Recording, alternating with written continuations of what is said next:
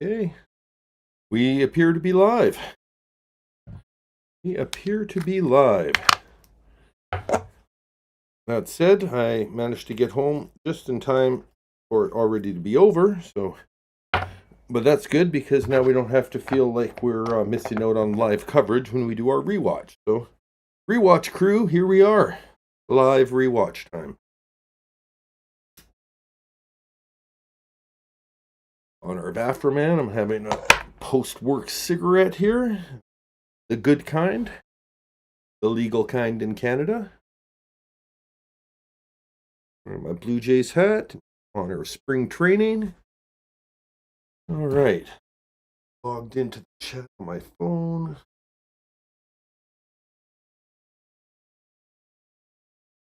Told people I'd be back.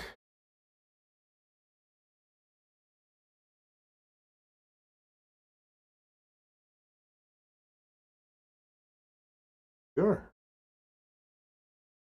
Novo. Thank you. Switch to all messages. Top messages is unnecessary in a chat of this size. I may be the only person actually here. But that's fine. The replay crew will enjoy this. Let me change my background a little bit.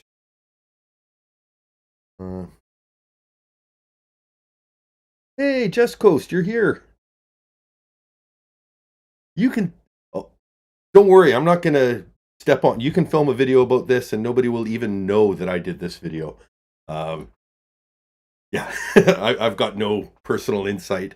I happen to get high and grew up liking Afroman, so that's why I'm covering it.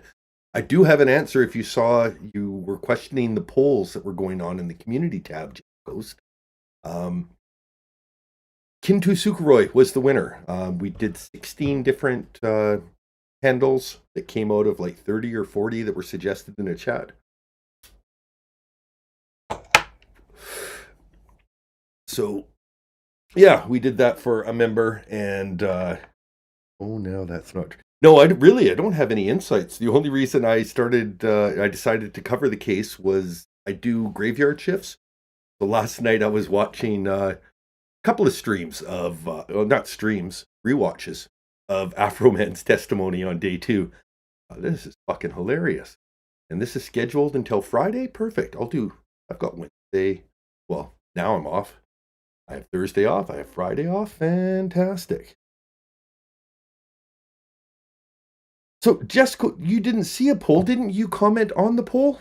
I thought you commented on poll 3, which were defunct by that point. But I did 4 separate polls. I put all the names into 4 divisions. I kind of themed them up.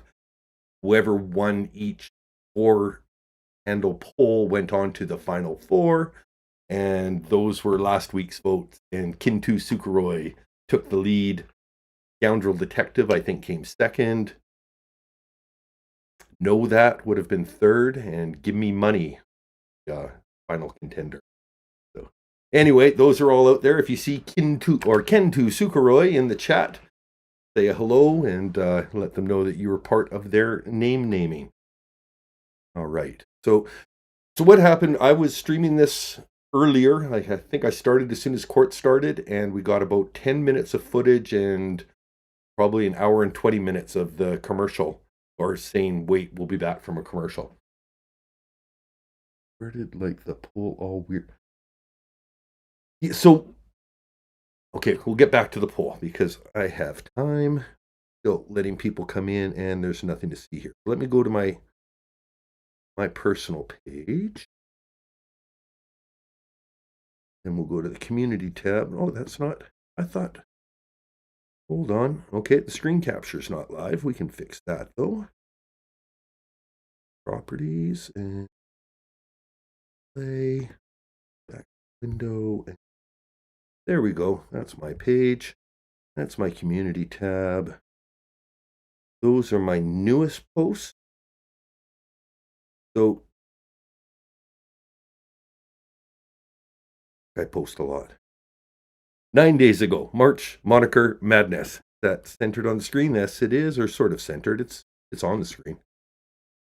Kintu Sukuroi was the winner. Scoundrel Detective, Know That, and Give Me Money. So just as I said, The way I worded the previous polls: help a community member choose a new handle. Poll 4, interrogation division. Poll 3, friends and enemies division. So I guess if you're not seeing all 4 of the polls together because just one of them crossed your feed, then maybe there's no context. That's true. But it's over, so it doesn't really need to be over-explained. Anyone else wants a name? Yeah, I'll put a couple of weeks into it. Why not? Okay, tell people to come watch my Afroman vision. Okay, so you're filming now. So this is going to be like a produced video, like not this winging it by the seat of my pants video that I'm doing. Yeah, I'll show you for sure. For sure, for shizzle.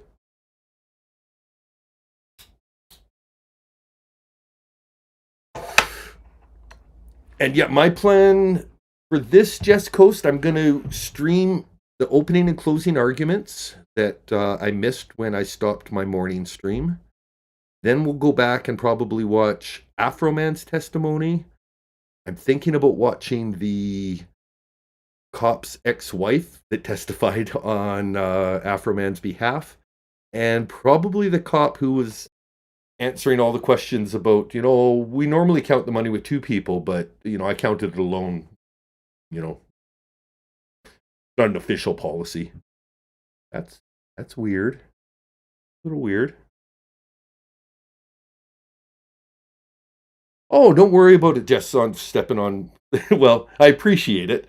But if you've got a video that you're ready to produce now, you're ready to launch it? Or I thought you were just filming it.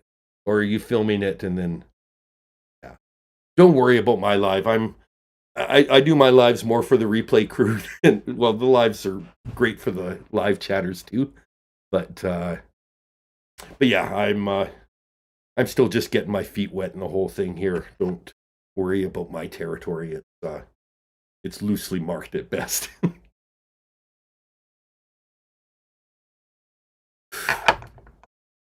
Anyone who is watching this, if you want to see a more structured video, make sure that you have subscribed to Just Coast. Just Coast does Sarah Boone content as well. Not all Sarah Boone content, not as focused as I am, a little bit more generalized crime, but well produced. So check that out. A nice contrast to this, what you're getting here. Maybe I should play a little video, or it's only, maybe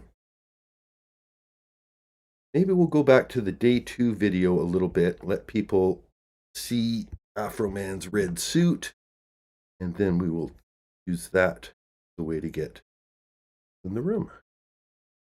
One more tab. Curtains here. Afro. Well, those are all mine. Afro Man Day 2.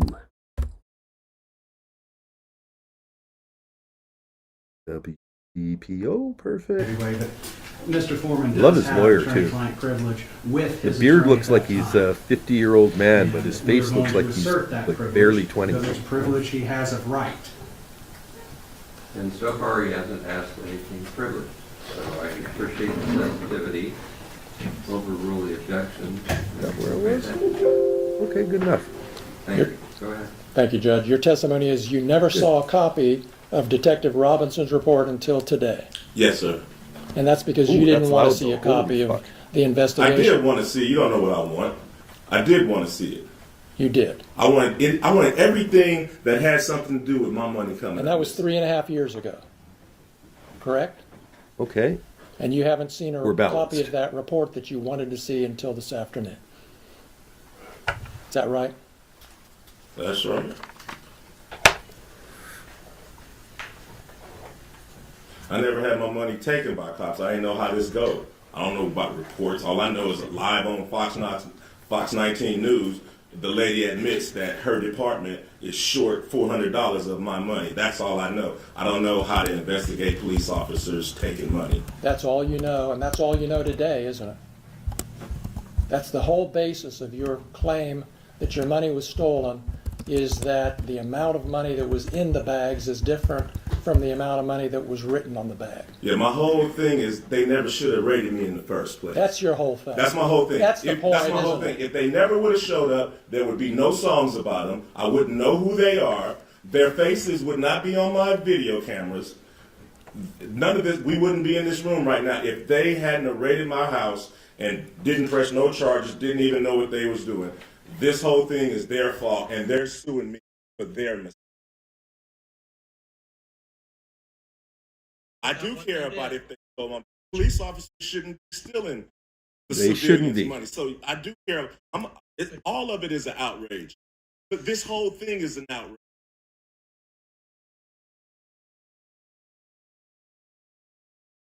How about the lady admitting that she admitted that she took on live Fox 19 News? Go argue with the film. Go argue with her admitting that she took my We money. frozen again? Well, whatever. Go look at her admitting that the bag is short because it stayed open Trying all to do too weekend long or much. 2 weeks after Brian and Officer Cooley just left it and just mishandled it and didn't. Just so we're honest with the jury here, Mr. Foreman, nobody admitted that they took your money, did they? They admitted it was short. Yes. Yeah, thank you, pretend judge. If you're going to defend yourself in a First Amendment claim, this is the absolute perfect outfit to be wearing to court. 100% agree with you there, pretend judge.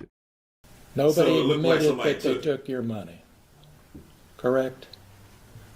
It was short. She admitted. She said that it was short. And usually it's 10, 5, $2 missing. How does $400 even come up missing? Odd.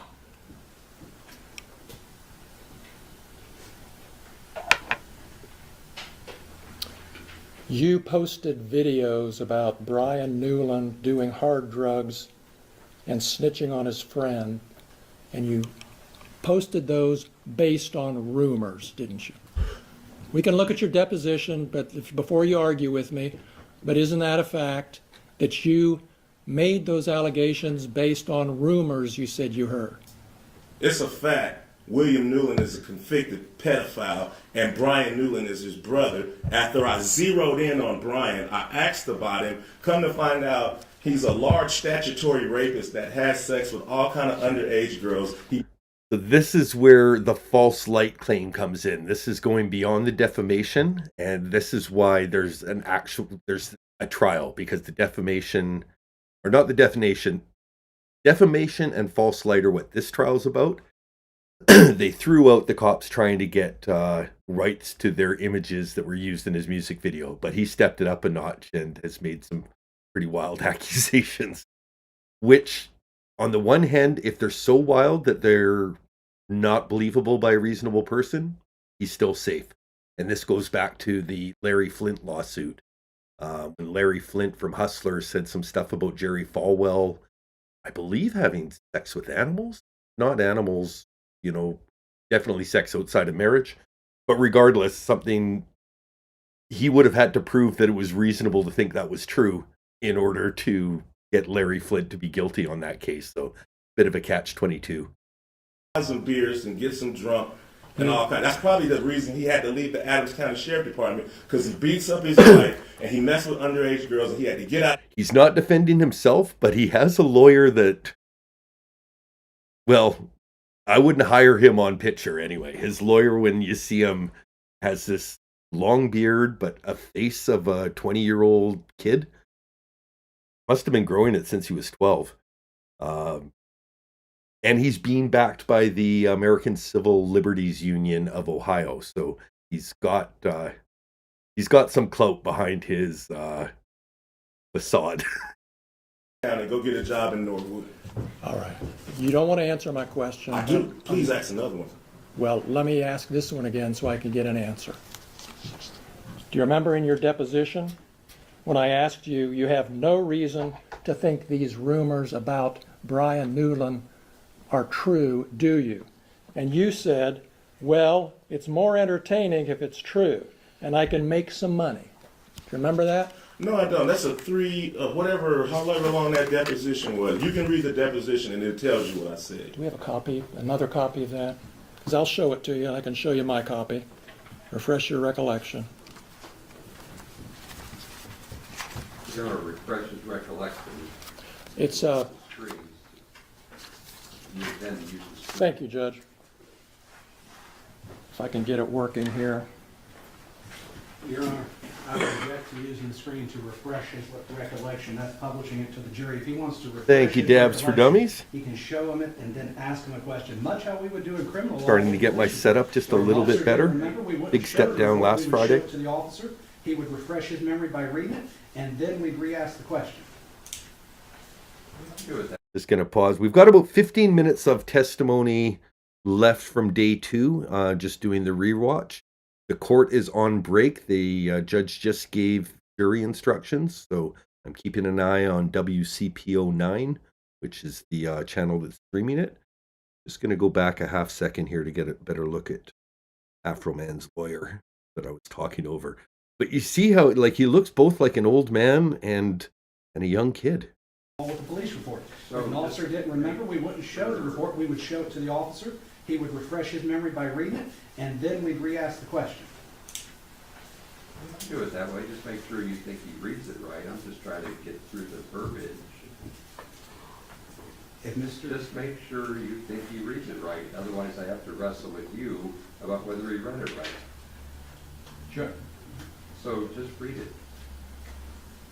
And then if we want to move it as an exhibit, you can do that. Remember your deposition being taken, Mr.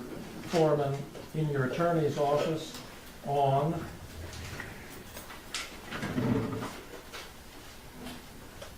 September. All right, that's another pause. Every time you hear Foreman, he's not talking to the jury. Afroman's legal name is Foreman, so Mr. Foreman. September 2024. I remember the deposition. And that deposition was taken in DJ Osborne's office? Yes, sir. That's the same office that you used to film that video that we saw last night with the actor playing Lieutenant Lisa Phillips. And that actor was sitting in the same chair that Lisa Phillips sat in during her deposition, wasn't she? Yeah, the actor played Lisa because I wouldn't have known her if she hadn't came to my house and cut off my camera. Yeah, right. Right. So just for context here, Lisa was featured in a video by Afroman called Lick 'em Low Lisa. And I can't show you the video. I can maybe show you the screenshot for it. If you want to go to Afroman's page, it's OG Afroman is his YouTube handle. Good, we're on mute, so I'm not going to get copyright out of his page. Let's go look at videos. So I'm just going on record to state Brian Newland. So one of them is called Brian Newland is a flag. Pronounce that you like.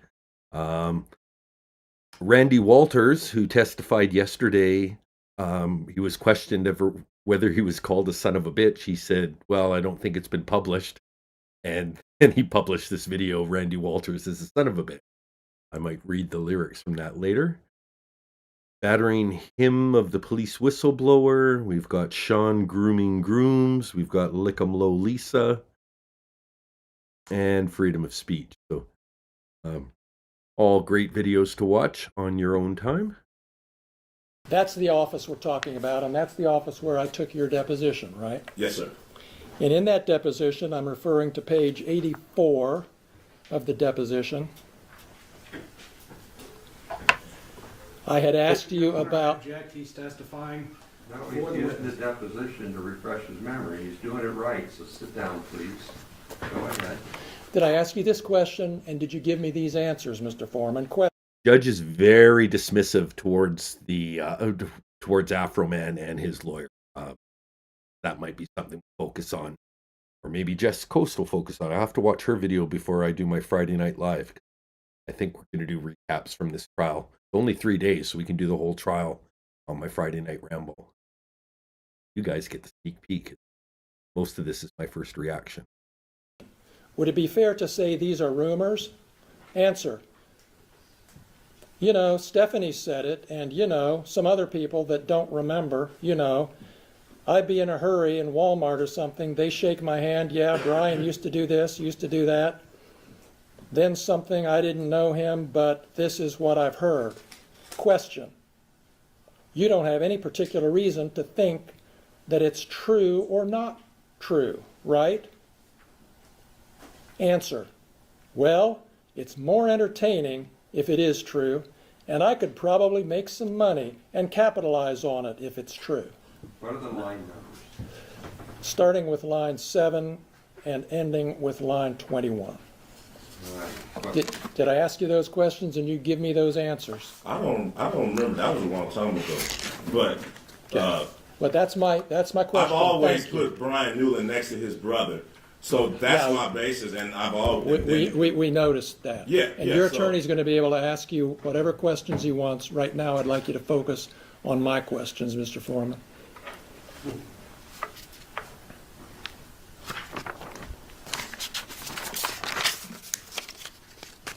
You have no evidence that Brian Newland ever molested little boys, do you?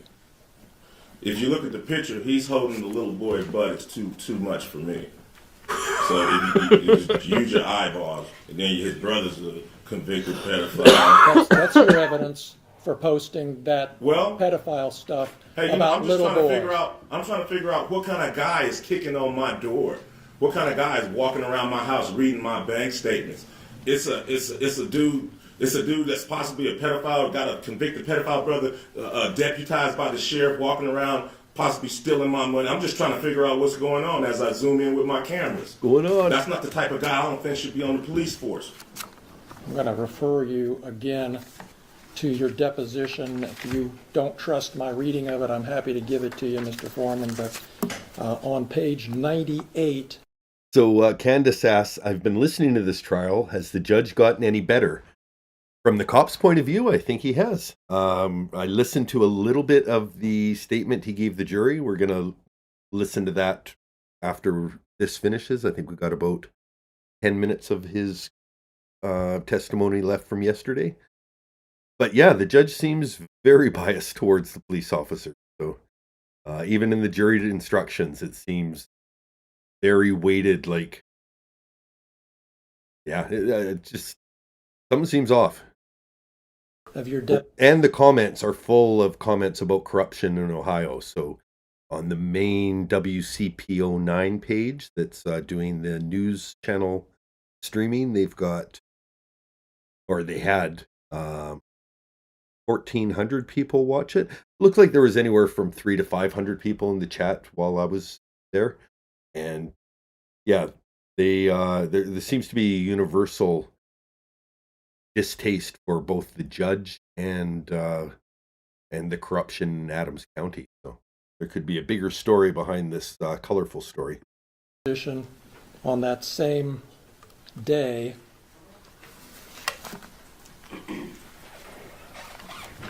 beginning at 9/11, did I ask you this question and did you give me this answer? And again, the only evidence, you don't have any evidence that Brian Newland is a pedophile or plays with little boys. Answer, no, sir. Did I ask you that question? Did you give me that answer? I don't remember. What are the line numbers? Beginning with line 11, ending with line 14 on page 98.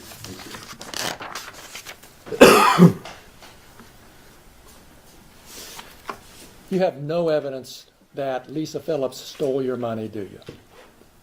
I know if she hadn't raided my house, we wouldn't be having this conversation. Nor a lawsuit or nothing. They never should have been at my house. Since you're not going to answer my question, I'm going to go back to your Great comment in the chat from the live chat replay. The user Eternal Uni says they didn't have evidence he was storing dope, yet they kicked in his door. True that they're not on trial for that, but it's a fairly ironic point that the police are pushing this hard, try and get defamation claim. Wait till you hear the amount the lawyer asked for too. We'll keep that as a rig for later. Position again, Mr. Foreman, page 102. Your Honor, if I may, can I just enter a continuing objection so I don't have to object every time he does the deposition? No, it's too important, so please be specific. Thank you. So I would enter a notation of objection at this point. He is now testifying for the witness. He is no longer refreshing his recollection. I'll be sensitive to that, so you can rephrase all the statement. You made the conclusion you didn't have memory, so you've got to go back and fix that. All right, Judge, I will. Thank you.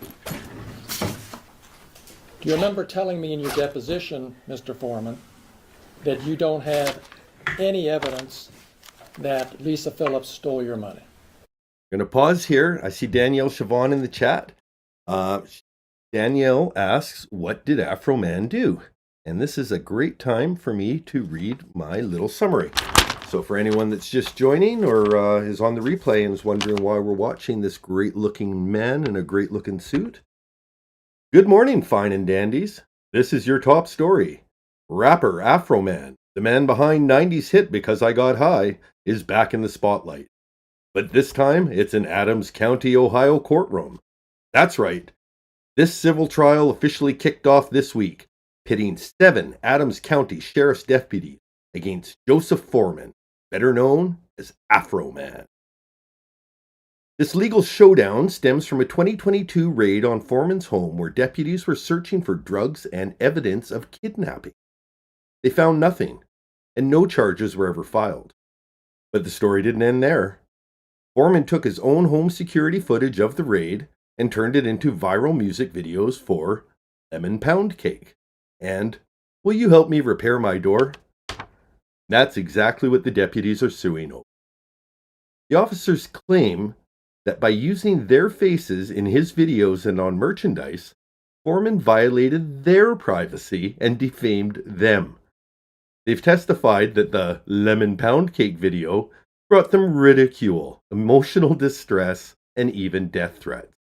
In court yesterday, which is now the day before yesterday, one officer reportedly was moved to tears while describing the impact of viral fame.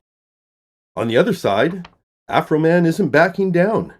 Taking the stand himself, he argued that this is a clear-cut case of First Amendment free speech.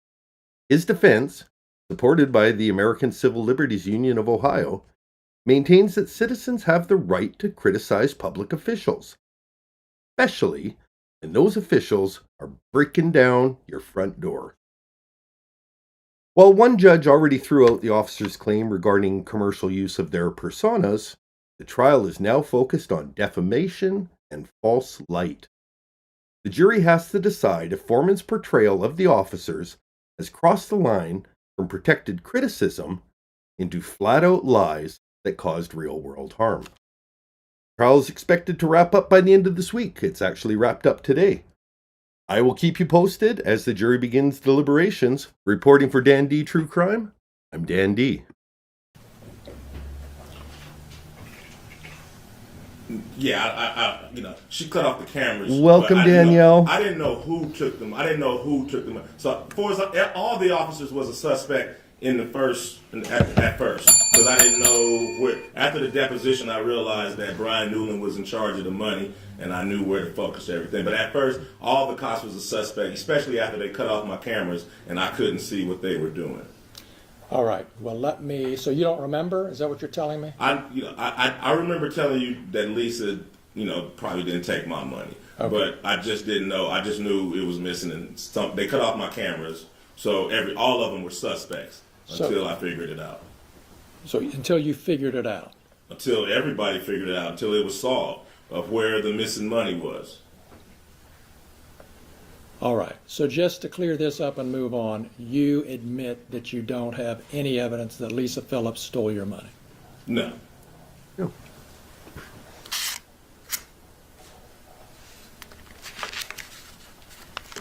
I love that look.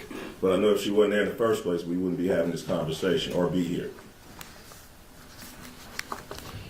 And is it true that one of your big motivation, really, in making all of these posts is to make money? To pay for the damage that they brought to my house under the circumstance that they shouldn't have even been there in the first place. Okay.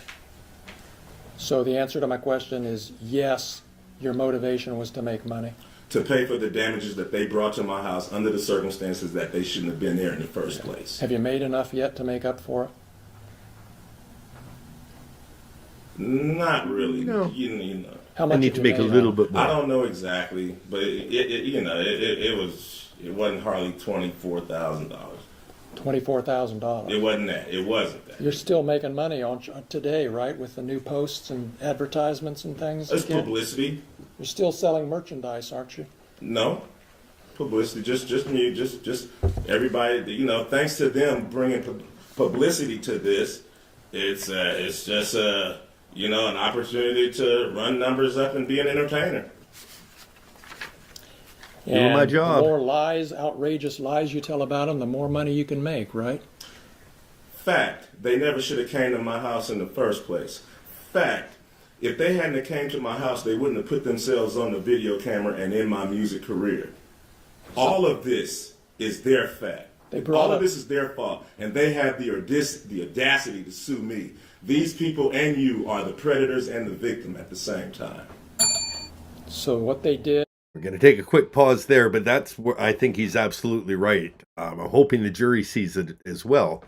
But they made themselves public figures by going into his house. He's allowed to record police officers doing official duties. You're allowed to record anything that's happening inside your own house. The only reason people are aware of who these cops are is because they made a mistake. Their mistake, not his mistake. And then by fighting it, they've totally Streisand effected it. And now everyone knows it. If anyone doesn't know what the Streisand effect is, everyone says it, kind of like gaslighting. People, know what it means, but don't know the origin. Apparently, somebody took a picture of Barbara Streisand's house like 40 years ago, and she was upset about it. Like, you can't have a picture of my house. So then her picture of her house got published everywhere as part of the lawsuit against the guy who took a picture of her house. So that's what the Streisand effect is. Anyway, wondering what that means. Searching your house gave you the right to do everything you Under the circumstance that I got freedom of speech, after they Check out his ring too. Perfect pause. The ring on that hand is just a huge weed leaf. around my house with guns and kick down my door, I got the right to kick a can in my backyard, use my freedom of speech, turn my bad times into a good time. Yes, I do. And I think I'm a sport for doing so, because I don't go to their house, kick down their doors, flip them off on their surveillance cameras, then try to play the victim and sue them. And that's another great point. He basically was a good sport about it. He did a funny song. Hey, you want to help me pay for my door? Even if they weren't going to pay for the door, the song helped him pay for the door. It was just a funny thing. By making the fucking shit fit about being in the video because they didn't like looking like idiots, which they were. Kidnapping.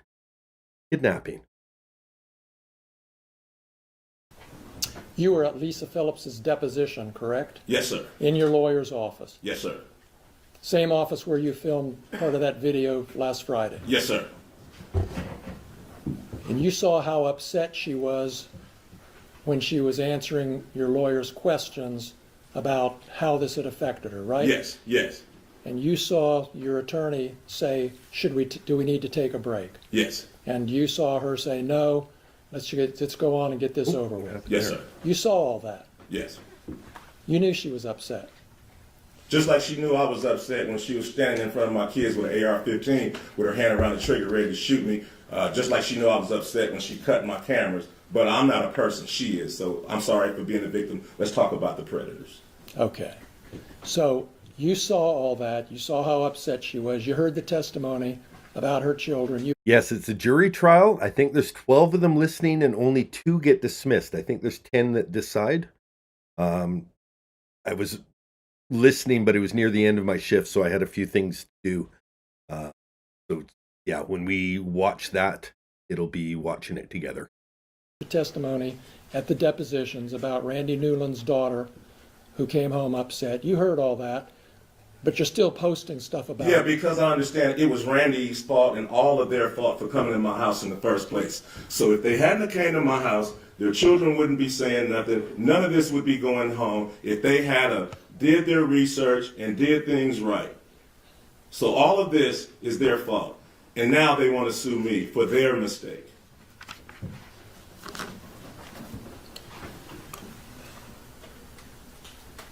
Is there anything that could change your mind about what you're doing to these deputies? Is there anything that can change my mind about the fact that they shouldn't have been at my house in the first place? Is there anything that can change my mind about how my money shouldn't have been touched in the first place? No. That's all. So another thing too, the money. Why are they counting or inventorying money? If they find money, they should have just put it right the fuck back where it was, because they were there for narcotics and kidnapping. Those are the two things on the search warrant. Well, we'll just take this money. Maybe it's related to narcotics.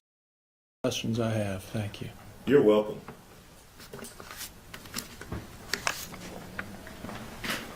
Do you want to continue? 2 minutes Sorry. left in this video stream. Do you want to continue the direct? Not mine, examination of the one we're your watching. Your Honor, I was gonna actually ask for a sidebar so we can talk about that. Okay, so let's just talk about it. Okay, so I was actually going to not do cross with Mr. Foreman this time. I was gonna hold off until our case in chief. Okay, so this is confusing me here too, because he's talking about he's going to hold off till his case in chief. There's 2 minutes to go in this video. And then when I watched the video this morning of day 3, all of a sudden they're talking about closing arguments. So maybe their case in chief is that they didn't prove their case. But yeah, let's really listen to these last minute and a half. And thank you, Danielle. Just after I finished my speech, Danielle Chavon joined as a member of Dan D True Crime. So thank you so much. Love to have your membership. And yeah, it's a little touching knowing that Danielle was one of my inspirations for starting a channel. And yeah, it's special to be full circle on. So thank you. Thank you so much. Yeah, I just offered you the chance to do that. So do you want to do your direct examination on your case in chief right now? Not right now, Like the pogo stick of witnesses up and down is what I was talking about. If he testifies on his own direct case, it could be now or it could be later. I just gave the lawyer a chance to do it now or later. He could later. So you'll likely see Mr. Foreman again. This was an examination on the plaintiff's case. You get a chance to hear his testimony on his case. There's your explanation. Thanks, Mr. Foreman. You can stand up. Plaintiffs rest subject to the admission of all our exhibits, Judge. Okay, thank you. We'll deal with the exhibits on a break. What do you have? I have no one ready. All my people were subpoenaed. Candace ready has seen the tomorrow. song. I will have to call Heard them to the get them song. here in the morning.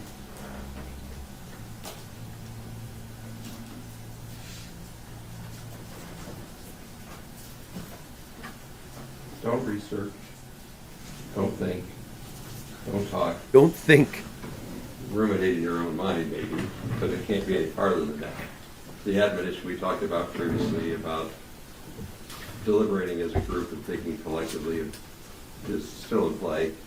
And you can't look at anything on. And that's the end of their stream for that day. So I will close that out. That's my own page. We'll go to Afroman's page. Yeah, so if you're interested in Afroman's music, we'll take a look. His most popular is going to be Because I Got High.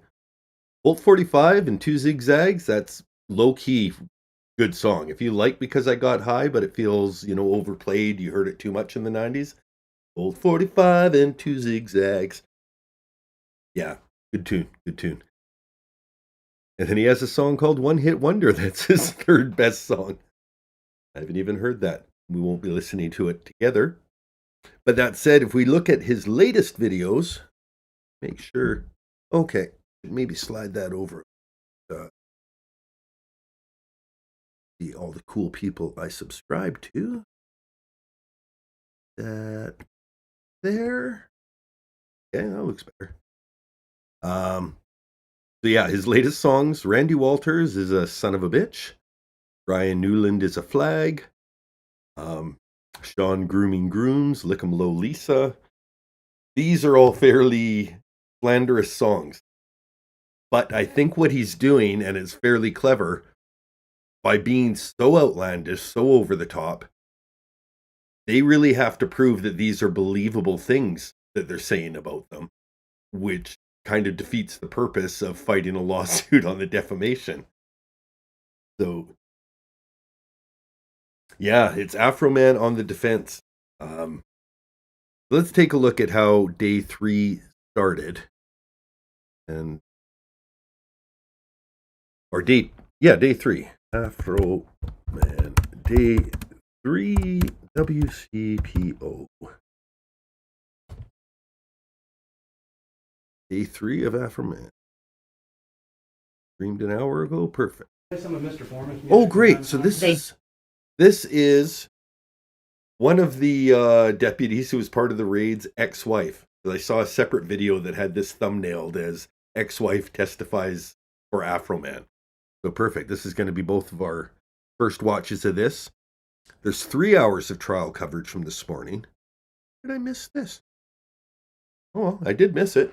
Lots of it is stay tuned. We'll be back after this commercial, so it's not going to take 3 hours to get through this. We're probably going to get through it in an hour or less. But yeah, hang out. Go grab a coffee. Let's even take 2 minutes before we start this. If anyone wants to listen to one of Afroman songs, you can dip out a chat, come back, open a side window, coffee, have a pee, take a chance to have a sip of my own. Also, a good time to shout out. You have any channels that you like watching that are maybe outside of the main circle of Saraboon creators? Shout them out. This is your chance to look up people in chat. And Jess Coast for sure. Jess Coast was in this chat earlier, and she's filming a video right now about this trial. So if you want an organized video that has a theme rather than just sort of winging it reactions to the moment, make sure that you check out Jess Coast. I've been impressed at her stuff. Got maybe 4 or 5 Saraboon videos, 30, 40 minutes, like right in that sweet spot, long enough that you can listen to it and enjoy it, and not so long that you're like, oh, I don't know if I can leave this on for 4 hours. Like, you're gonna have to listen at double speed. Yeah, I really liked her takes on the case. I found she had a unique voice, a little different than all the existing creators. Which is such a great thing about the Saraboon community. Such a diverse group of voices that yeah, we can all contribute as a choir. We bring the whole song, but individually, everyone's got their own unique. Like, it's almost like barbershop octet.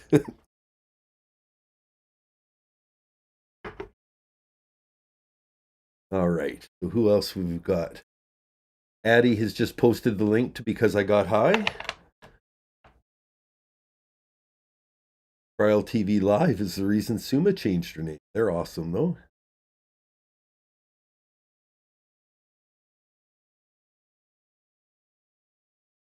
Oh, is that Helia has a lyric? I didn't know that was Afroman. When I dip, you dip, we dip. I put my hand upon her hip. You dip, we dip, we dip. Elsie B is in the house. Welcome, Elsie. No victims under the frosting on the cake in the kitchen either. Oh, yeah, let's do that before we go. Let's just read the lyrics to one of his songs about this.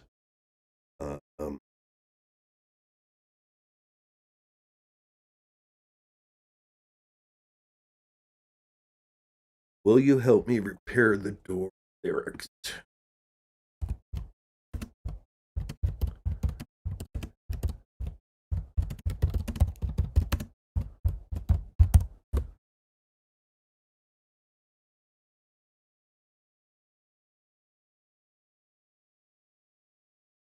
Okay, I think I just slide that back over.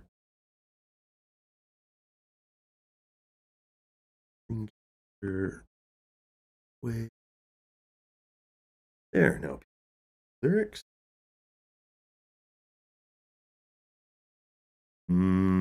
Mm-hmm. Yeah, yeah, yeah. Ooh, ooh. Will you help me repair my gate? Will you help me repair my door? Did you find what you were looking for? Will you help me repair my gate and door? Would you like a slice of lemon pound cake? You can take as much as you want to take.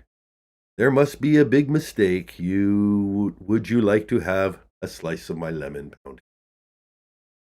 The warrant said narcotics and kidnapping. The warrant said narcotics and kidnapping. Are you kidding? I make my money rapping. Why does the warrant say narcotics? Well, I know narcotics, but why kidnapping? Let me ask you something, officer. Any kidnapping victims inside my suit pockets? Are there any kidnapping victims inside my suit pockets? This, of course, is accompanied by them rifling through his suit pockets. You crooked cops need to stop it. There ain't no kidnapping victims in my suit pocket. Let me ask you another question. Is there 1,000 pounds of weed in my suit pockets? Is there 1,000 pounds of weed in my suit pocket? You crooked cops need to stop it. There's not 1,000 pounds of weed in my suit pockets.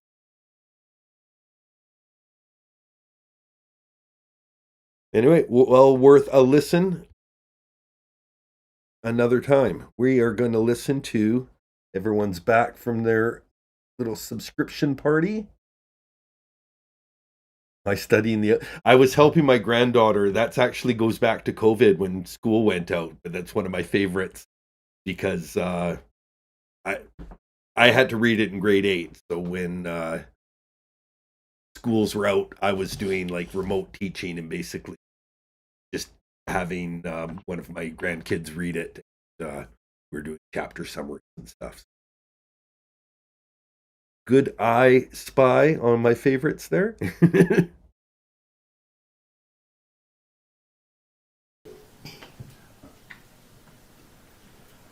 You've worked with kids for how long? 30 years.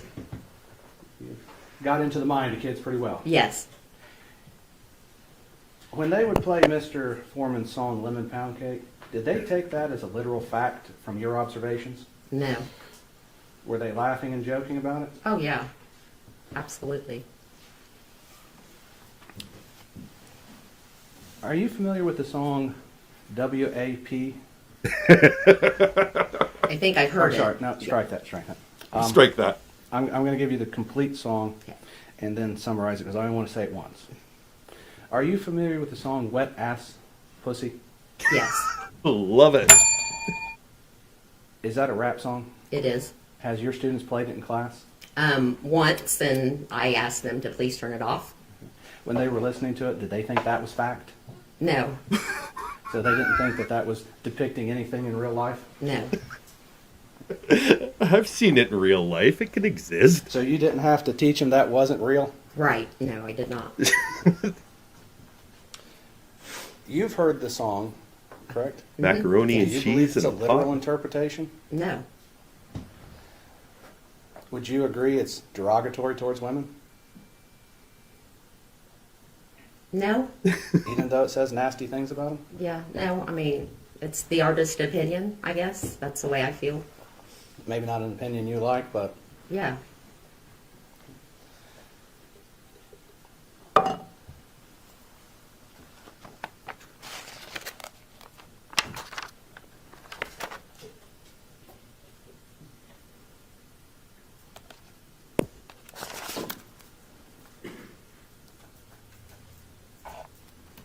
Your Honor, if I may have a moment. Go ahead. I'm glad there's a defense. I was worried. Just got up and said, "We're doing the Corey Richins."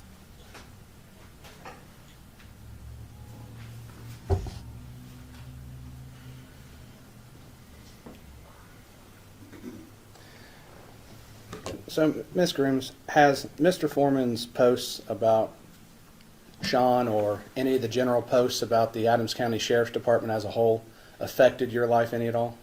No, Would you believe it would have affected your life while you were married to Sean? if it had any effect, I guess that would be the time it would have an effect. But as his spouse, you would have expected it. Yes, Okay. And I don't want you to go into too many details, but is it fair to say that Mr. Foreman, the posts about the police department and everything had not a damn thing to do with your relationship between you and Sean and why No. it came to an end? no, it did not. So the posts never affected your life, never affected your marriage? No, Okay.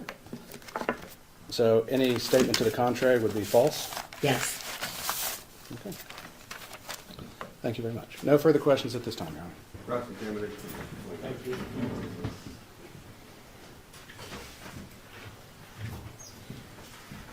It seemed like a pretty effective direct. What's the cross going to be? Morning, Ms. Grooms. Good morning. I'm sorry you have to be here. I am too. Thanks for coming.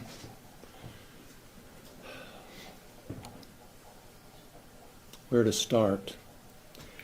You never sought a protective order against your ex-husband, did you? Yes, I did when we divorced. The divorce, yes. I Did had a you? restraining order. Did you got a restraining order? Yes, I did. Were you aware of the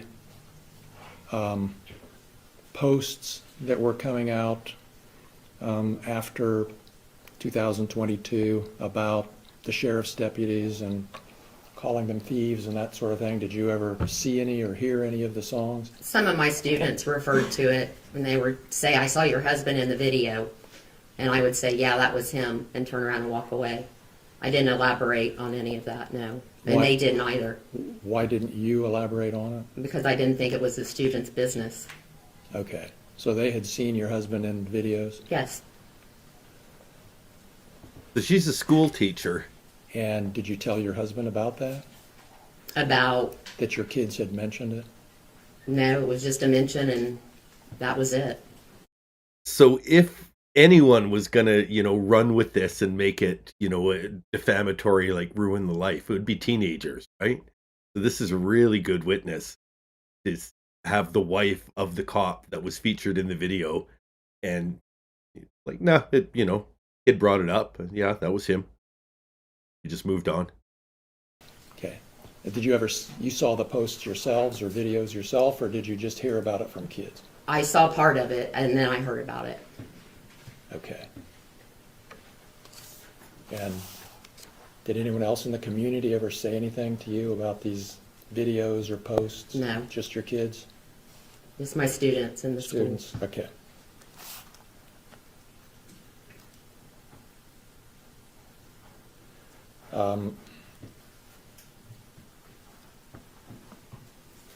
The song that Mr.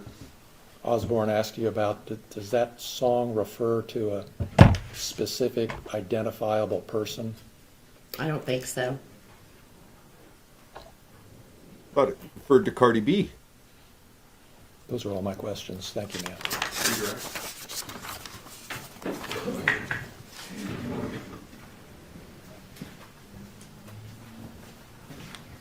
This guy has a look, eh?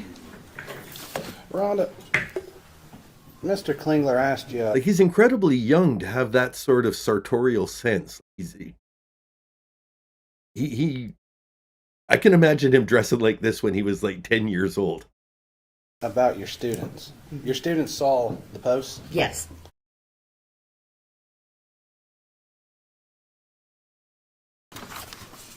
Look at this outfit. What a great team. The jury's got to love those two guys. Rhonda, Mr. Klingler asked you about your students. Your students saw the posts yes. and they articulated it to you? Yeah, just say, hey, I saw your husband in this video. Students can. Would it be a fair statement to say children can be mean? Cruel? Absolutely, You've seen instances of them being cruel? absolutely. Are they cruel to both other students and teachers? Yes, I don't like bringing up sensitive subjects, but has any of your students ever been cruel to you in the past? Oh, yes, definitely. Would it be fair to say they've said some pretty mean things? Yes. You see, I'm trying not to ask you what they are, but are they shocking names? Coming from my students, I mean, in all honesty, it's, when they're mad at me because they didn't receive an A, yeah, they get mad. And they And- lash out. Yeah. Watered off a duck named Sarah's back. But they're not calling names a fact or anything to No, you. no. And they've seen these posts. Yes. Did your students treat you any differently? No. So, could you point to any instance where a student treated you differently due to the posts? No.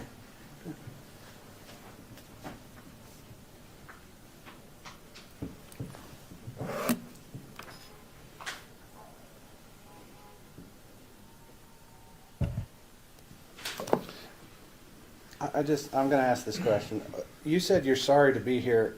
Why are you sorry to be here? Because from my recollection, my ex-husband had said that this was part of the reason we got divorced. No further questions, Your Honor. Mr. Klingler? No further questions.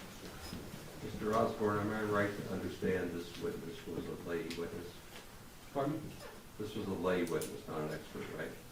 She's a lay witness to testify to what she would have experienced in this. Right.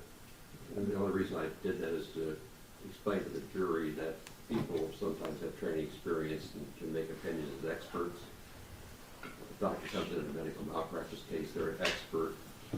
This is a lay person, the same as any other. Some of the questions spoke generally about society and public perceptions.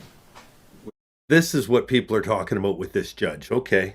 This is the first example I've really seen of it, but he doesn't need to contextualize this for the jury. He doesn't need to, just so you know, some people are experts on society. She's just a woman. Like, what the hell is this instruction here? Would seem like more of an expert opinion, when in fact, as a lay witness, she can only testify about what she experienced herself. So you have to understand the scope. She's just what happened to her, lay, average person, not educated expert. Thanks for being here. You can have the excuse. Go ahead, Mr. Osborne. Yeah, that wasn't too obvious there, Judge. A short 10-minute break so I can talk with Mr. I think the judge is related to Auntie Bev. Based upon the ruling in the Rule 50, I want to juggle some of my witnesses, make some corrections to that, as I had anticipated a different verdict due to the evidence, or different ruling due to the evidence, so I'm going to need to shift for that. I'd like 10 minutes to consult with my client to strategize on that. Comments, Mr. Klinger? No, I have no objection to that, Judge. If you're doing well managing your time, I think that's a good idea. I would like to know how I am with getting the jury on schedule. Your Honor, that's why I want to strategize, see how we can hopefully. No, I appreciate what you're saying. Take a break, go back to the jury room, stay there if you would please. Short break will be helpful. They say short break, but I know there's a lot of breaks in this video.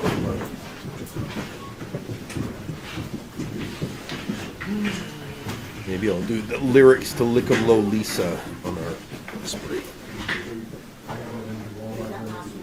Oh, it is short. Okay. Relatively short. Joe, follow me, please. Like, I think they're gone for 12 minutes. Shh. That music got my first stream struck. You bastards. Well, not struck. Just, they basically said, if you make any money from this stream, it's our money now, because I played a few seconds of used footage. I clipped it out. Take my video back. Are you familiar with the song WAP? Actually, I'm gonna say it.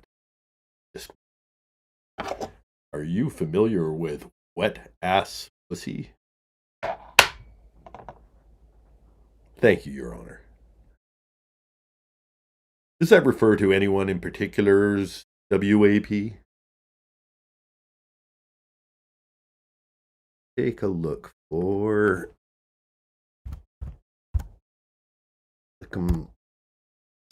lyrics.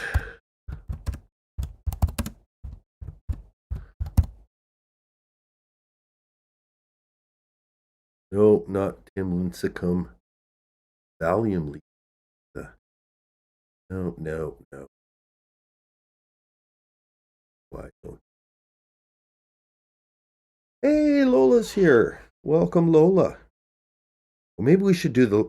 Oh, we did the lemon pound cake. Okay. Lisa. That's wise.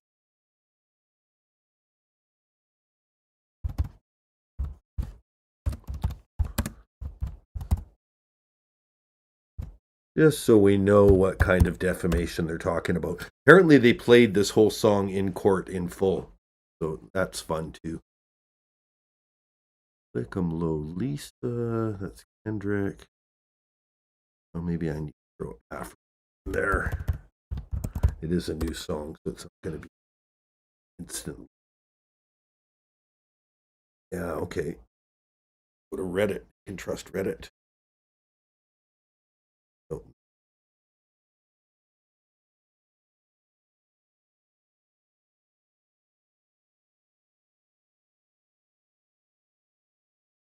Oh, what if we played it? Captions, background, music. That's a workaround. That. That's just one note. You can't get me for one note. Anyone. Single notes are not copyrightable. Okay, so there we go. There we go. That can be the background while we talk about other things. So increase the size. Oh. Center it. Okay. There. At all.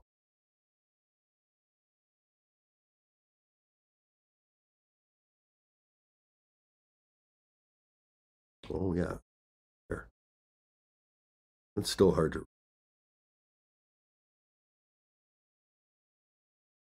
But you can see what he's doing. He's interspersing the real Lisa with this woman.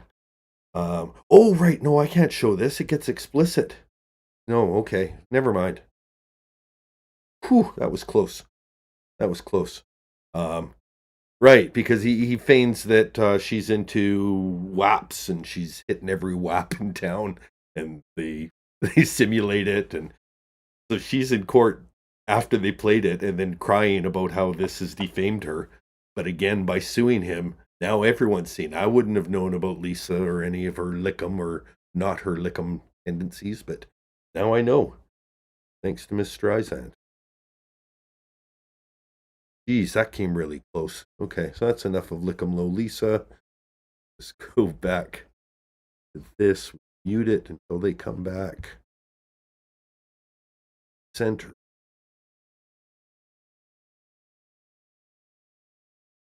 Everyone's still having fun. Good.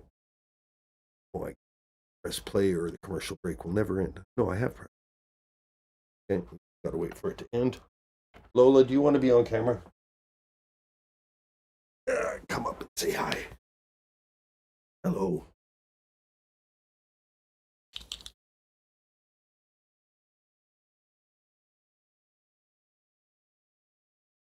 Oh, I guess I can unmute it now. They are back. To the point where you get the case handed without objection. The bottom case. Her name was Lola. She was a showgirl. Had a flower in her hair and a dress cut down to there. So, ladies and gentlemen, we're moving forward to the point where you get the case handed to you. What comes next is closing arguments. And So this is where I tuned in. I thought that it was just the commercial the whole first 20 minutes, but I missed her testimony. I could have rewound. But okay, so that's it. He's rested his case right there. And he's already going into pre-jury instructions. Or, yeah, because there hasn't been close. I'll just let him talk. But now I know what's happened, why I thought there was nothing. Instructions of law. So closing arguments are meant to be the opportunity for the lawyers to tell you what they think the evidence means. If you want to take notes, do so, but like draw a line on your paper and say argument, not fact. Like I don't know how you keep notes, but I have to keep them organized. So I can realize who's talking. You've seen me do it a couple of times. Lawyers aren't evidence. The witnesses are. It's the same thing here. I don't think you would get confused or misunderstood. Funny that came up in the Richens trial too, which I will take a second to say. I thought that was brilliant by Bloodworth when after the defense complained about he said Black Widow, he characterized, he had opinions. The judge said that, well, what if I give a curative statement? Okay, what would that be? Lawyer's opinion is not argument, or anyway. So he basically forecast that he was going to give the jury an instruction to disregard the lawyer's opinion. The Bloodworth comes out and he starts his statement with, lawyer's opinion doesn't mean anything. And what you just heard there was a bunch of bullshit from a lawyer. And now when he finished his statement, he knows the judge was going to tell the jury, and just so you know, don't listen to lawyers, their opinion doesn't matter. And it makes it seem like that was an admonishment to her rather than, supposed to be curative towards his statement. So I thought that was a brilliant move by Bloodworth. But let's see how it gets applied in this case. Plaintiff goes first because the burden of proof is on the plaintiff. The plaintiff also, because of that burden of proof, gets a privilege. So they get not only the first word, but they get the last word. So Mr. Klingler would start, Mr. Osborne would go second. Miss Nestor, I need you to focus. So good. And then Mr. Klingler would get the last word. Not because of favoritism or anything else, but because of the burden of proof. Then at that particular point in time, we'll give you jury instructions. And I'm going to take a break after their arguments because I need to make a few copies for the lawyers to read while I read. We give the instructions to you in writing, but I always like it when they can read over my shoulder because sometimes I put two words in different order and it changes the meaning. So then we have like three people reading to make sure it comes out to you right. So we'll hear their closing arguments, take a short break, you'll get the instructions, and then we'll turn you loose. Go ahead, Mr. Klingler. Your Honor, if I may, procedurally, I'd like to renew my motion for the record. Thank you. Very appropriate. With regard to the false light claims, the court overrules the motion. Outside the presence of the jury, I can give you a little bit more of the why. But when I give deference to the evidence, which is true in favor, especially with regard to highly offensive and reasonable juror, reasonable public perception, like those clearly become fact issues. So at least at this point, the jury's out of the room, but his bias is just as clear whether they're in the room or not in the room. Which I shouldn't do. So as a matter of law, I couldn't dismiss the claims. There's at least enough evidence when I construe the plaintiff's evidence in their favor to get past the Rule 50 motion. But you are. And I was telling Miss Nestor, you just need to maintain and focus. It's starting to really hit you. Just slow down. Slow down. Not on to remind me to do that. Your Honor, there's also another matter we need to clean up. We probably should do at the sidebar before we go into oral arguments. Okay. I like cleaning things up. I love the zoom on the suit, too.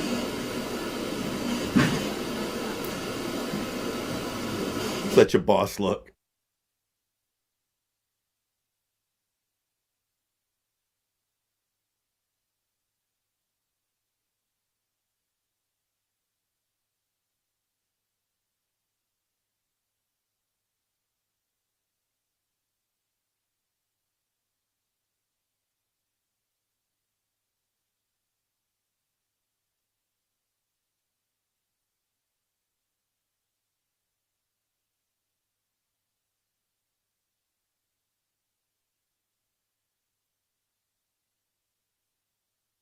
Yeah, it's not. There's no sound. It's mine has no sound too. I think, which means I should talk. Probably. I'm busy trying to add chat.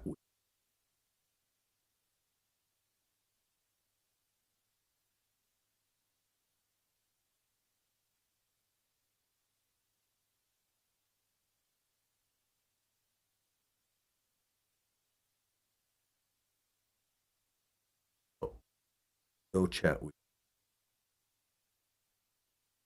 can add second bar though.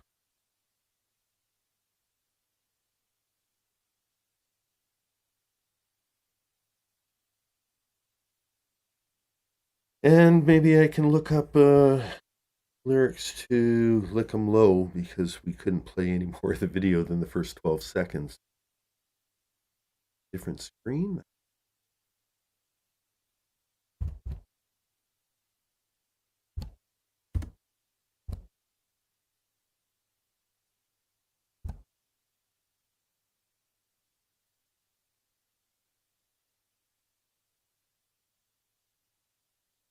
Yeah, I think he has the lyrics in his description. Great.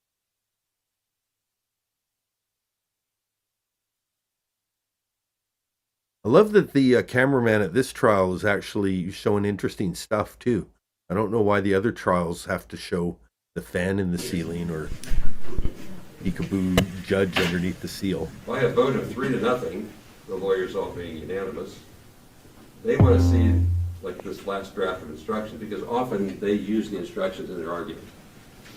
So like the chicken scratching stuff that we've been doing in the past is distracting. So we're going to let me do my work. It's 30 minutes that we need. So we'll go take a coffee break, just stay back there. Instead of me doing it the other way, we'll just take the break now for the jury instructions. Can't smoke, can we smoke? The bailiff doesn't like irritable jurors, so you should go smoke. Do you like irritable jurors? I prefer not to have them. Okay. Can we smoke? Smoke them if you got them, especially if you just bought them or just got them. Afroman's definitely out having a smoke, and I remember this because this break goes on for like 40 minutes. It's like, holy shit! What are they smoking?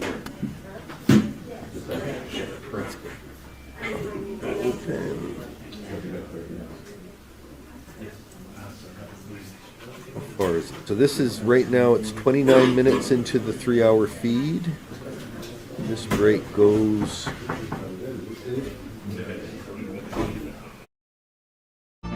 No music. No.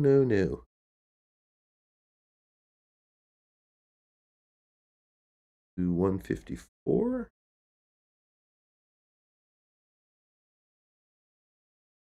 Here. The nice thing about watching it just slightly late, like you haven't gotten the news across your feeds yet. Well, there isn't any news. I've been checking the this channel to see if they've started live. Come back yet. So I think it's only been 2.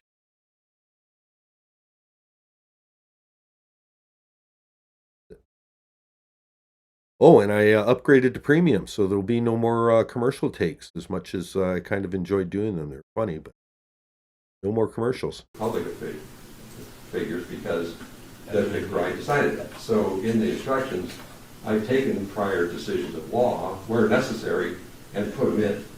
And you didn't deal with that, but sometimes I have to tell the jury how we got to where we are. And that becomes instructional law. The law of the case goes into the instructions. So I don't explain it to them. I'm just saying to the record, I took prior judicial law of the case findings and slotted it in where necessary, because that's what we always do. Sound right, Mr. Osborne? Your Honor, I had no objection. No objection, Judge. Okay. Afroman's on his phone. Off the record, you mind to start? Your Honor. Yes, sir. We're off the record. Well, we have the 2 housekeeping things. I have to renew my verdict, and then we have to also discuss the music company. Okay, back on the record. We're back on the record. Okay, so 2 points came up. You wanted to renew your motion for Rule 50 Yes. dismissal, which the court will overrule. Mr. Klingler responded to your inquiry about the Access Incorporated. Yes, Your Honor. Just for the sake of the record, we had a telephone conference on this. We had discussed this issue. They had not pled. They are technically in default of the answer. During that telephone conference, which was not on the record, we discussed what would happen with that. Mr. Klingler said he would evaluate it. We are now about ready to do closing statements. No evidence has been presented against him. Mr. Klingler has not asked for a default judgment. I want you guys, I don't know if you can see my mouse, but the guy that's in between the prosecutor and the judge here, pay attention, because I think there's a second bald man behind him. I think that's 2 bald heads there.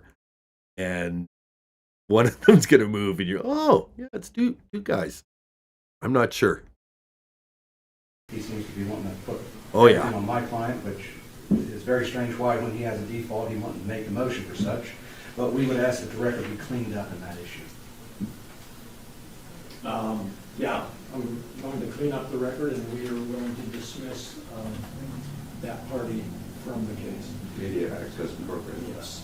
We've registered an objection to him not doing a directed verdict, doing a default verdict on that, and therefore increasing damages upon my client if they should be found. No, I think he gets to own his own complaint, so I just have to follow his lead. But I get what you're saying, and I can argue for mitigation of attorney fees and stuff that he has done. No, if it gets to that, if it gets to that, that's not a part of the jury's of the record. I just have to, I'm trying to think a step ahead. I like that. Off the record, please. Go get him. You with Mr. Bailiff? Okay, and then it's another long. Nope. Nope, okay, they start going. So I ended my feed almost immediately after they got started. I thought we had fun. If you want to watch it, it'd be fun. Put them all together. Maybe I'll do a playlist of waited these. the extra 30 seconds. You got to fix that. Just leave the courtroom chatter on for now.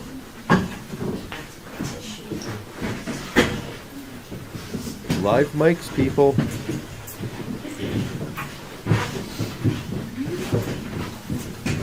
Absolutely.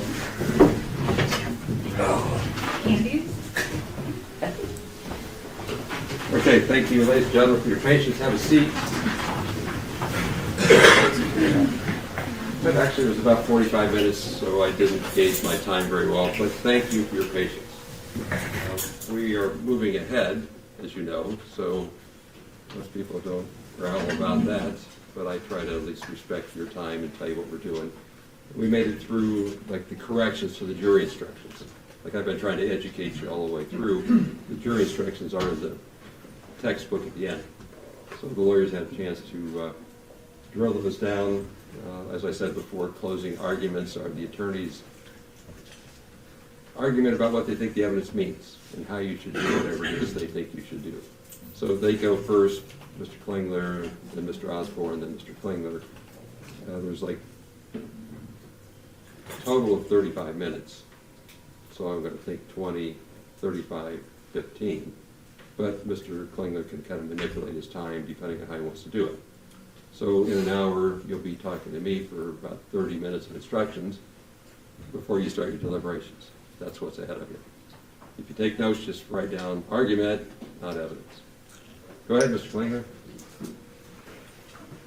Thank you, Your Honor.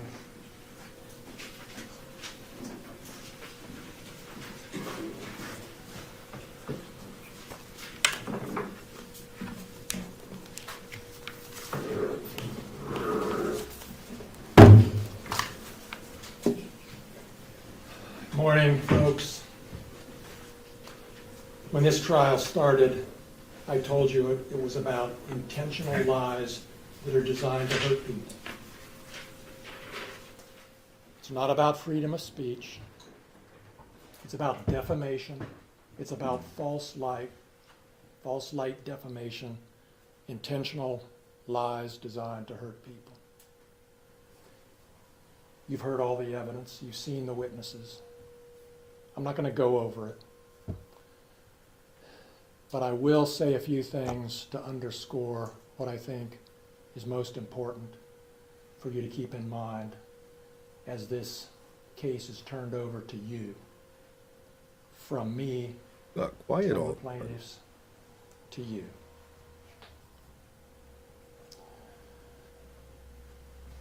Mr. Foreman perpetuated lies intentionally, repeatedly, over 3.5 years on the internet about these 7 brave deputy sheriffs who've lived in this county for years, risked their lives for this county for years, done their job, been in the community for many, many years.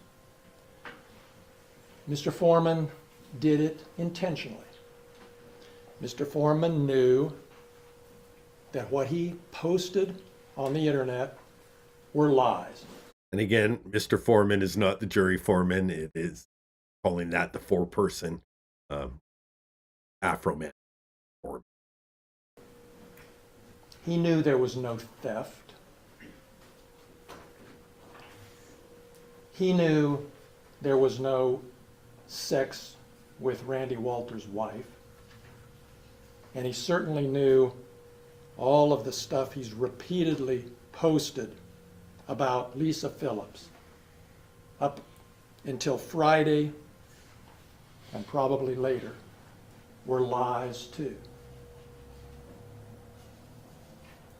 What are we going to do about that? What are we going to do? Mr. Foreman told you from the witness stand there's nothing we can do to stop him because he has freedom of speech to lie about people intentionally. During jury selection, we talked about that. And you all agreed that it's not okay to tell an intentional lie about someone that hurts them. We all agreed. No. And the judge is going to tell you that. You can tell intentional lies about people. Like, there's obviously degrees about it, but it comes down to the reasonableness factor again. If it's unreasonable to believe that lie is true, then the lie doesn't do any damage. It's only if somebody believes that the lie could be true, and and your life is affected by it. So this is a specious argument, I think, in the law that he gives you. So Mr. Foreman is legally wrong when he says he has free speech to tell harmful lies about people and get away with it. That's just... Get away with it is interesting framing language, but you definitely have free speech to tell lies about people. Now, there are degrees, like look at the TikTok psychic. That's a perfect example of someone stating things as fact repeatedly with nothing besides harm to the person. They had to know they were causing harm because there was people believing it. She had followers. She had people that were causing distress to this woman's life. And that was Brian Koberger, I believe. But yeah, so it can happen, but to suggest that this is an example of it, it's the polar opposite. This is exactly artistic expression, exactly what the First Amendment is written. legally wrong. Legally right. You also told me Satire is illegal, lock in me jury up. selection that even if somebody does something to you that hurts you, that you think is wrong, like a Christ, I think I said some documentary makers fuck ducks. But, again, not reasonable. Nobody really thinks they fuck ducks. That's what makes it funny. warrant execution that you think was unfair, even if somebody does that to you, you told me, we all agreed, that doesn't justify telling just to clarify, I didn't say it in a satire piece. I suggested that Sarah said it in one of her journals, but we know the journals are full of lies. So in order for me to do believable journals, I have to put in unbelievable lies. So, it's a fine line I walk, but I like walking fine lines, fine and dandy. Intentional lies designed to hurt people. That's what you think. That's what the community thinks. That's what decent people think. I'm a decent But person. Mr. Foreman Decent. thinks it's okay to do what he's done over 3.5 years because they executed a search warrant that broke down his door and disconnected his cameras. Mm-hmm.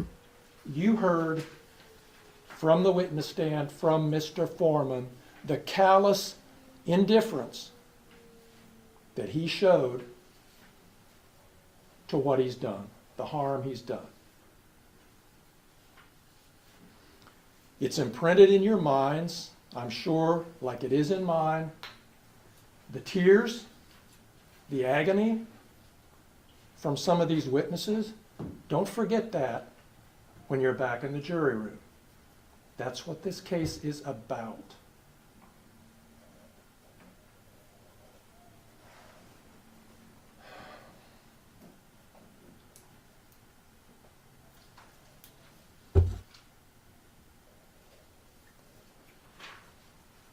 You are here because you agreed to be here. You showed up on the first And let me just say to you who are here, you're here because you chose to be here. You showed up. day.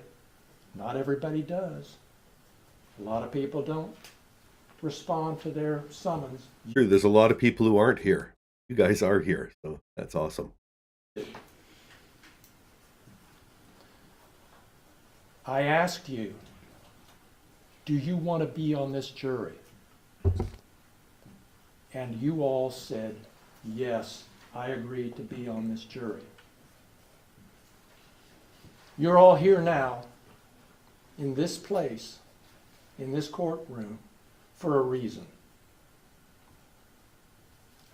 And I believe there's a power higher than us that brought you here today to do this job, and that you are the chosen people to do it. You're on a mission from God. You're the chosen people.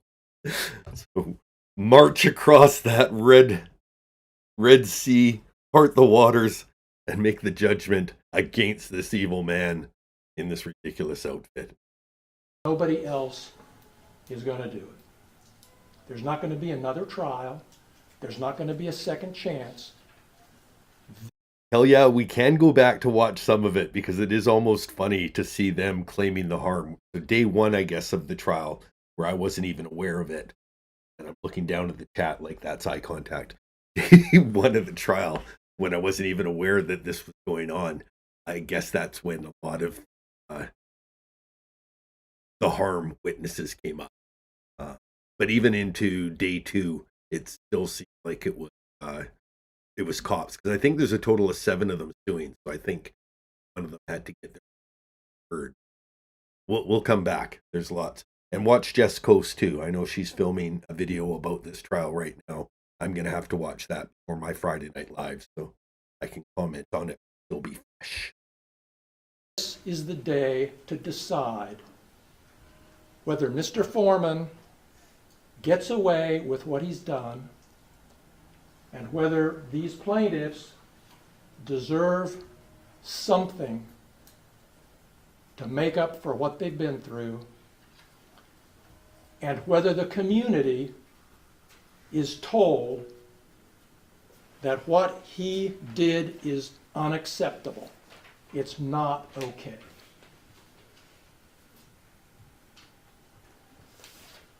We talked about different kinds of damages.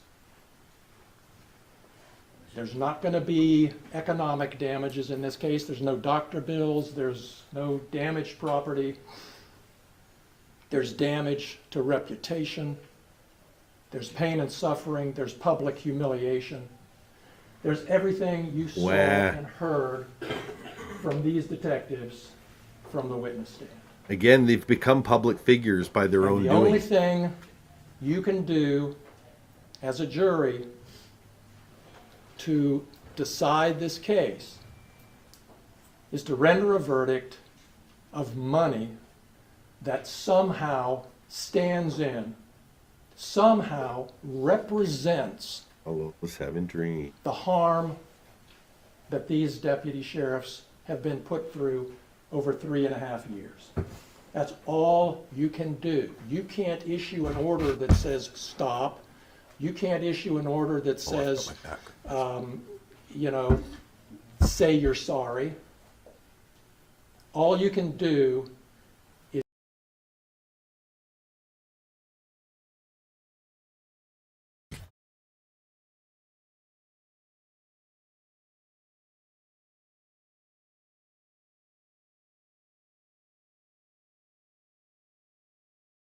Calms down just by being on camera.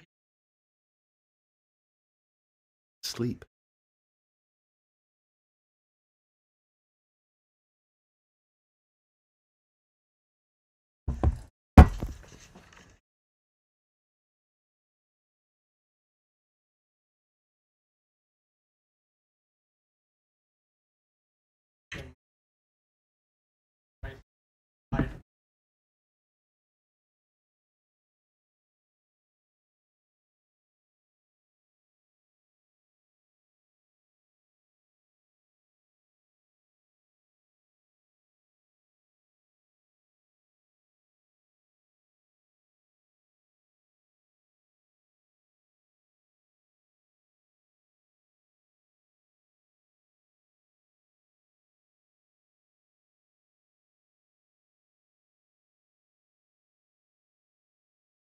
Oh. All of that moving around is frozen the.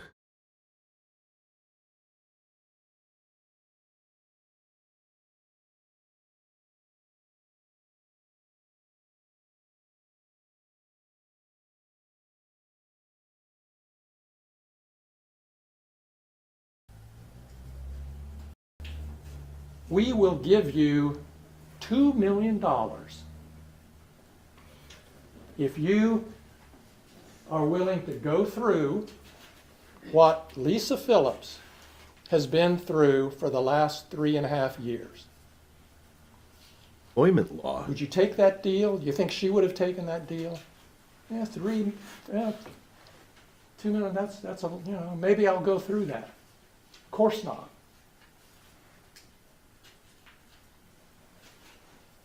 Do you think Randy Walters, do you think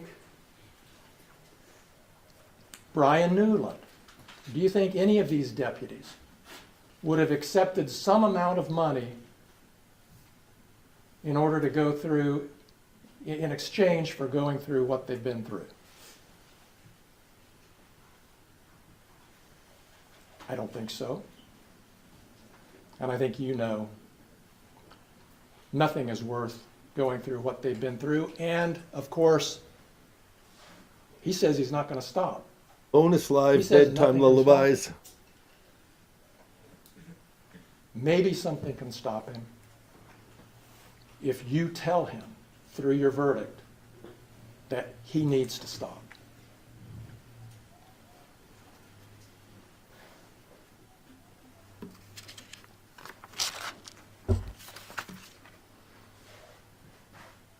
I'm going to tell you what I believe is a fair verdict for these plaintiffs.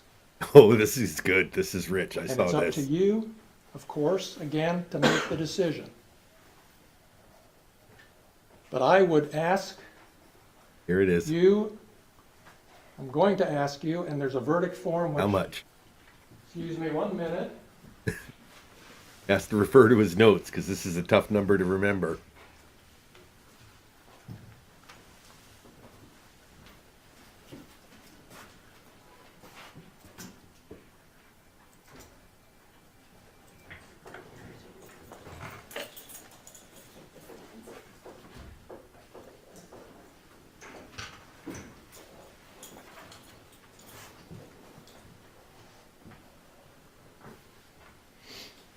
folks, I'm going to show you these forms that you're going to be filling out, just so you're familiar with them. Awesome bedtime. We're just watching the Afroman trial. We're gonna follow up on it on Friday night too. So this is just doing your homework before the main show. Grade A student. Come on, what's the number? Tell us the number. This is just an example. You're going to have a different form for each of these plaintiffs, okay? This one happens to be a verdict form for Lisa Phillips. How much does Lisa get? And I believe the evidence is overwhelming that you'll find in favor of Lisa Phillips. This happens to be her false light claim. There's a separate claim for Okay, so there's defamation, nothing on the separate form. for He's going to say it out defamation. loud. You'll see the jury instructions. Judge Hine has already talked. 'Cause they can put in some any about that amount. with you. So this is just an example of the verdict form that I'm going to ask you all to sign in favor of Lisa Phillips and all of the plaintiffs on their false light and their defamation claims. Now, How much?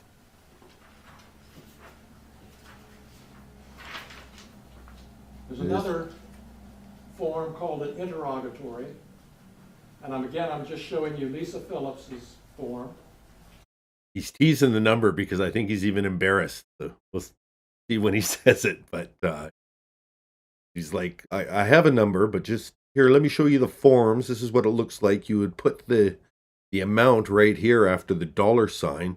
And really, there's enough for as many zeros as you want there. So no matter what I ask for, you can always give more. And it says, we, the jury, find damages for plaintiff as follows. And then it gives a little description of the kind of damages. And there's a line for your decision, and there's signature lines for each of you to sign. For Lisa Phillips,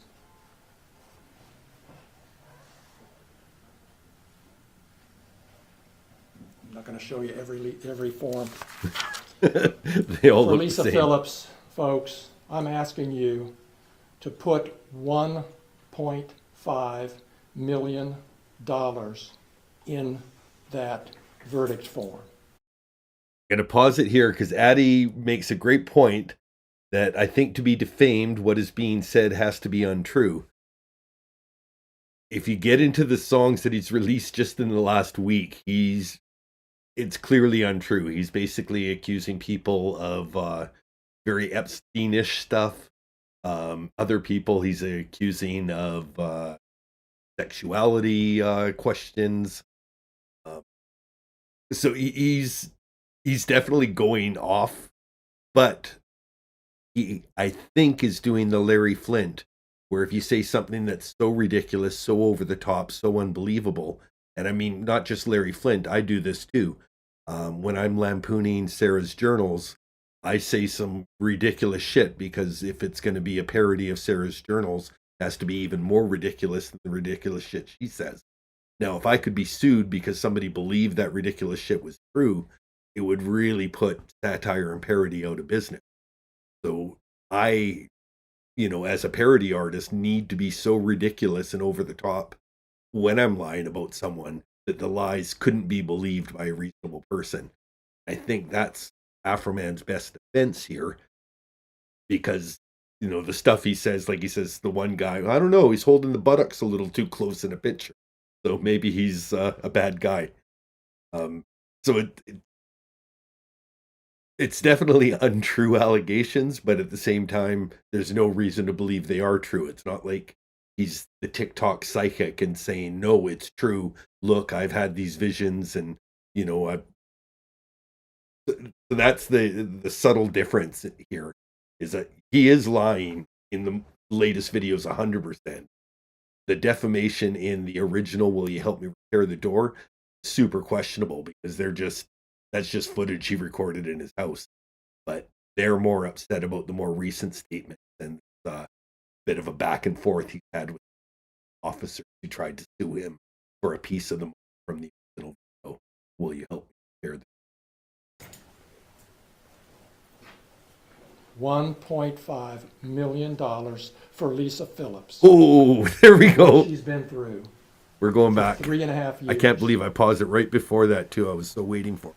May be going through for who knows. How much? Dollars for Lisa Phillips.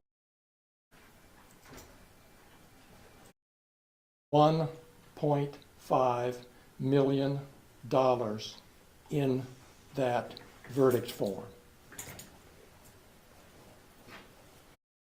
Of the kind of damage. $1.5 million. Your decision, and there's signature lines for each of you to sign.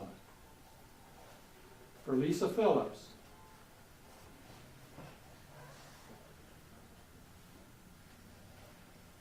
I'm not going to show you every form. For Lisa Phillips, folks, I'm asking you to put $1.5 million in that verdict form. $1 million. $1.5 million for Lisa Phillips from what she's been through for 3.5 years. May be going through for who knows how long. For Brian Newland, I'm asking you to issue a verdict for $1 million for what he's been through with his family, the loss of his dream job here in Adams County. For Randy Walters, I'm asking you. I'll just clarify again because it's a bit of self-promotion for me. He's just going to start throwing out these $1 million now. So not to spoil it, but the 1.5 million kind of lets you know where he's going. It's exactly what I heard Kentu Sukuroi. $1 million. Actually, sir, that's not that much. Where was I going with this? I'll just play it. For a verdict of $1 million for what he's been through with the allegations. Oh, yes, the self-promotion. I wasn't saying that Sarah is saying bad things about the documentarians in the journal. I'm saying when I did my version of Sarah doing a journal, I think I only did one video of it, but it was just an example of how the journals themselves. Geez, this is like very meta commentary. There's a channel that's releasing journals that are untrue and hurtful. So I decided to do a journal in my own handwriting that was a parody of Sarah's journals that said hurtful things about the people who were putting out the journals about George. So my, brain had me thinking, well, if you don't understand how hurtful it would be to George, maybe if you had lies that were told about you, they would, okay, I don't like that. It hasn't stopped them from releasing the journals. I think the only thing that's going to stop them from running material. But that was my thinking in writing it. But the lies that I wrote in my version of Sarah's journal about the documentarians had lies that, they're believable that she would say them as lies, but at the same time, they're not believable. You wouldn't believe that, people who are capable of shooting a documentary would also fornicate with foul. And vile videos about his wife. For the other 4 plaintiffs, Sean Grooms, Sean Cooley, Justin Cooley, and Mike Estep. How much do they get? I'm asking you for a total for all 4 of them of $400,000 divided among them however you see fit based. We'll give $1 to Cooley, $399 to this guy, and the last 1,000 can be split between the other 2, just so that they're upset about how it got split. I don't know. Those must be the other 4 that were in on the raid, but Afroman didn't do particular songs about them, so they don't feel as injured as the people who got a feature. On their testimony.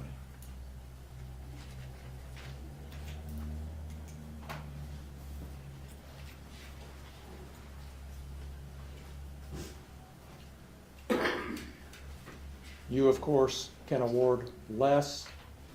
You can Yep. issue a verdict for more.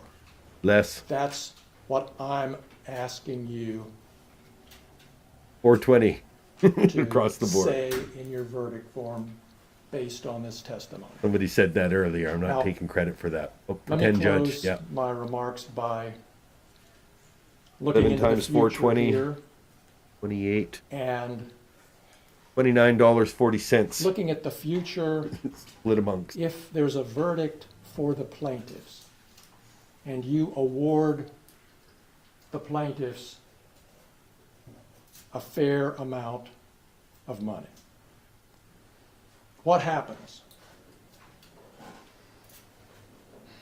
The plaintiffs are vindicated. And exactly, Candace, like, were you here when the defense lawyer brought up WAP? But yeah, that was introduced as testimony that, you can't believe everything in that song, can you? So it's not about a capital M, but at the same time, it's a little outlandish. There's a lot of lines in there that you're not taking literally. The court of public opinion out there, the press, which I know you haven't been looking at, Oh, good point, Candace. they don't know the facts. You know the facts. And a verdict for the plaintiff, No, let's do a verdict for the defendant plus 420 per in punitive damages. say they were wronged, he was wrong. A verdict for the plaintiffs will make up in some way for what they've been through. A verdict for the plaintiffs will say that we don't condone, we don't approve, you can't get away with what Mr. Foreman's done. Not in this community, not in this country. That's not freedom of speech where we live. Verdict. That's what a verdict for the plaintiffs will say.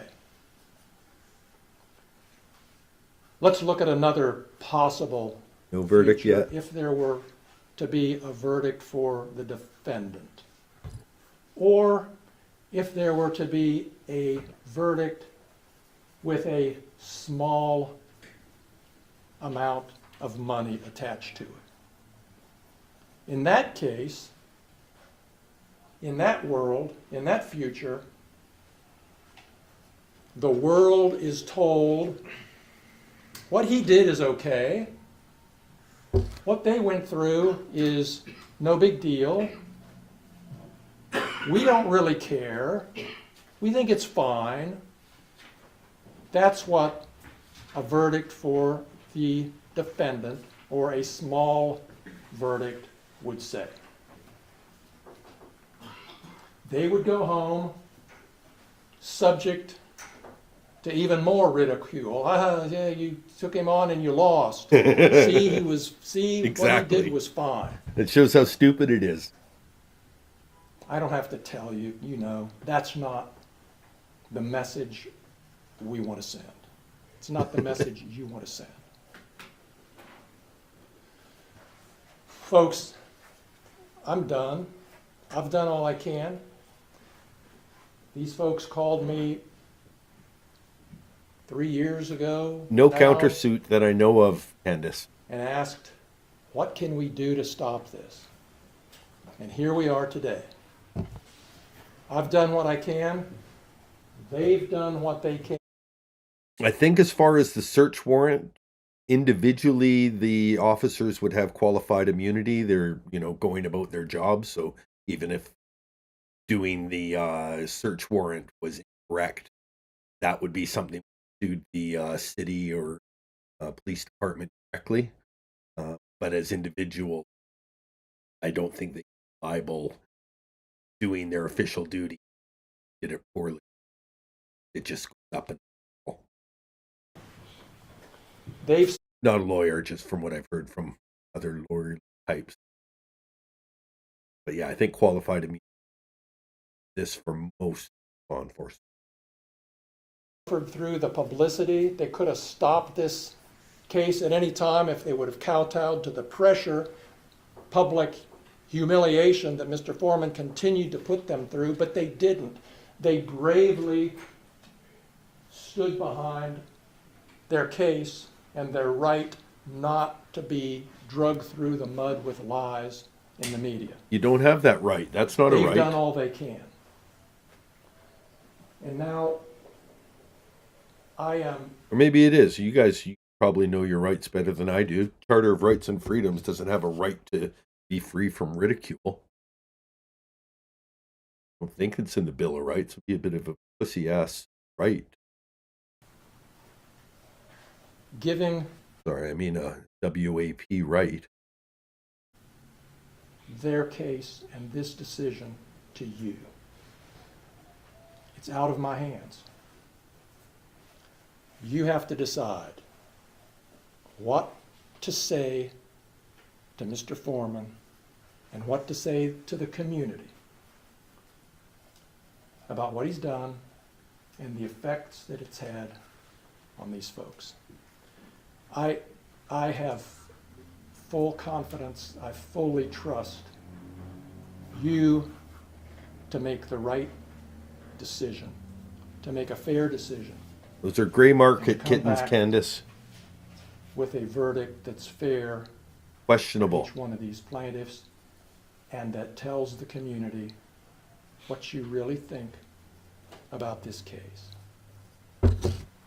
Thank you very much.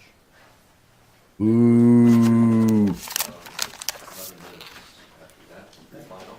And Mr. Osborne?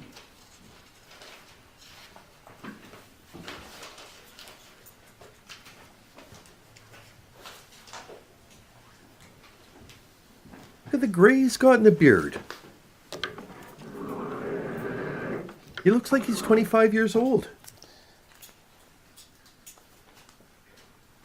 Maybe 30. Ladies and gentlemen, thank you for being here. This has been a long 3 days.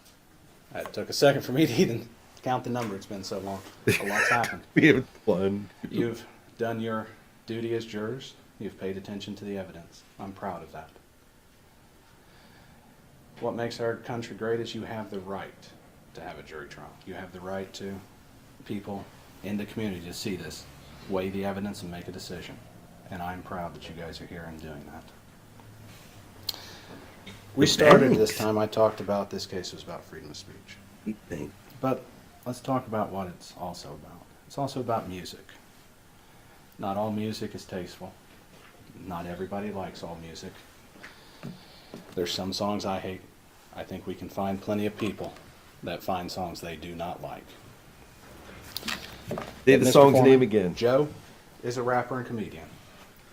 It's what he's done his whole life is rap, make songs. We got to think of what rap is, because music does not exist in a vacuum. Music evolves over time. Take a look at jazz. It's evolved. At one time, it was distinct in a certain subculture, and it has now expanded. Anyone can Rap play is the jazz. same. Rap started out as a Yeah, means the Dallas for is people soon. to express social commentary, opinions through entertainment. Look at the song by NWA, One. or they call it "Fuck the Police." I think I said that right.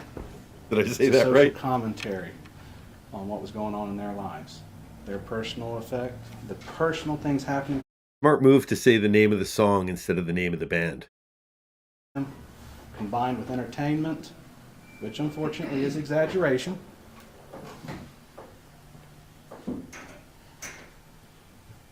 Opinion, nothing of fact in that song. It's a commentary on society. And so when you look at rap, you see that over and over again. I had my secretary print me a couple songs, rap songs, while I was pouring a cup of coffee. Oh boy, more The lyrics. first one is Carly B, WAP.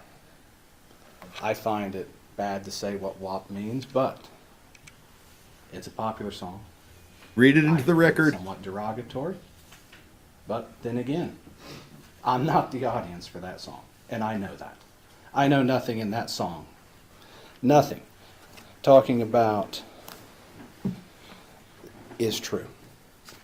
I know it's entertainment. I know it's social commentary. Tell us. Miss Grooms testified even her students knew that at a young age. The same thing I knew when I was watching Johnny Carson, The Late Night Show, and SNL, Saturday Night Live, with my grandfather when I was a kid. That's all entertainment. They make fun of everybody for entertainment. And some of it is a social commentary. But it is not fact. And everybody knows that. I think he's teasing. I think he has the lyrics on the page. And because he said wet ass pussy earlier, everyone's as excited as I am that he might read them. And he's just going to put the papers down. We'll see. You can vote in chat if you think he's going to actually.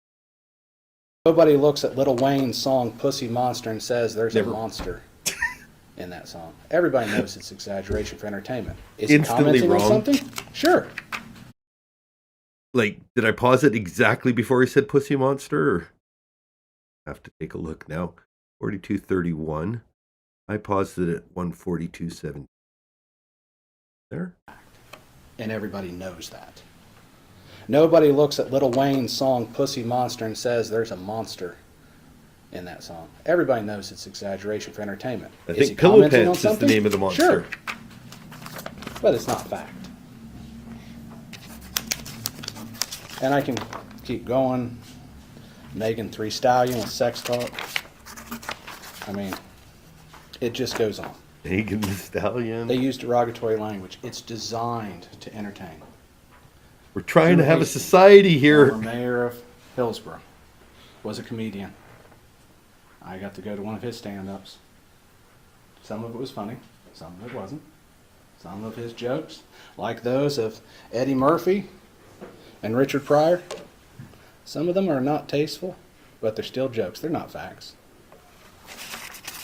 Eddie Murphy Delirious is still hilarious, so, you know, some questionable bits. Raw, kind of, it was right at the edge for its time, and it's kind of past its prime now. There's still real funny bits in it, but a lot of themes that wouldn't be part of a comedy skit. And we know that. That's what a reasonable person listening to that would understand. And that's the point. This is not a vacuum. We don't live in a vacuum. Let's face it, if we lived in a vacuum, we'd all be dead because we couldn't breathe. So we live in a world full of everything, where we see things. We watch SNL. We know it's entertainment. We know it's going to pick on people. We understand that they're picking on public officials. Well, they picked on Joe. They pick on Donald Trump all the time, Sleepy Joe. I mean, go down the list, even Teflon Ron was made fun of. So as you go back, nobody thinks that's fact. Nobody's going to take it that way. When they post their clips on... Who is Teflon Ron? Teflon Ron? Oh, like Ronald Reagan, maybe. Teflon Ron? I always thought it was the Teflon Don, and that was the guy who like ran the mob, John Gotti. But not Teflon Ron. Maybe he was closer to... No, yeah, Ron? YouTube, when they post their clips on Facebook, people don't look at it and go, that's the truth. No. Hey, baby! Stop selling weed on the corner. It's dangerous. Well, come over here first. What you got? Yeah. Not really a baby, but the reality was there was definitely kids that were, minors that were selling drugs on the streets that time, and that was the satire that Chappelle was making was, you're in a bad neighborhood when the weed dealers are, 10 years old, and like, Jesus Christ, baby, what are you doing on the street? Don't tell me how to live. And it's comedy. They understand they're going to talk about it going forward. Ron And DeSantis if was you look at his Teflon? posts, you see the little sign. Really, his nickname was Teflon? I would have called him Gumboots, if anything. Yeah, the Teflon Don. He was, and I think if Saturday Night Live made fun of the Teflon Don, that's a little ballsy. You're in New York. They know where you are. But the address for every show, like, To that too. Iteration. Things that you see in a song. I mean, because after all, a song's catchy, right? It has a beat, song, words rhyme. She thinks my tractor's sexy, and, sticks with you.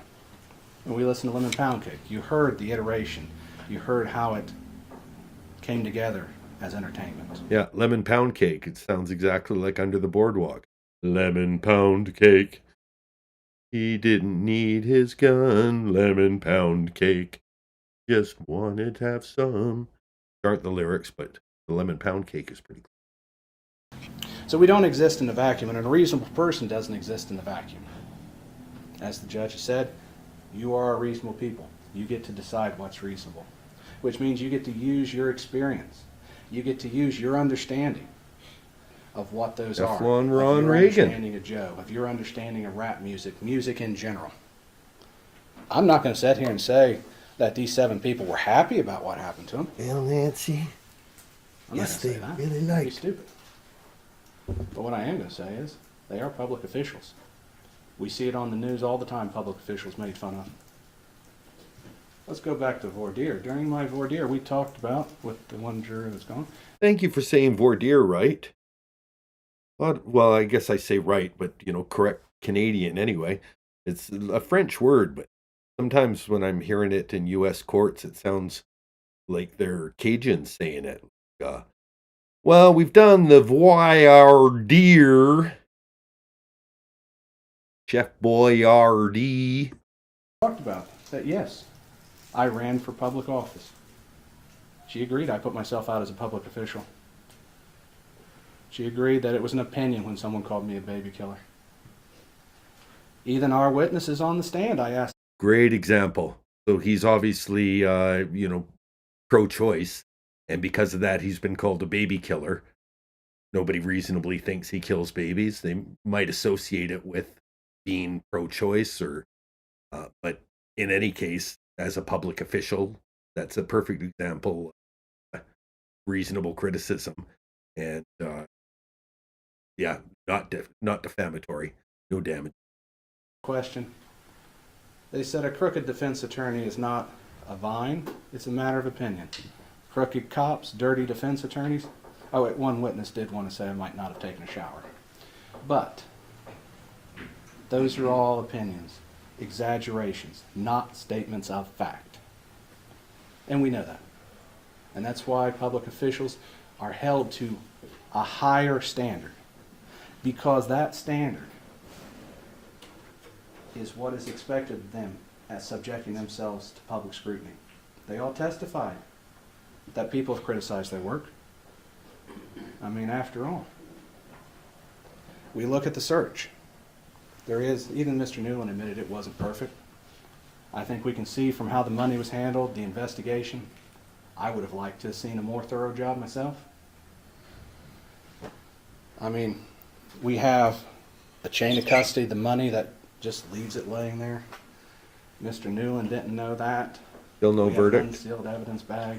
We have 10% of all evidence, money evidence in the Adams County evidence locker miscounted. And then, keep in mind that miscount on those is less than what is alleged to miss here.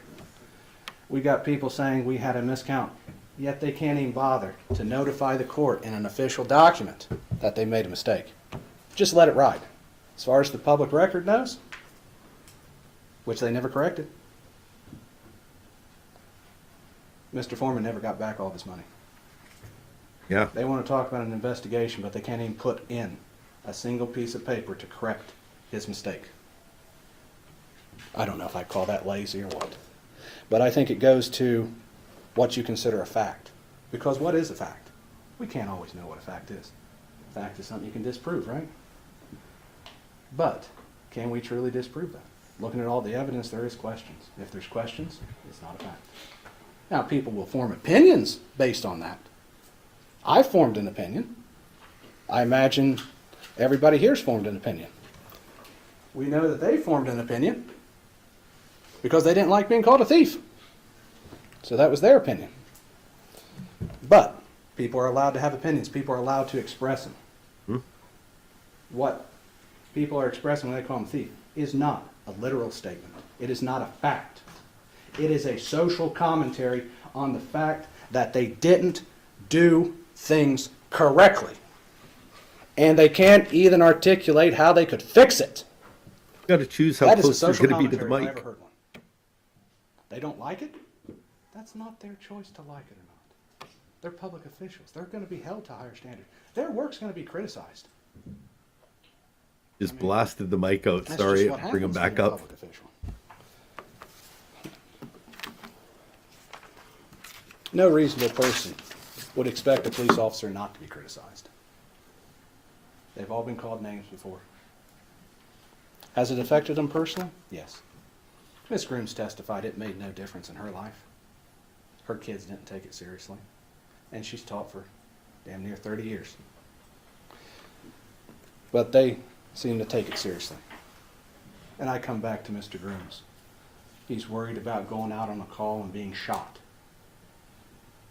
Now, maybe I'm old-fashioned. But if I'm going out on a call, I'm worried about getting shot, I'm going to call my wife and tell her to be safe! Not sit here and go, I'm worried about me. That's not what you do. You take care of your family. Mr. Walters wanted to point that out. That just goes to show us he didn't take it seriously. Now, I'm not going to say they're not afraid. Anytime they go on a call, the highway patrol will tell you scariest thing's a traffic stop. You know nothing about the person. You're there by yourself, and things can change in an instant. Is that scary? Fuck yeah. I just want to say, this guy, he's an effective speaker. He's relatable. He's humble about who he is. Not trying to be everything. Not condescending to the jury. And at the same time, you know, little funny. He's got his moments. Very impressed. Scared. But if you're truly scared, you take the steps for it. You start having your family do stuff. You start doing that. If you believe what you're saying, you take the steps towards it. He didn't take the steps. I'm keeping an eye on We him don't and the have to talk about how sound. they took the steps either, did they? Keep him under control. And why does that matter? didn't Because a realize he had reasonable that person's kind of gonna look range. at that. After all, let's go back to me not taking a shower. How would you know I didn't take a shower? Hair clumpy, probably matted, probably got dirt all over me. That's how you would see. That's how you would prove if that's an opinion or fact. Now, even then you might say Dave just fell in the mud. But no reasonable person would take it in the vacuum. And I want you to think about everything in context. What rap is music, how it's entertainment, how the language works on it, how jokes are made. I want you to think back to that, because that colors how you see it. I love picking on Joe. He's a good sport for it. Look at that suit. Does this look like a man who thinks that everybody's going to assume that everything he's saying is fact? I mean, he's like a comedian. He exaggerates for the sake of entertainment. That's who he is. I'm not going to say it's tasteful to everyone, but some people do find it entertaining. I asked an important question about them. I said, do you believe everything in the newspaper? No. Do you believe everything you read on the internet? No. We all know that to be true. A reasonable person knows that. People can post opinions, social commentary, and hurtful things all over the internet. And it is just to be expected. That's why we are supposed to use our own filter, use our common sense, use our experiences in life. So while hurtful, it was not fact. It was music, entertainment. Stuff that no reasonable person would understand, especially not a public official, because we see it on TV all the time. We see it on the internet. You see it on Facebook. Sometimes people want to turn off Facebook because there's so much political commentary and stuff. But that's expected. Do I expect everything I read is fact? I don't even think most of it's fact. I think it's everybody's opinion, and opinions are like assholes. Everybody has one, and it stinks. But that doesn't mean they can't have them. That doesn't mean they can't express them, and that doesn't mean they can't make a song about it. Truth is a defense. That's why we talked about the theft. That's why we showed all that. Because I wanted Okay, to see how that the just money's happened. spent. There's a lot of confusion around it, and for that reason.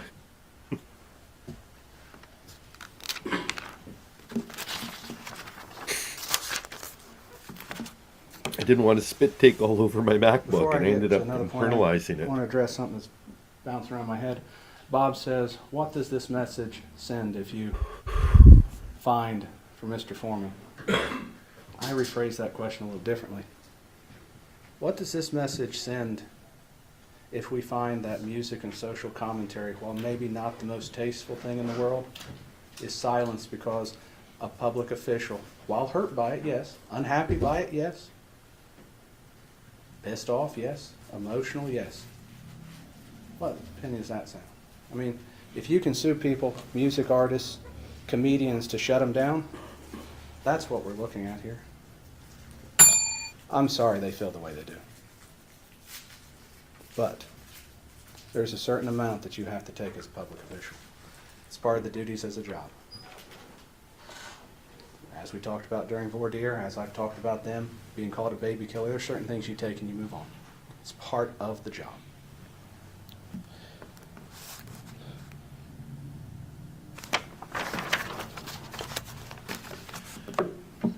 The plaintiffs, or I should say Bob, talks about how they wanted it to stop.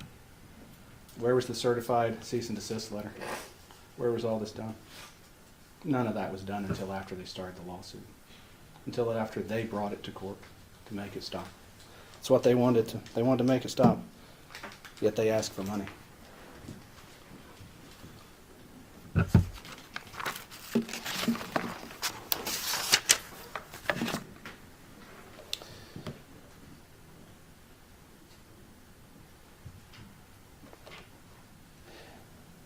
The commentary on them is nebulous at best. You can see that when you look at it. We have Beetle Bailey, Gomer Pyle, Gomer Pyle. Colonel King Kong Bundy. Some of these names are not as bad as others, yes. But they're all for artistic purpose. They're all for jokes. They're all for entertainment. This is not to paint them in a real life. No reasonable person would think that. No reasonable person. There we go.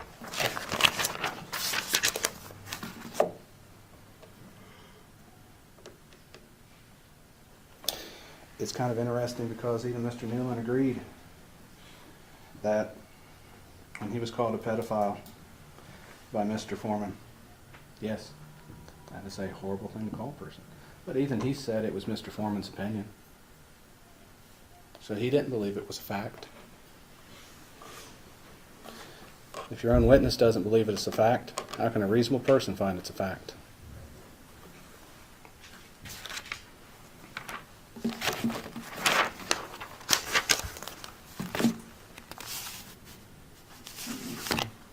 And still no verdict. Bob went to great lengths to say nothing will stop him. Shows us where we're at. We got to stop his expression. We got to stop entertainment. We got to stop exaggeration. That's what Bob's talking about. What chilling effect does that have on the world we live in? 2 hours since the Think about jury's it. ready. You don't like what a commissioner does. You don't like what our prosecutor does. You don't like what any public official does, and you make a joke, and you're drugging the court. It may not have been a tasteful joke. It may have been a bad joke. It may have been the greatest joke ever. But what we're saying is if they don't like it, we're back here. What does that say to freedom of speech? What does that say to the world we live in? That's what this case is about. And Bob knows that. That's why he mentions it. That's why when you look at defamation and the jury instructions, you'll see that the first element of it is a statement. Portrayal of fact. Has to be portrayed as fact. no music video portrays as a fact. I don't watch Fuck Those Police and turn around and say, you know what, that's a fact. No. Fuck those police. I say that's a song and it's entertainment and move on. Fuck those police. Sometimes I try to figure out what the words mean, you know, what kind they're getting at, but I don't expect them to present a fact. Fourth element is the proximate cause. It's an interesting question there, because you'll get the definition of causation and proximate. And we never talked about that really during the trial, and it's going to be something that I want to discuss. They talked about getting phone calls. None of those posts. Joe never said, call them and tell them this. Mr. Cooley testified that they mailed pound cakes to the office. Joe never said send them a lemon pound cake. These are things that other people have done. Joe never directed them to do it. And they're allowed to have their opinion. He made Exactly. a joke. So if other people are sending him lemon pound cakes, he can, say, okay, it's a result of Afroman's song, but there's nothing preventing someone like my free speech and, sending a lemon pound cake to each of the cops if I so desired. Like, if that's how I wanted to express myself as an American, which I'm not, but, under that protection, it seems like a perfectly reasonable expression. He cannot control how people take it. What they do. He's not that. All he can do is make a joke, make a song. So that's something to consider. Was he the proximate cause? I'll take a or look. was it someone else? I want you to understand when they get to the question of malice, if you get that far, it has to be actual malice. Public officials, it's a higher standard. Much higher. Why? Because we hold public officials to a high standard.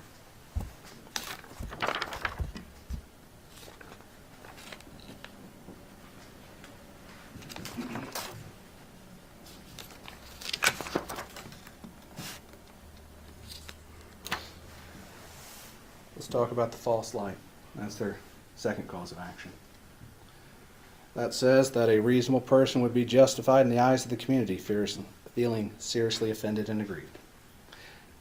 I want you to go in on the eyes of the community. They want to say people's humiliating them, calling them names. The reality is a reasonable person in the eyes of the community is going to say, it's a song. It's a joke. I was flabbergasted to hear it myself. They Flabbergasted. even thought it was a joke before they brought the lawsuit. Go to a Halloween party and bring a lemon pound cake. That, I almost have no words for that, honestly, because we're hurt, but it's a joke. Which one is it? So a reasonable person in the eyes of the community would understand it's a joke. Mr. Estep testified about the joke of the shirt. We got the pound cake joke. There's various jokes for this. This was not as negative. This has not changed their view in the eyes of the community, because your reputation, which is what they claim is hurt, your reputation is like a shirt. You eat a hot dog, you drop mustard on it, you get stains on your shirt. Nobody's reputation is clean. Everything you do affects your reputation. The way you perform your job affects your reputation. They all admitted to that on the stand, because I asked that question. They all said it does. How they counted that money affects their reputation. People can form opinions I'm based putting on a how they noise did the gate on job you. and criticize them on it. That's a right we have.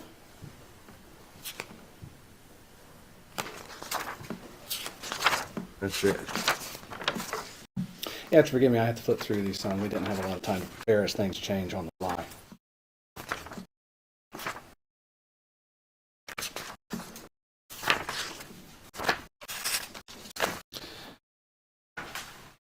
I think as you go back and deliberate, take a look at all the exhibits, analyze it in the context of music, entertainment, opinion, social commentary.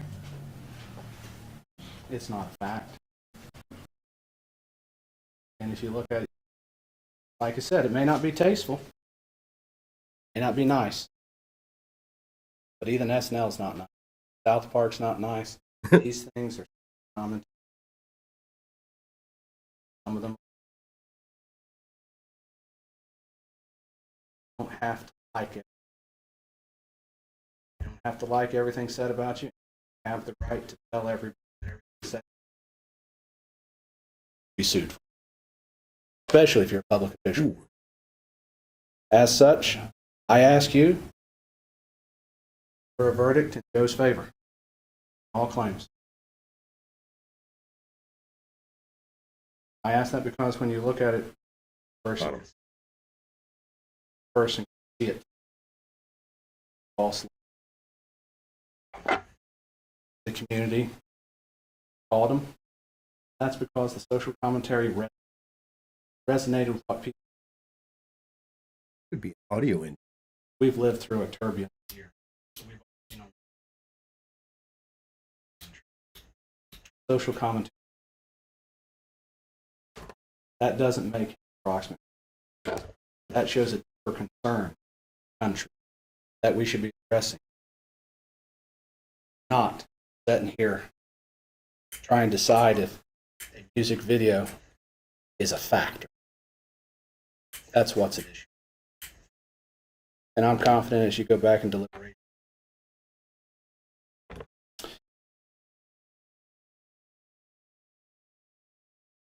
That I think about the not easy. Hard work. I appreciate that. I reiterate again, that's true. Thank you very much.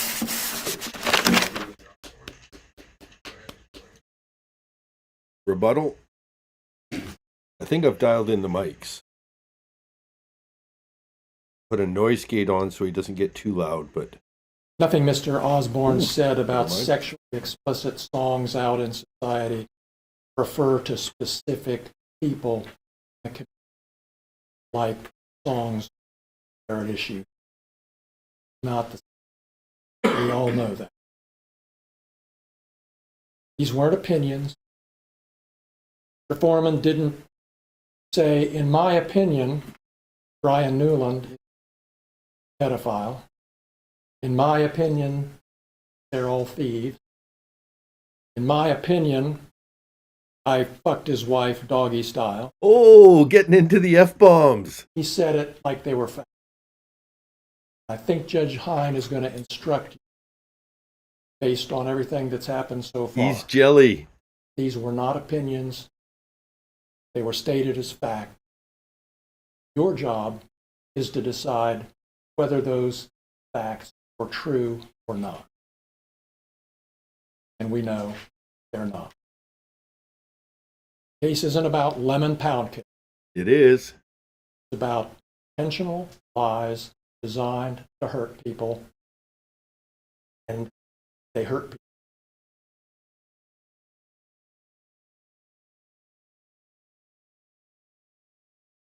Somebody in the jury room says, well, what about his First Amendment rights?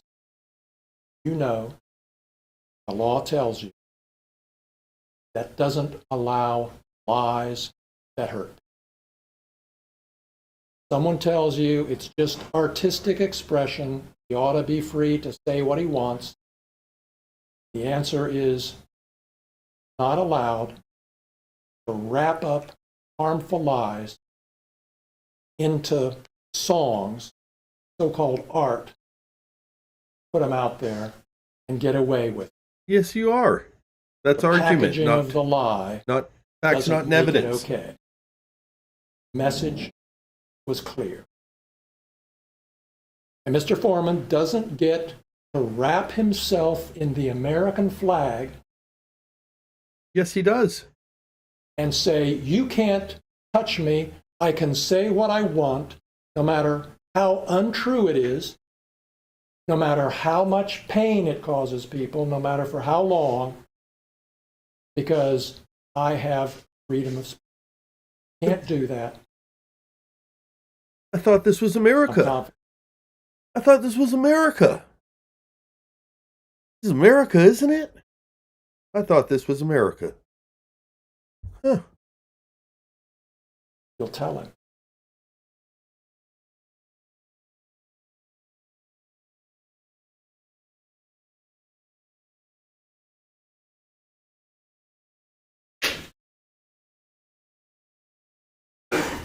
He acknowledged the Oh, no, this is where the Your judge Honor, gets shitty, too.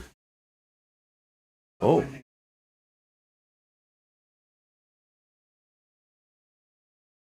Sorry, I'm going to pause him and go back because he's too quiet for the mic to pick up, I know. Saw that there was no bars going, so I'll back to him right where you stand up.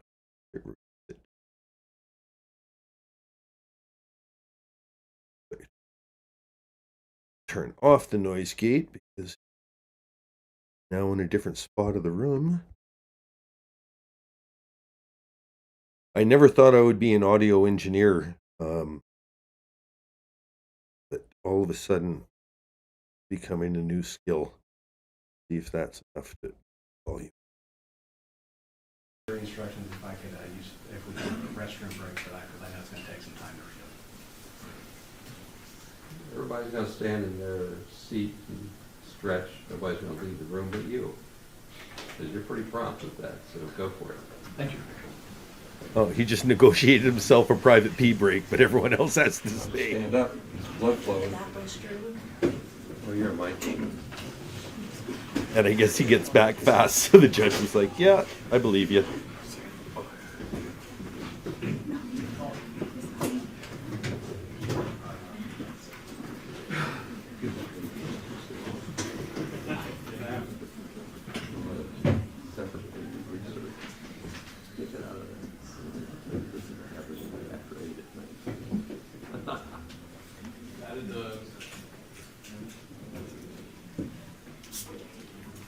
All right, how long is this break? We don't need to break for this break. That's the great thing about having this on tape. Hoping for some room chatter, but oh, they come back really quick, yeah. Almost enough time if anyone needed to take a break, but no, you're not going to get that kind of time. Oh, shh. No And the lawyers sound. start with the jury instructions when the case comes in the door. And then the court refines the instructions to account for the very quickly this morning. It's not that they didn't know it, it's the refinements, the little tweaks along the way. That's what they're talking about. But I want to thank them because they did good work making it possible for me to get to the point where I can give these instructions to you. Okay, jury The court has the instructions, here we legal go. duty to prepare the instructions of law. You've heard the attorney's statements, arguments, you've heard the evidence from the witnesses. The court's duty is to instruct you on the law. And then you have a legal obligation to accept the instructions the way they're given to you. It's your sworn duty to do that. You cannot apply what you think the law ought to be. You're obedient, as I am obedient, to the rules of the law. A person who claims that certain facts exist, in this case the Little plaintiff, shout out to Kelly. I notice you there with a bloody keyboard. You must be on your second month. That is super impressive. And super, super impressive. Anyone who has the first month, you're looking at Drunky the Bear with a couple of wine bottles in each hand. But month 2 brings you to the bloody keyboard. Means I have to start thinking about the third badge. What will it be? have to prove them in this case by what's called the preponderance of the evidence. You've heard me say this before. I'm going to try to go over things. So Candace, the lemon pound cake is a reference to the song he made in the first video about Will You Repair My Door. He kind of showed the body cam video of we'll say a slightly overweight law enforcement officer giving the side eye to some lemon pound cake that was on his counter. Fairly interested in it, but had a job to do. Anyway, Afroman rewound that footage back and forth, and was making fun of that person to the point that when they said that song defamed them, he did a whole separate song called Lemon Pound Cake. And all of these are available on his page. It's OG Afroman, all one word. Well, OG, part of the word, but no spaces, no dots. OG Afroman. And if you look at his latest songs, if you organize his videos by latest, you'll get everything related to the trial. stuff that I can't play, not only because of copyright, because also for explicit. And yeah, some of the lies are they're over the top. I don't think they're reasonable. We'll see if the jury does. No, but the obligation is called the burden of proof. Plaintiffs have to prove their facts by a preponderance of the evidence. Preponderance is more evidence in favor of their position. Still no verdict, than 3 opposed to hours. their position, tilting the scales in their favor. There's one element that has a different burden of proof. Clear and convincing evidence, a higher amount, a greater weight of evidence has to be proven with regard to the knowledge or the motive for publishing. But generally think, okay, can the plaintiffs prove their case by slightly more evidence in their favor than evidence opposed to them? And that's where the Kellyanne says that she wasn't aware of what the lemon pound cake reference was. That makes it even more hilarious because the cops are complaining like they're showing up to, I don't know, like the cookout, like, hey, bring a dish. And 7 people bring lemon pound cake because they know the cop is coming. Or things like that. Like, wow, poor officer. Like, suck it up.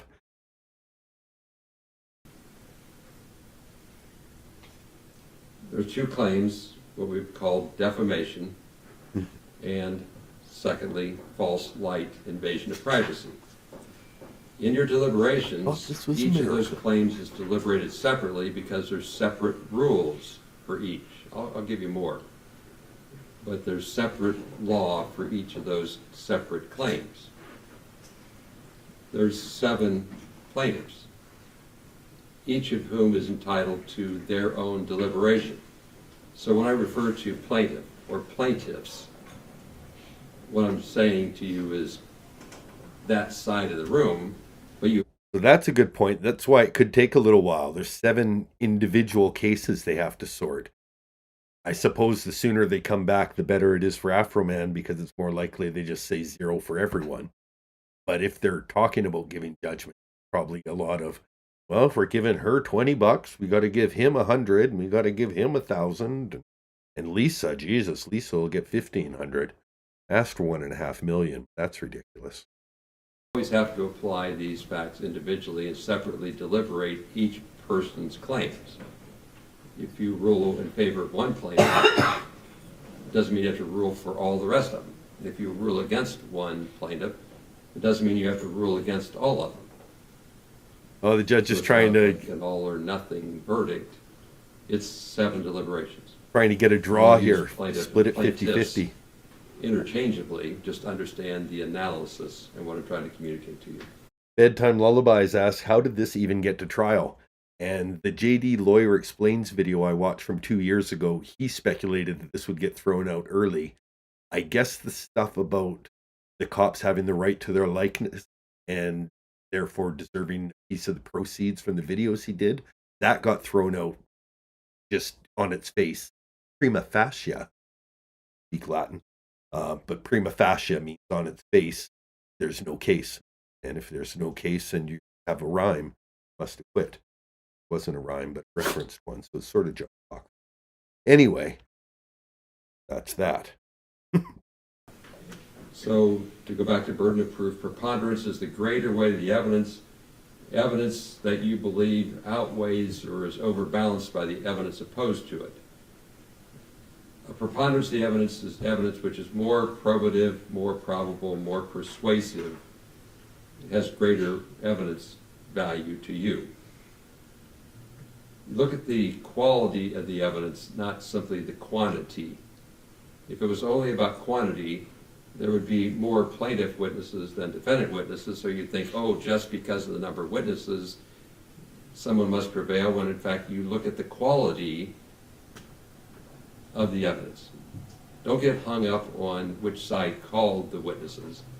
Think about the quality of the testimony, what you took from it, regardless of numbers, regardless of where it came from. If it would turn out in your mind that there's an equal balancing, the evidence opposed to it and in favor are equal, then the plaintiffs have not met their burden of proof because they didn't tip the scale slightly in their favor. if you could decide a fact or an item in two different ways, you have to decide it based upon the facts, not guesswork or coin flips or I don't care. So in those areas where it's hard or it's difficult to resolve, you have to resolve it. You can't leave it up to I don't care and I'll just flip a coin or it doesn't matter. Guesswork's If you don't care enough about it because they haven't proven their case, you can give 0. That's what you can do. He's talking. I don't even know why you'd bring up flipping a coin. Like, what do you? We'll just throw some dice out, and whatever that number is, we'll give it. Like, I don't think that's a concern that you have to tell the jury about. what you're expected to do.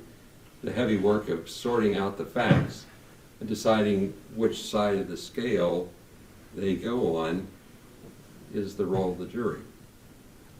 Now, when we talk about preponderance slightly shifting, we also have to talk about clear and convincing evidence, a different standard for that one element of motive to publish. Clear and convincing evidence is a higher or greater amount of evidence. You have to be more convinced.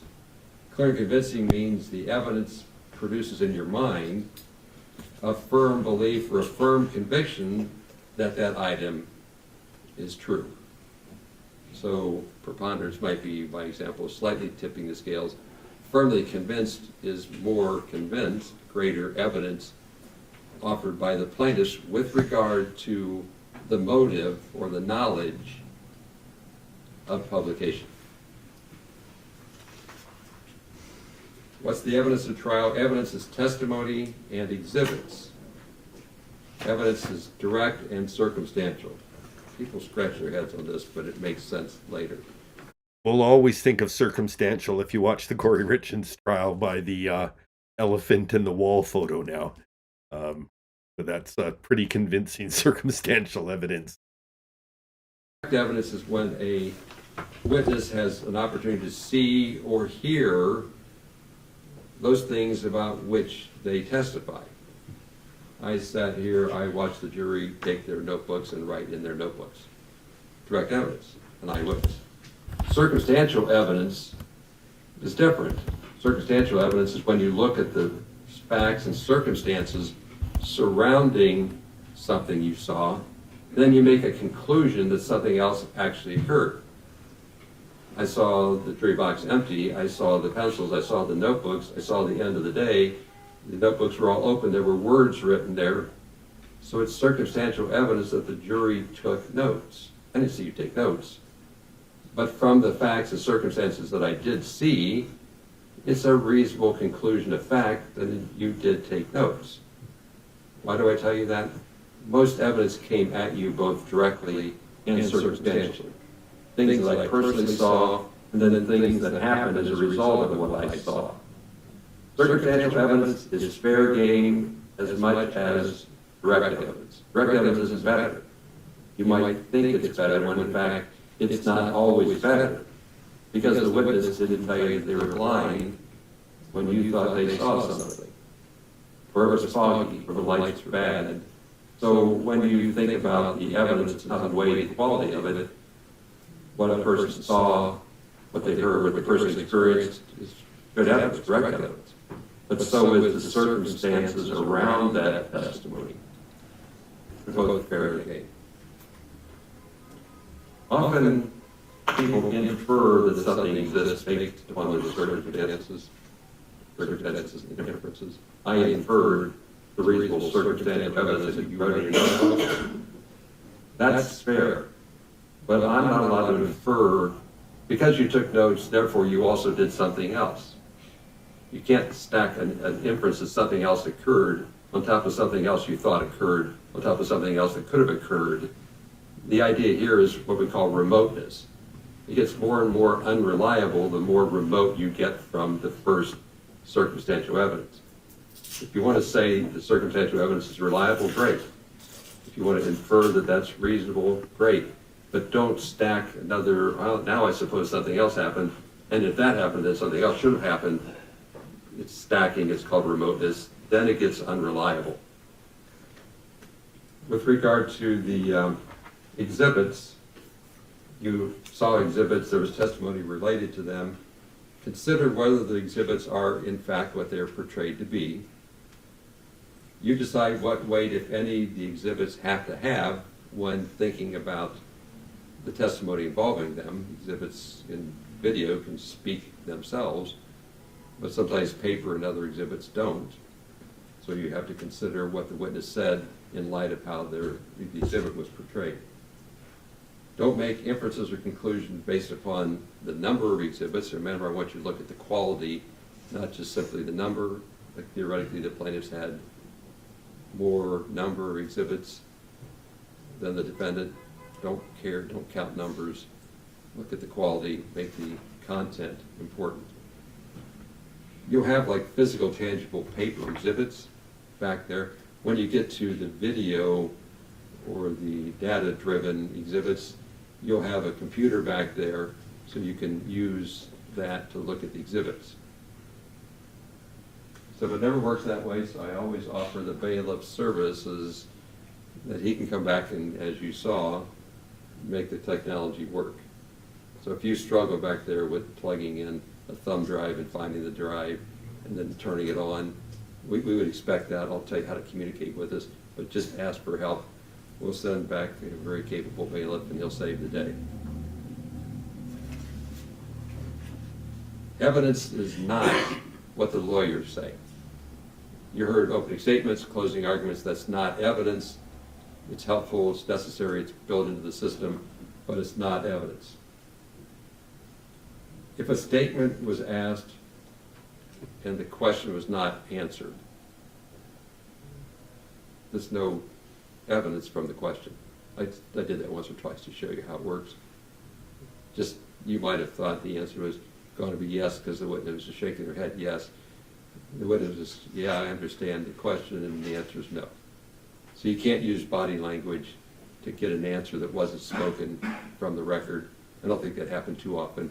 But remember where the evidence is. It's the exhibits and the witness statement, not the lawyering side of the case. Like he's trying to bore the jury after the There's awesome times where defense. I sustained objections and handled the lawyers the way I thought was necessary. I always ask people to apologize or accept my apology if you thought how I handled the lawyers is any kind of a comment upon the quality of the case. Like I try not to do that. So you might misunderstand that in scolding a witness or handling a lawyer, I was expressing an opinion. I love it when you guys show up because I don't have to decide. It's like I always try to make sure I'm neutral in my facial expressions and my voice tone. But Oh yeah, Mr. Neutral, that's what everyone's calling you online. an important role for the jurors is to weigh credibility. Credibility is assigning believability, assigning weight to the evidence, assigning weight to the witness testimony, assigning Still no weight verdict. to the exhibits. When you weigh evidence, you're basically deciding truthfulness, and as odd as it sounds, it's what we do all the time. We weigh credibility continuously each day. In weighing credibility, you should consider the appearance of the witness on the stand. Consider the manner in which they testified. Did it seem straightforward? Did it seem honest? Did it seem evasive? What did it seem to you? So you're using your eyes and you're using ears to weigh credibility. Think about how reasonable their testimony was in light of the subject matter of the trial. Consider education, interest, bias. Consider if they were frank with you or not. We use these tests every day to decide whether we want to rely upon or find a person believable or not. As I told you before, every witness took an oath to be honest in their testimony. The oath does not bind you that just because they're talking, I have to believe it. In fact, you have to parse it out because people could very honestly get up and say, I believe this to be true, when in fact they're misunderstood and wrong, not lying. So recognize you can parse the evidence. You can believe everything a witness said. You can believe nothing a witness said. You can pull out the pieces you think are credible and ignore those that you think are not credible. And then you shuffle that entire deck with every witness along the way. As a rule, we want people only to testify, general rule, about things they heard, experienced, and saw, first-hand testimony. So that's the general rule. But then we violate that general rule because we let people express their opinions about what the facts or circumstances mean that they experienced. So in deciding what their opinion means and how you weigh their opinion, you do the same thing. You're allowed to hear their opinion. It's evidence. But you have to, again, parse it out in terms of the credibility test. A person can give you an opinion, and you might go, because that's not in their subject, or they don't have enough knowledge or emotion, or they have an Did interest. I give or you guys a bias or full whatever. crotch shot there? You might go, Sorry. no, it's completely valid. Just let Lola out of the room to go downstairs. Yeah. Probably gave a We big give crotch you shot to direct- the camera. Give you opinion. How you weigh out those things.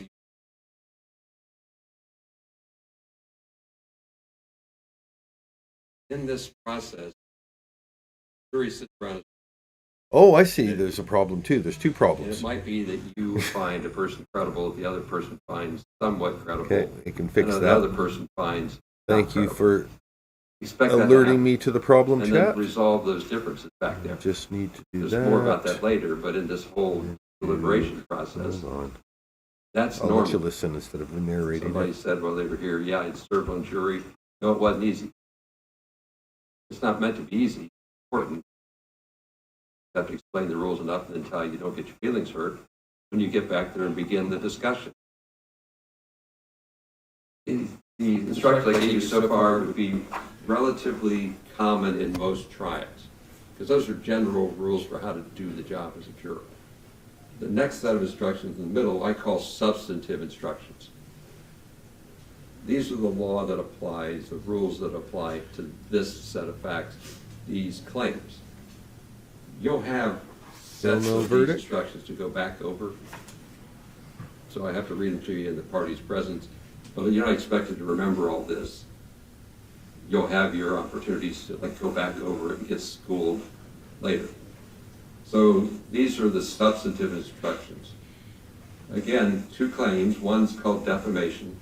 The other's called invasion of privacy based upon this false light publicity. They have separate instructions. I put them right next to each other. But the rules for the one claim are not the same as the other. There's overlap, but they are a separate set of rules. So don't apply the rules for defamation to the false light publicity claim, because you went across the line of their two separate causes of action. Holy fuck. With regard to defamation, each plaintiff claims the defendant defamed him or her. Okay, for fair warning, there's still a half hour of him just giving jury instructions. It's the solid half hour. We're definitely going to listen to it, but I think I'm going to give you guys a break because getting moronic. Don't you think? Hey, yeah. A young man, barely 38, visited Sarah, died the next day. It's a trash can full of her Chardonnay. It's a 911 call, 12 hours too late. And isn't it moronic? Don't you think? It's like wings on the commissary. It's free food, but Brian just wouldn't pay. Like the plea deal she just didn't take. And who would have thought it figures? Mr. Torres' face was a mess inside. She smacked his suitcase and left George to die. He waited so long before he was ready to split, and as her bat crashed down, he thought, what a cruel bitch. And isn't it moronic? Don't you think? A little too moronic. Yes, I really do think. It's a plea! when you clearly did it. 15 years minus time served. You could be out, but you just said reject. And who would have thought it figures?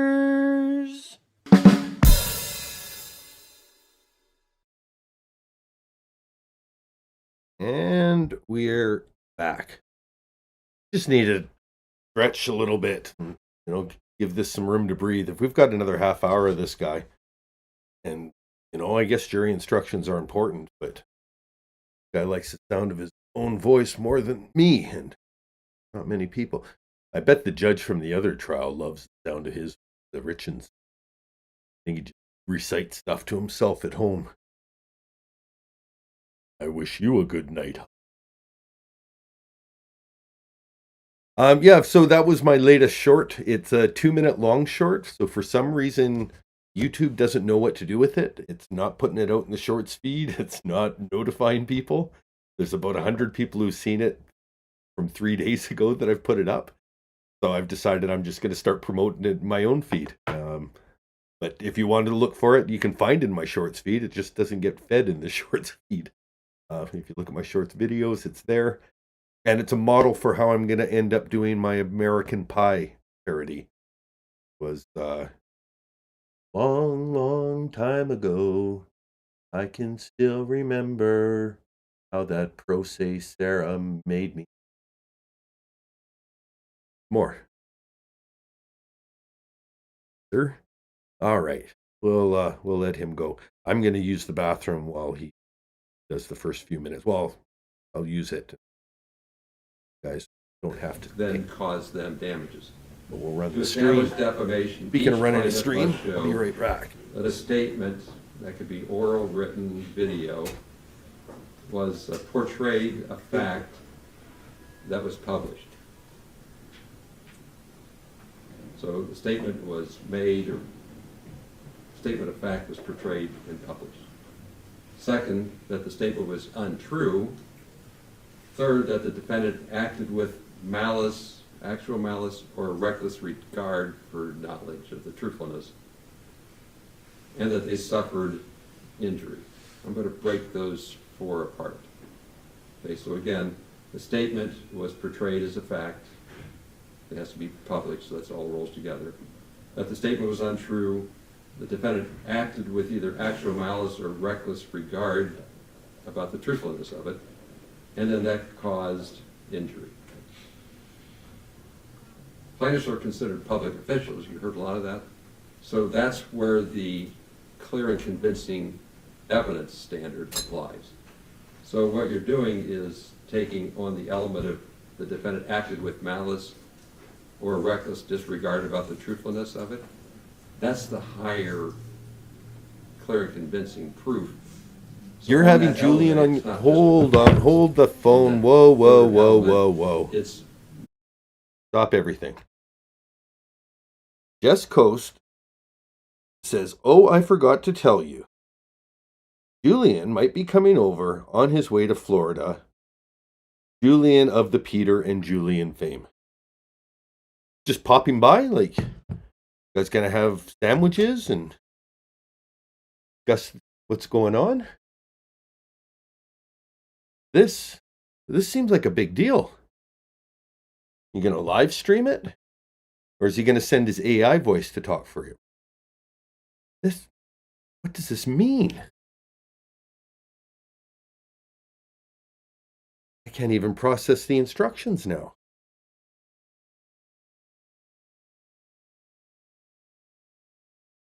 Coming. Now, why is he going to Florida? Is it to more than sandwiches?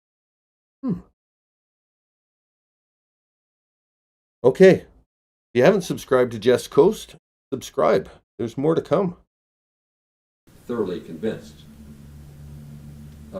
I might have a question or two if you can throw it into your list and just kind of sneak one in, maybe. I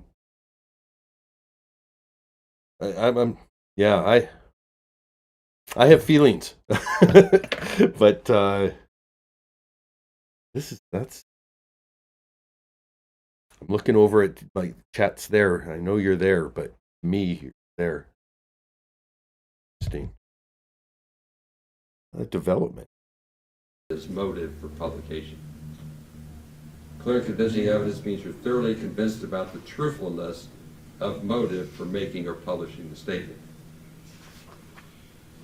What's actual malice? This knowledge in the publication. Actual malice occurs when the defendant makes a false statement with knowledge it's false. I'm just going to talk from Jess again, but Jess's post is he emailed me wanting to start a war over my usage of his Patreon video.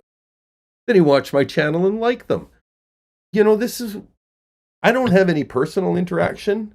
Obviously, I've made my opinion known, but these guys seem pretty up and down. I don't know. I feel like the lukewarm water between the extremes of the Sarah Boone community. Jess, I wouldn't give you too many of them, but there's one short that I have that has, you know what? Oh no, it's music. The one to Darude Sandstorm. What I can do with it. The emails on the bio. Okay.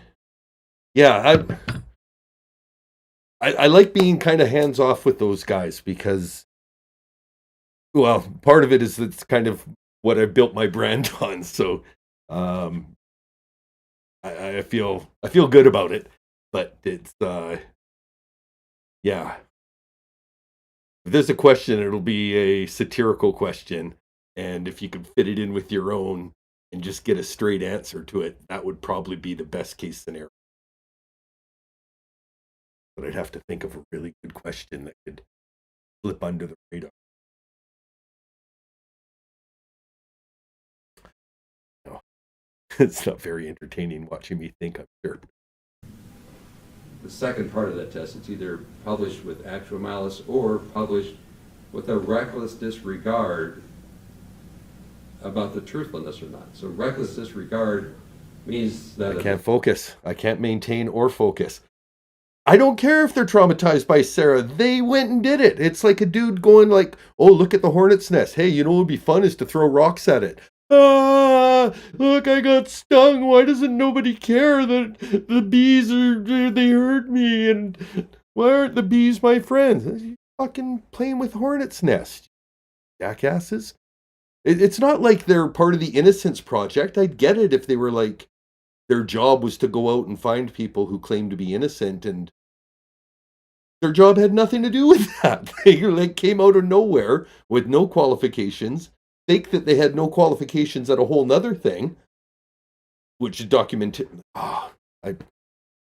You're gonna. This is the morning. This is just a bonus stream. I'm gonna go ramble. Just makes me mad. Serenity now. Sanity later. Serenity now.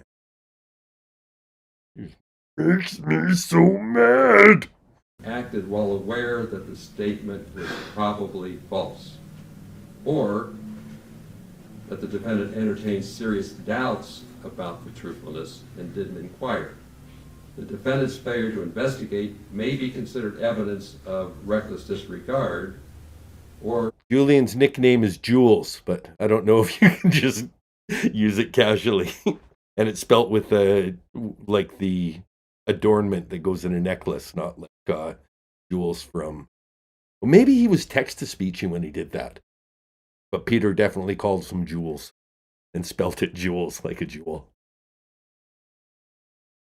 What if God was one of us? evidence of falsity when the defendant had serious doubts about whether it was truthful or not. So actual knowledge of falseness or... You know what I might do for you guys, because you guys have been super dedicated. There's only a few people here. When this is done, I have maybe the first 2 to 3 minutes of my documentary on Sarah Boone. I might premiere that at the end of the stream. At least one of the segments. I've got it split in 3 segments. Maybe I'll just play one of the segments. The documentary is coming. This disregard about something that's probably false. Those elements have to be proven by the higher amount of evidence. A statement is false when it's not substantially true. It's substantially true when the essence of the statement is true, when you think about the statement as a whole. The defendant's statements or portrayals must be given their ordinary meaning in that context, in that circumstance. So you can't just pull a line out. You have to look at the whole portrayal of the statement. In deciding whether the I'm statement is setting it up, false, Jess. If I get you it not early, consider the defendant's might see. subjective belief. You consider whether it's true or false from an objective. This is all just mindless bullshit, eh? Perspective. So it's your perspective about truthfulness, Yeah, not what I'll the set it up. defendant thought at the time.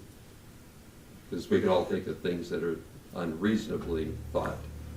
So we apply an outside standard, an objective standard, not the defendant's subjective belief. Well, this idea about the concept of truthfulness is where we find the fact that truth is a defense. So if the statement is true, then there could be no defamation. Plaintiffs also have to prove that the statements were published, portrayed, made. Published means that the statement was read or heard by another person other than the plaintiffs. From the testimony, as a matter of law, the courts has determined that publishing or portrayal is not an issue. But nobody pushed back. It's not anything you have to decide. I'm telling you as a matter of law, that element is uncontroverted, that the defendant published, the defendant portrayed the statement. So of those 4, one's been resolved by the court because there's no contrary evidence. Nothing Now you're great, down to Dabs. analyzing those 3 statements, elements, if you will. Unless you... You The need to best know part was watching the how prosecutor say the F word between because he was facts jealous. and opinion. It's all been closing arguments In a or defamation jury claim, instructions. This is important. This is over on this side of the first claim, fact versus opinion. The distinction between portraying a statement of fact and portraying a statement as opinion is crucial. It's an important distinction. Portraying a fact or portraying an opinion. Only statements of fact can be the basis for a defamation claim. Statements of fact could be untrue, which is the nature of a defamation claim. If I'm expressing an opinion, there's no way to decide whether it's true Okay. or untrue, so you can't defame There are 10 of us someone here. in expressing an opinion. We are the chosen because 10. there's nothing verifiable about it. Gonna close that. It's Got an extra opinion. resources So a going. defamation claim has to involve Pause an this. untrue fact. Fuck me, we've only gone 5 minutes into this. Maybe I'll play them on faster speed. Anyway, here is a preview. This is very rough editing, but this is, I don't even know how long it is. Let's see. Tell me? That does. There, 4 minutes of my documentary. See how this plays out. I can't even hear this, so you'll have to tell me afterwards if the audio, I can just see how the go. So from the documentary coming from Dan D, True Crime. Could you tell us a little bit about your background? I was a chaplain at the 33rd Street Jail for 30 years. And in your time as chaplain, you had the opportunity to meet Sarah Boone. Could you tell us a little bit about that? Well, I first met Sarah. She came in, we have a Christian dorm, and Sarah enrolled in our Christian program. And she was in my classes for a year. And she was very sincere in her efforts to change her life and to be a better person. And I found her very helpful. She was kind and good to people. She loved to serve. And she helped the new girls that would come in, the younger girls. She would mother them and be very kind and very helpful. And then after she graduated from the program, I was her counselor for the other 3 years, and I always found her, very sincere and, trying to do better. I spoke with many inmates that knew her and was associated with her, and they spoke very highly of her and said that, she was helpful and kind and tried to help other people. And I just found her to be, very sincere and trying to be a very good person and change and help people. So, Sarah Boone was sincere, kind, and the type of person that tried to help people. Plus, girl growth in character, trying to just be a better person in general. She liked to serve other people, she would help the girls wash their clothes and show them around and teach, but spiritually. So you think that she's experienced some spiritual growth? She grew very, very great spiritually. Thank you, Chaplain. As one of Sarah's closest associates, we really appreciate you taking the time to help us understand her a little bit better.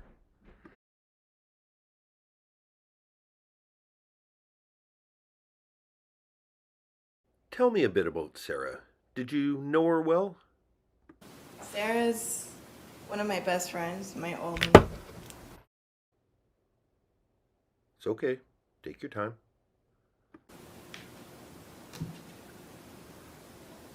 She's helped me with a lot. Spiritually and like growing, and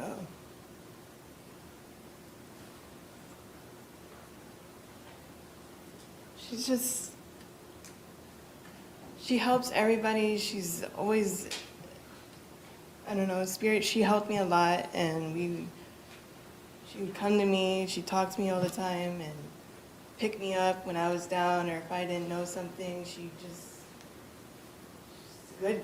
I don't know. She was a good person to me. Mistakes happen. She always helped. She always helped people. She was always helping everybody in the dorm. Even like her artwork, she did art. If anybody needed any help or needed anything, they'd come to her and she'd help them. And even if they, did wrong to her, she would still go back and help them and praise with them and pray over them and everything. It's just be walking out in the backyard, and she just would always try and talk to me, but I'm a quiet person and I don't trust a lot of people. So for me to open up and trust somebody, it's a lot. Did Sarah ever extend her legal knowledge to you, like help you out with that? Yes, and she helped me a lot with my my case, and I would help her with, with hers too. All right, I think we're back.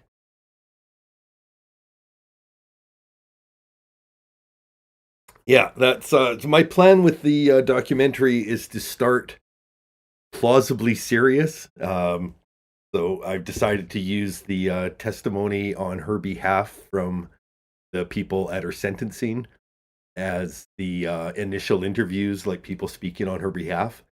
And then I'm going to speak to people who are progressively more opinionated about Sarah, and eventually get to the point where I'm either faking an interview with her, I'm maybe doing her voice and just my regular voice without changing it, just with attitude. That.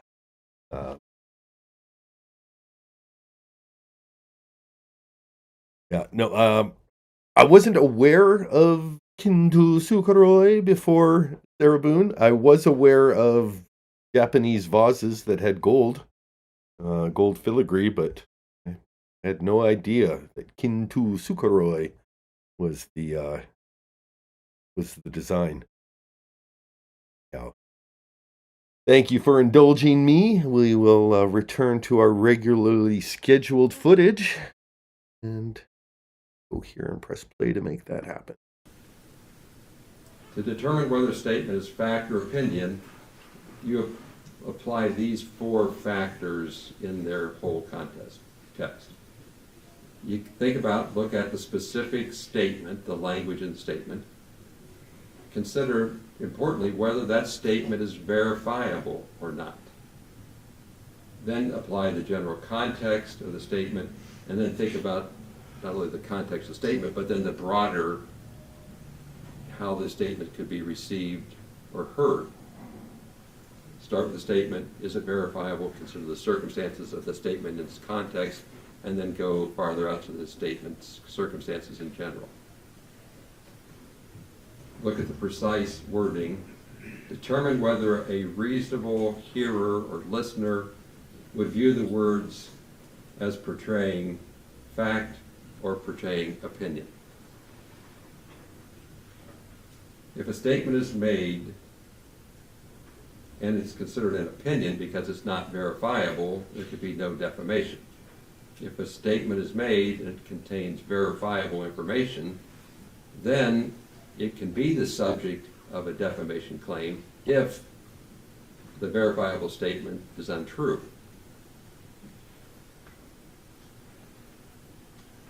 If you find that the statement was portrayed to the public as a fact, that the portrayal was false, it's a fact and it's false, plaintiffs have proven their case.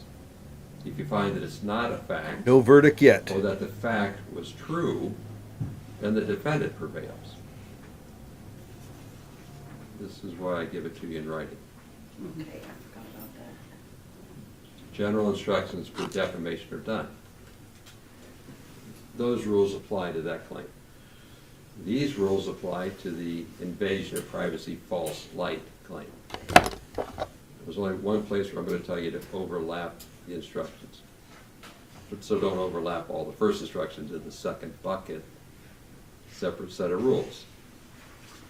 The person who invades the right of privacy of another person can be subject to liability and the harm that comes from invading that other person's right of privacy.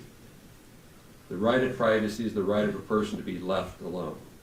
It's the right to be free from the unwarranted appropriation or the exploitation of a person's personality or their private affairs. I really hope the judge brings up that the public people don't have the same right to privacy as a private person would have. I mean, it's in the name. In such a manner as to outrage or cause mental suffering, some sort of shame or humiliation to the person.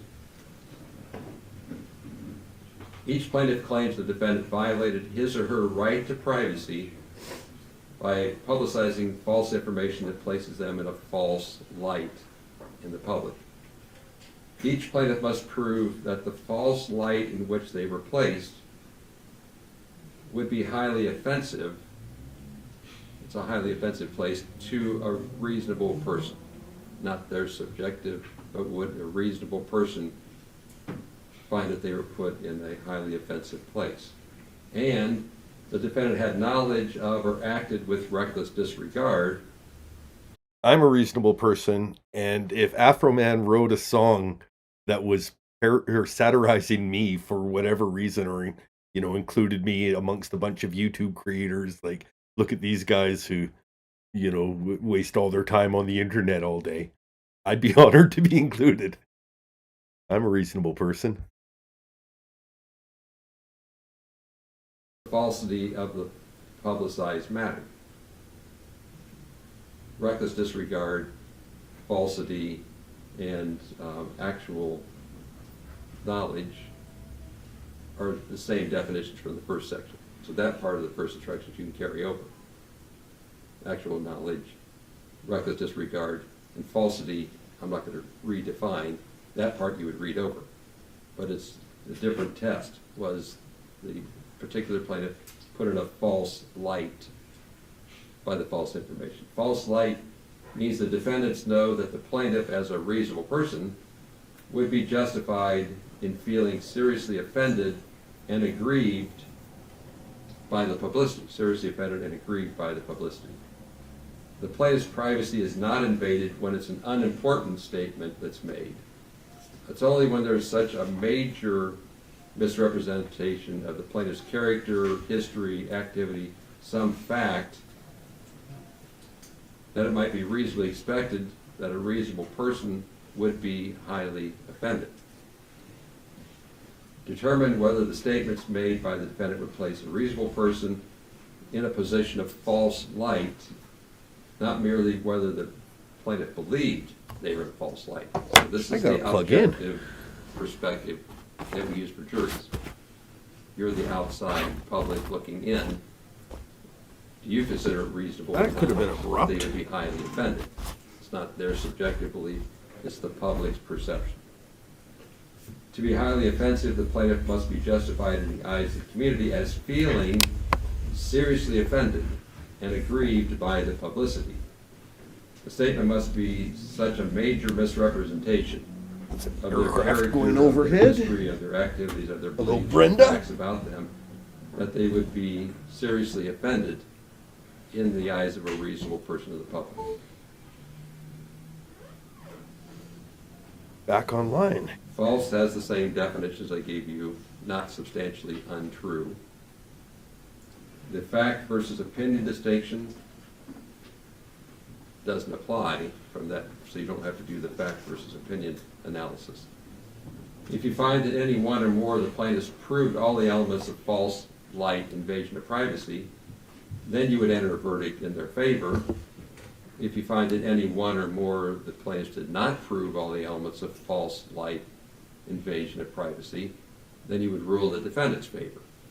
I'll say it again, there's 7 determinations on false light, there's 7 determinations on defamation, and you make them separately. Get an echo. Do I have both windows open? If you find for a plaintiff on either one I do. or Fuck. both Sorry. No, I don't. I'm screen sharing it. of their claims, then you go to the question of whether the defamation A little sleepy. I or worked the the invasion of graveyard shift privacy last night. caused damages. Into Always has to be a connection between the false statement 18 and hours the away. damage, or the false light offensive position they were put into, and the damages.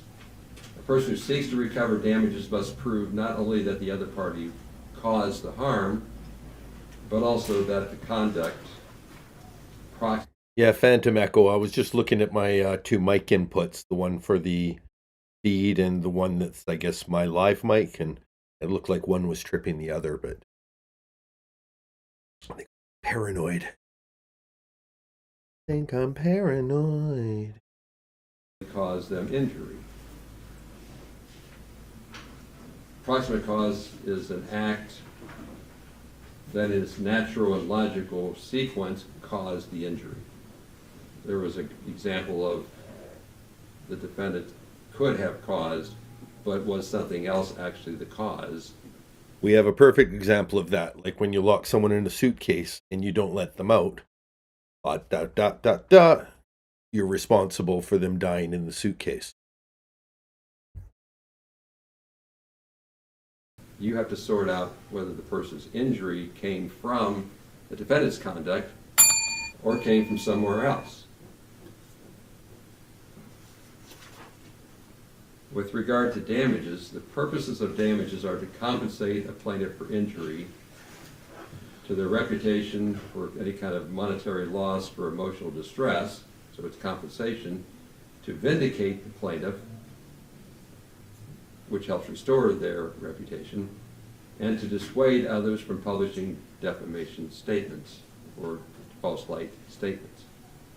If you find that any one or more of the plaintiffs' claims to be ruled in their favor, then you have to have the greater weight of the evidence, a preponderance of the evidence about the amount, not clear and convincing proof about damages, but in your deliberations, slightly more evidence in favor of the amount to award is the test, the burden of proof. Take into consideration all the facts and circumstances and evidence, decide what amount of compensation should be awarded to each particular defendant, or plaintiff. These are the kind of types or examples for which you can award money. Harm to their reputation, including exposure to public hatred, public contempt, ridicule, or public scorn, and or loss of professional income and or out-of-pocket expenses, and or physical, mental anguish, pain, and suffering, loss of society, companionship, and friendship. Those are all eligible factors or categories by which to compare or measure damages. It could be that the award of damages is not easily determinable and you can't put an amount on it. You can still order what's called nominal, or I'm going to use the word token damages. So if you find in favor of the plaintiff, then you have essentially the opportunity to go from one to wherever. So this is the scenario of giving, like, you know, $4.20 per person. They fine, you know, he probably went a little overboard, but there's still no real damages. So we're gonna make him give each of you a blunt, and that's it. That's that. That's what's what and how many. I don't like that as a judgment either, but this is, I think the judge is trying to set up a bare victory for the plaintiffs here. Nominal or token to be the 1 or 10 or some low amount as a statement that they prevailed and entitled to damages, but you're not bound by anything more than Still one nothing. in your deliberations. But if you find for a plaintiff, then there has to be an award for damages, assuming there's a causal link between the defamation or the false light and injury or harm to reputation, emotions, etc. As a matter of law, the court determined previously that the claimed damage to the defendant's home was permitted under the circumstances of serving the search warrant. Therefore, you do not make a reduction for any damage that the defendant said happened to his home during the search warrant. The court previously found, as a matter of law, that that's expected or permitted as a result of serving the search warrant. So you don't subtract based upon whatever you think happened to his home. In your deliberations, a plaintiff cannot have double recovery. If you find defamation and invasion of false light privacy, you don't issue an award under each category. You can't award pain and suffering, say this, emotional distress once and then emotional distress twice. You would issue one order as long as there's either a claim for defamation or a claim for false light, invasion of privacy. Don't double up if a plaintiff prevails on both claims. Your verdict form doesn't really make that possible. You'll get there, we're getting close. Another concept that came up earlier was something called punitive damages. You are advised that punitive damages are not a part of the deliberations given to you right now. I haven't talked about punitive damages. Punitive damages are meant to be punishment damages for conduct. That's not a part of your deliberations. You're deliberating what we call compensatory injury-related damages. Which have to be provable injury. An award of punitive damages can only be given if there is a compensatory damage award. If a compensatory damage award is given, then you come back with a different set of instructions and you have arguably a second deliberation about punitive damage. You don't have to award it, but they aren't all lumped in. So don't. Yeah, he's really trying to prime the pump here. They're really mad. That's not where we are. If you find any plaintiff prevails on either claim and it caused injury, compensatory, actual repair damages, if you will, are what we're here for, not punishment. That's a second deliberation. The verdict forms. There's another way he could have said that is the compensatory damages are your first rule of order. And if they don't get compensatory damages, they don't get punitive damage. Not, oh, well, if you want to give punitive damages, you need to give the compensatory ones. But I know you want to punish them, so better give the compensatory, otherwise you're not going to get to that punitive discussion. Yeah, it's a little biased, a little leading the jury. Good grounds for an appeal, at least. Aren't that hard to understand once you know what you're doing. Each plaintiff has 3 pages. Page 1 is the claim for defamation. We, the jury, being duly impaneled, find in favor of, and then it says Sean Cooley or defendant, circle 1. So you have to circle whether the defendant prevailed on Sean Cooley's claim for defamation. Then there's signature lines. Regardless of that verdict, you go to the second claim. So the next form is, we, the jury, find in favor of Sean Cooley or defendant for the false light claim. The instructions at the bottom of each page say, now go to the next page. If you find for the plaintiff on either of the first two forms, then you go to form number 3, which is damages. Damages is one line, where you put a number in. You can take notes and you can split it out, you can do calculations, you can decide how you get to it, but there's one line. Welcome back, bedtime. So that would be for Sean We're approaching Cooley. the end. It says Sean Cooley on the first 3 pages. And then the next 3 pages say Justin Cooley, same 3 pages. So the first 2 pages find in favor of that plaintiff or the defendant, circle 1. Next one in favor of that plaintiff or defendant on the second claim, circle 1 of those options. And then you go to the damages form only if the plaintiff prevailed on one of the first 2. They're all numbered, they all have names on it, they should be easy to follow. You can tell me later.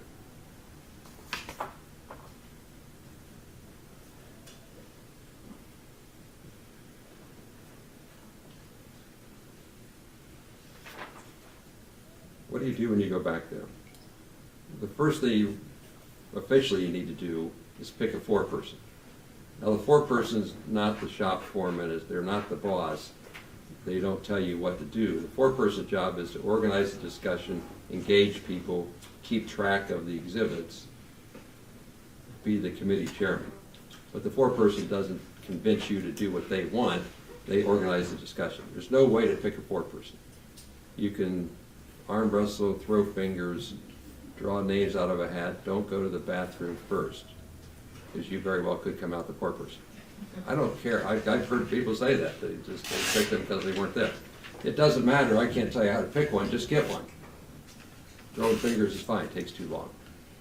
You probably already know who's willing to do it, or maybe you've talked to each other enough. Or you just say, sorry, you lose, you're it. But it's just organizing discussion. That's all it is. Just organize the discussion.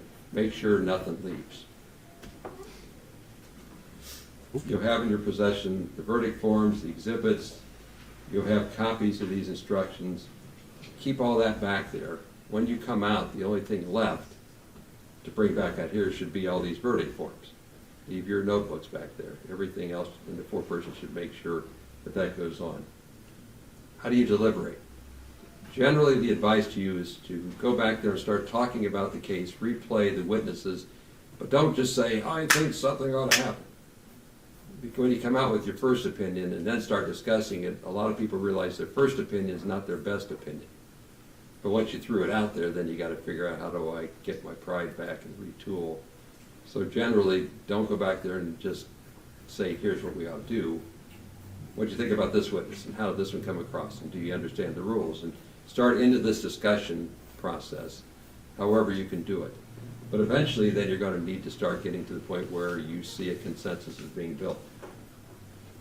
If you immediately express an opinion, changing is sometimes hard, so work together to build a consensus.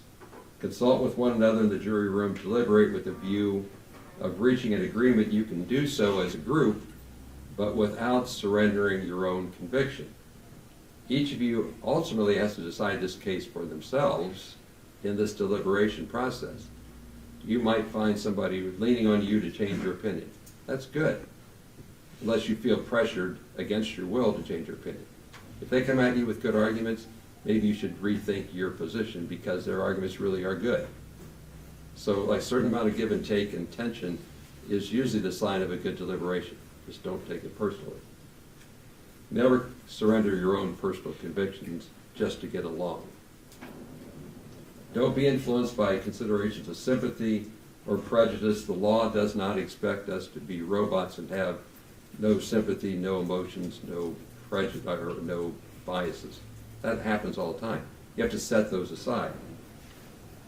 You're required to disregard them, to make your verdict carefully, to weigh the evidence, consider disputed questions of fact, apply the law to try to reach a verdict which the parties would be considering fair to both sides.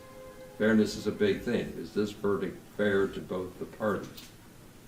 Consider all the evidence regardless of who brought it forward. Do so with intelligence, impartiality, without bias, without sympathy, without prejudice. During the deliberations, if you have questions, Oh, it's working. you're welcome to write them down, which then comes to me, which goes to the lawyers to get you an answer. Sound like a magic doorbell? Knock on the door. Okay. The bailiff's like within earshot. He doesn't have his cup up against the door. So like pound on the door enough to get his attention. He'll come back, get the question, give it to me. I'll huddle with the lawyers, get you an answer.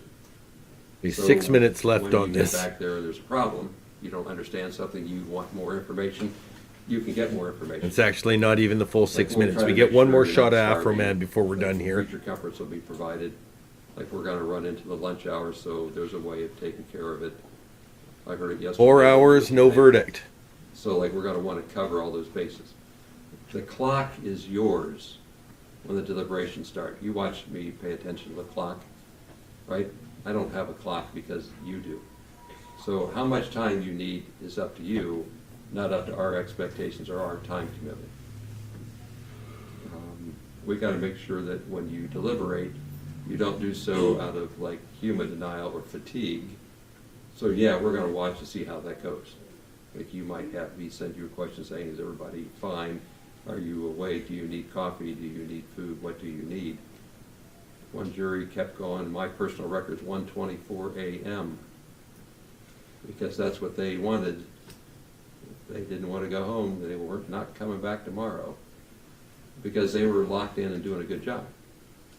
But it wasn't my clock, it was theirs.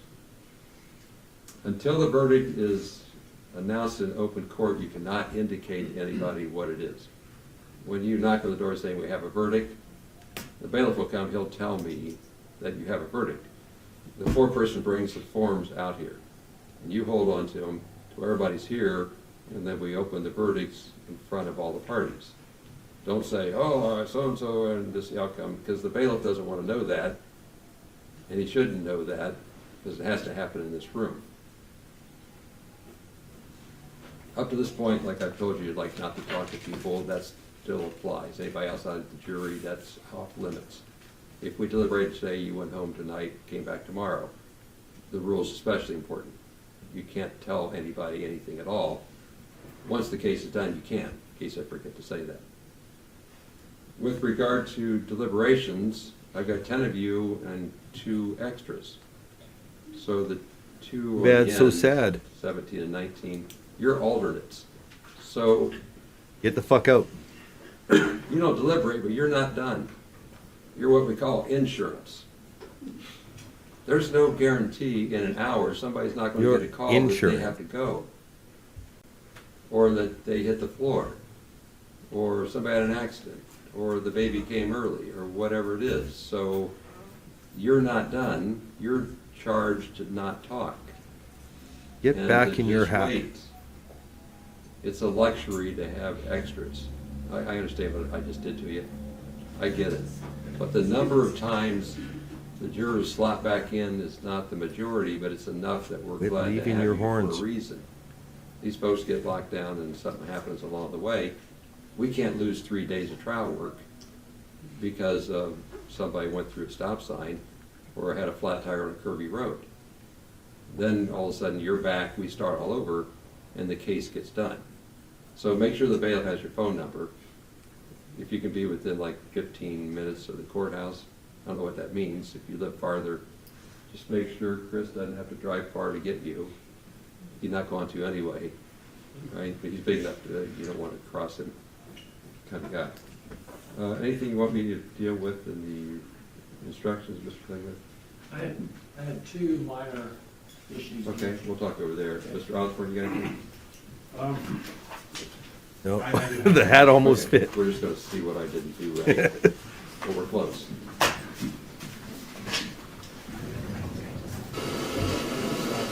Or it's gonna get loud. Seems like it's gonna get. Oh, no, that's just the white noise. Okay, so that's it. Another shot of Afroman.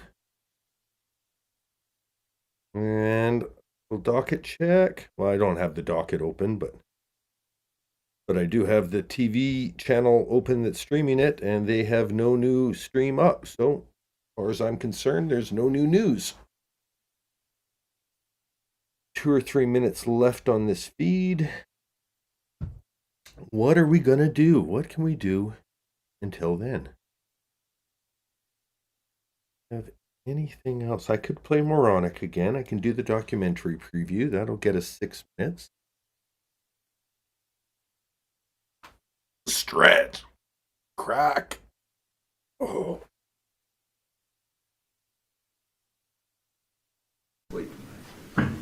The vote is 6 out of 8, not 8 out of 8.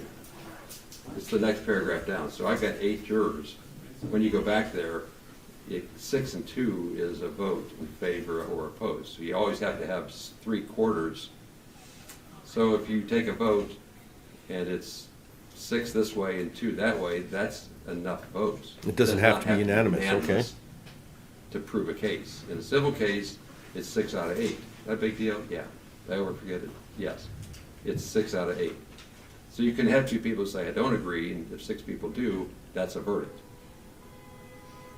And then the emphasis for the 2 alternates is not only not talking is important, but not talking to the media is important. So if you get hounded, it's anybody in the universe. Pictionary just reminded me, I used to really like an app called Draw Something.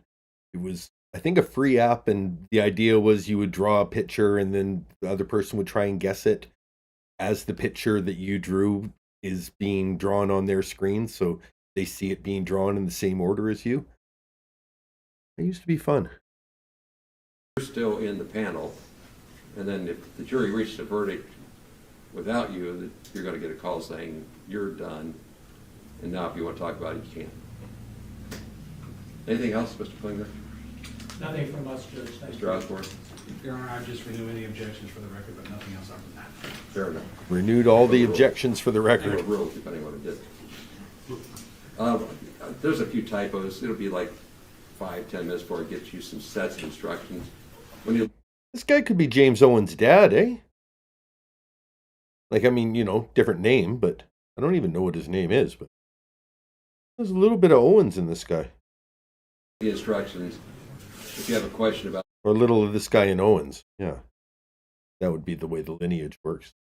something, read the whole paragraph, not just the one sentence. Like you always think, I want to know more about something. The answer might be 3 words, but read the whole paragraph to do it. So you start your deliberations. We'll get the exhibits back to you, cleaned up sets of instructions. And thank you for your attention so far. That was just the preamble to the instructions. These aren't the actual instructions. Like that Jack Black song tribute. You find out, 3/4 of the way through the song. This isn't actually the song. This is a song about the song. This is a beautiful tribute. All right. When's lunch? Yeah, are you taking our lunch order? Sure am. Lunch orders. Shirley, you get their phone numbers. Yes, I will.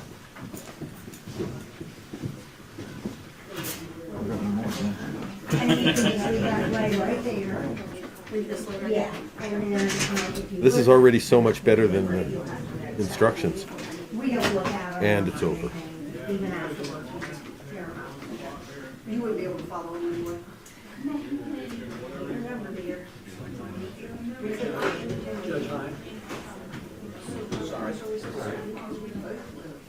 I think that's really the end.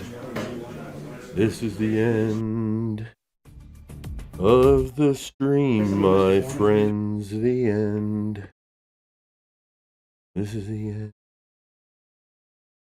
My wartime friend to the end. Okay, let's see if Pictionary will work. That's a black screen. Black screen should work. Okay, so let's see what I can draw. And keep in mind, I'm drawing just with a touchpad here. I don't even have mouse control, so forgive my stick stylings. Open that. We'll start. Guess it in the chat once you think you know it.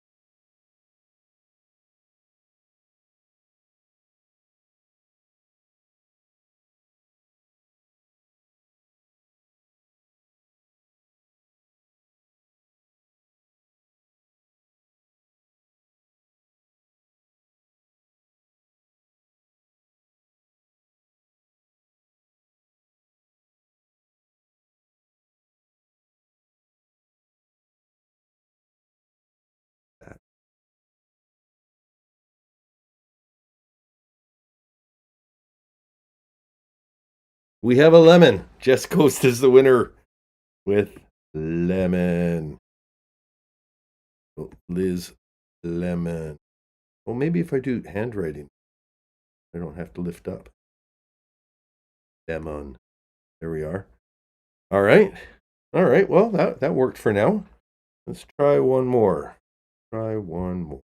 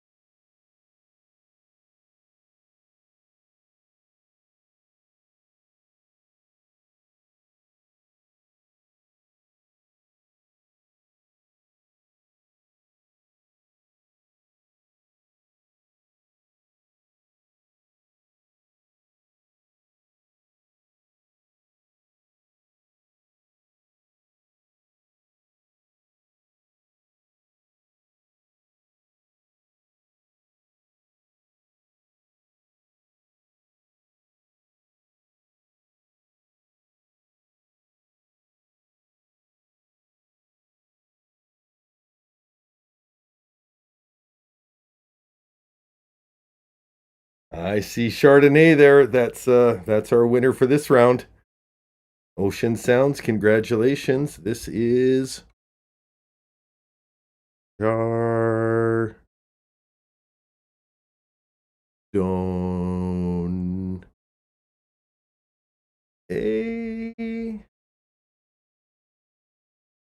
Chardonnay. All right. This feels self-indulgent. I don't know how much longer I can keep doing this. Let's take a quick look at the docket. 3 is the magical number, so we'll do it in 3. Let's see what third thing I can come up with. Oh, maybe this. Yeah, okay. Okay, I think I have a third item. Have a third. Congratulations to Jess Coast and Ocean Sounds. This may be the final item here.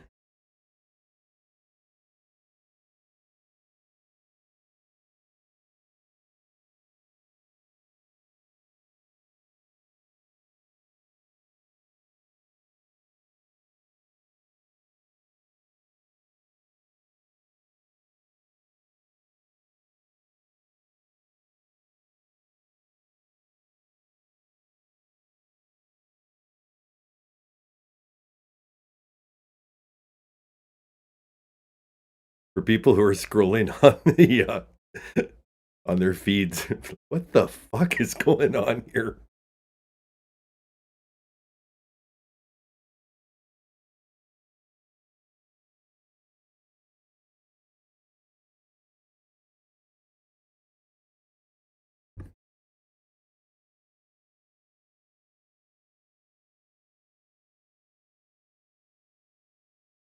Hmm.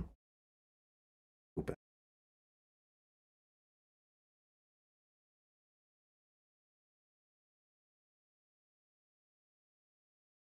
Well, we're getting close.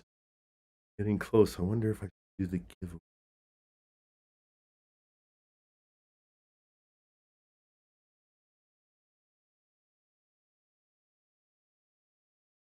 Don't know what's really going on the top, so kind of ignore that. This might be the big giveaway, though.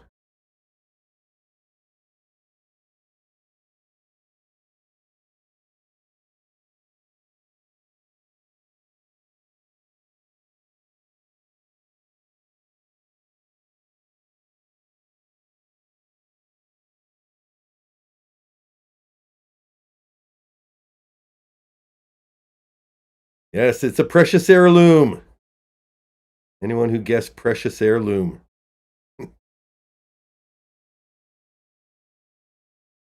What we're working with here. This is a precious heirloom that is worth fucking over your entire life. Try and get a little something. Drive your Kia into the sea if you're let out to drive.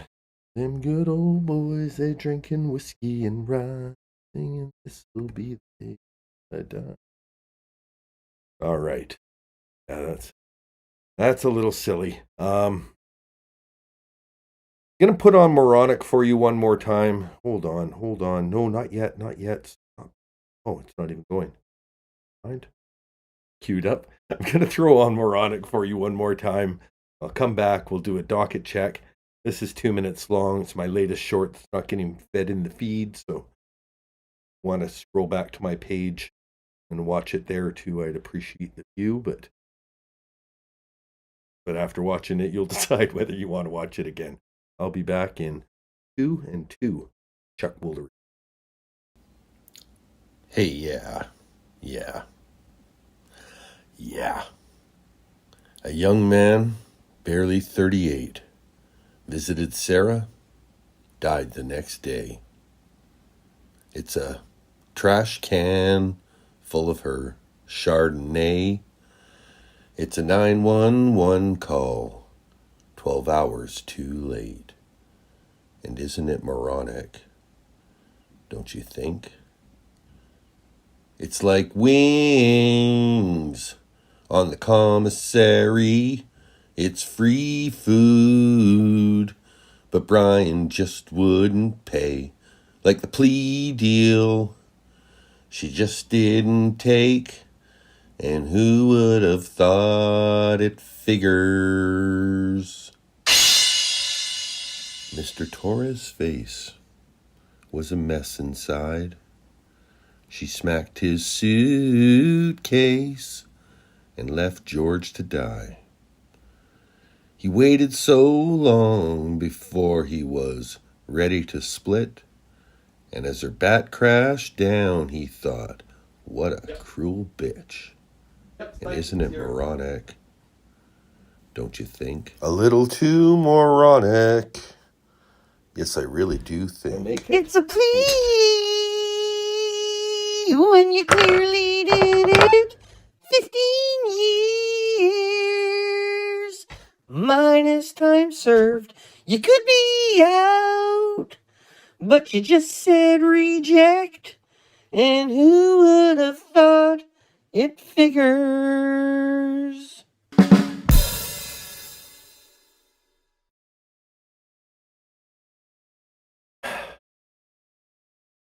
All right. Well, I felt like I just ran laps there.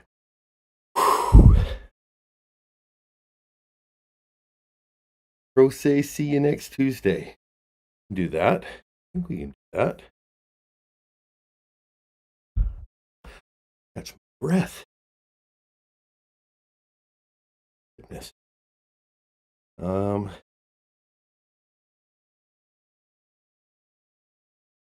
Yeah, once you know what's coming, now you can properly enjoy it, right? Ocean sounds.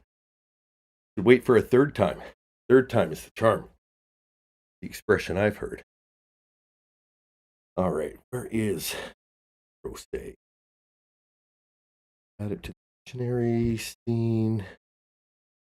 Go black.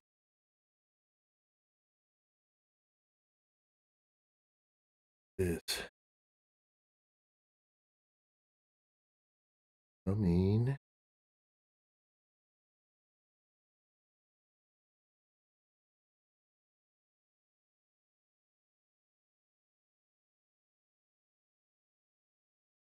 Go. Now it's not a black screen for anyone surfing in.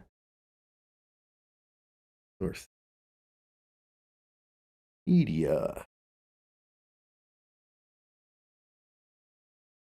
Free. How's it?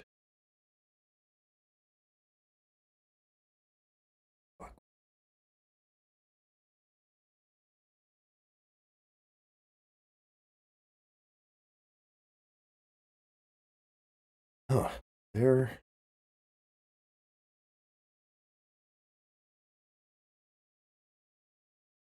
Almost back.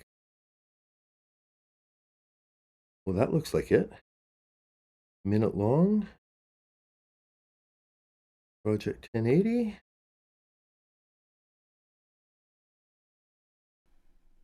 Here's a story That's it. of a crazy lady who That is dated a man that worked for Ace. Her forgiveness gold is like no other. She locked him in a case. It's a story of a zany lady who fired every lawyer she had known.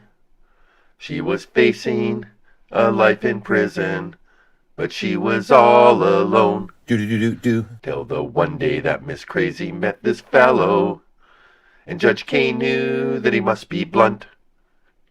Judge Greyrock, he wasn't playing, and that's the way she became the pro se. The pro se. The pro se. That's the way she became the pro se. This show was recorded in front of a fine and dandy studio audience.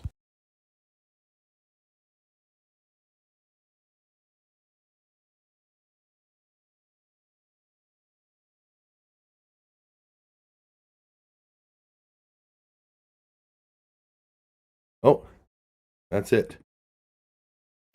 I'm back. Okay, running out of things to do. We'll go full screen there. We'll take another look at the WCPO. You know what? I think we're running out of time. I think I might have to throw it over to Jess Coast. Might be that way, might be this way, one or the other. I'm going to throw it to Jess Coast. I know she's got something she's been working on while we've been talking. Got all the connections. Talking to Julian soon, my God. So if you haven't subscribed to Jess Coast, check her out. I'm sure that there'll be a verdict soonish. I can't imagine this is going to be a multi-day verdict when the trial was only 3 days, but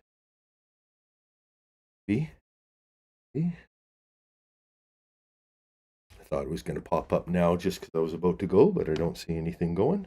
Yeah, is there anything else I want to promote? I'm going to say watch tomorrow when I cover the trial, but probably not. Maybe if nothing's happened by the morning, we'll do a little docket watch. Maybe I'll organize a few videos, some time killers. Think of a few things that I can draw with one finger. Yes, from the East Coast to the Jess Coast, from the West Coast to the West Coast.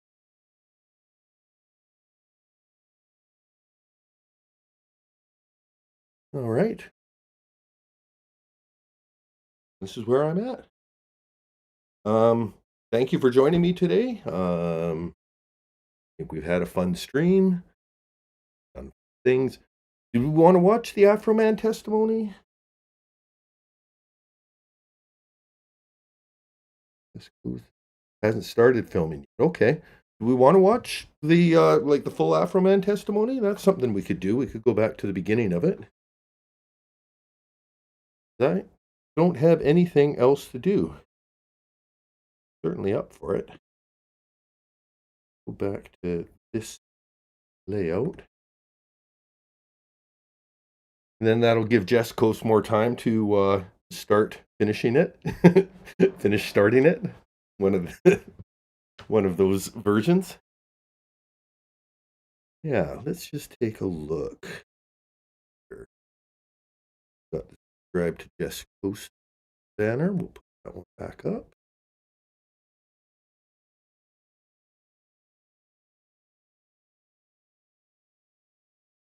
Days. Got the screen capture going, so if that's the case, in switch to this screen. And this day 2. Yeah, fuck it. The show goes on. How loud is that? It seems loud. They're much louder on this. Oh, well, that's just the white noise, too. Fuck me, it's the white noise again. You're getting the noise gate again. Fuck you. It's too loud for my listeners.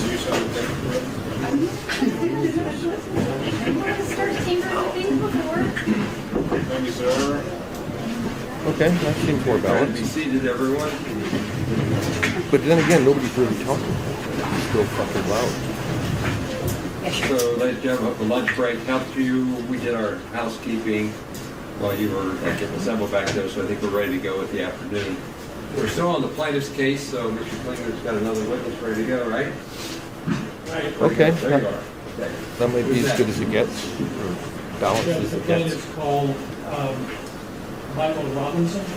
Your Honor, for the record, the defense would renew its objection. Well, there's a lot of to background motion sound, though, eh? File stamped March 16th. That was certified that day. Thank you for filing the motion of limiting. Notice rule the objection, and then that preserves your issue. Very good. Go ahead. Do you solemnly swear the testimony you're about to give shall be the truth, the whole truth, and nothing but the truth? As this, you shall answer under God. I do. Who is this?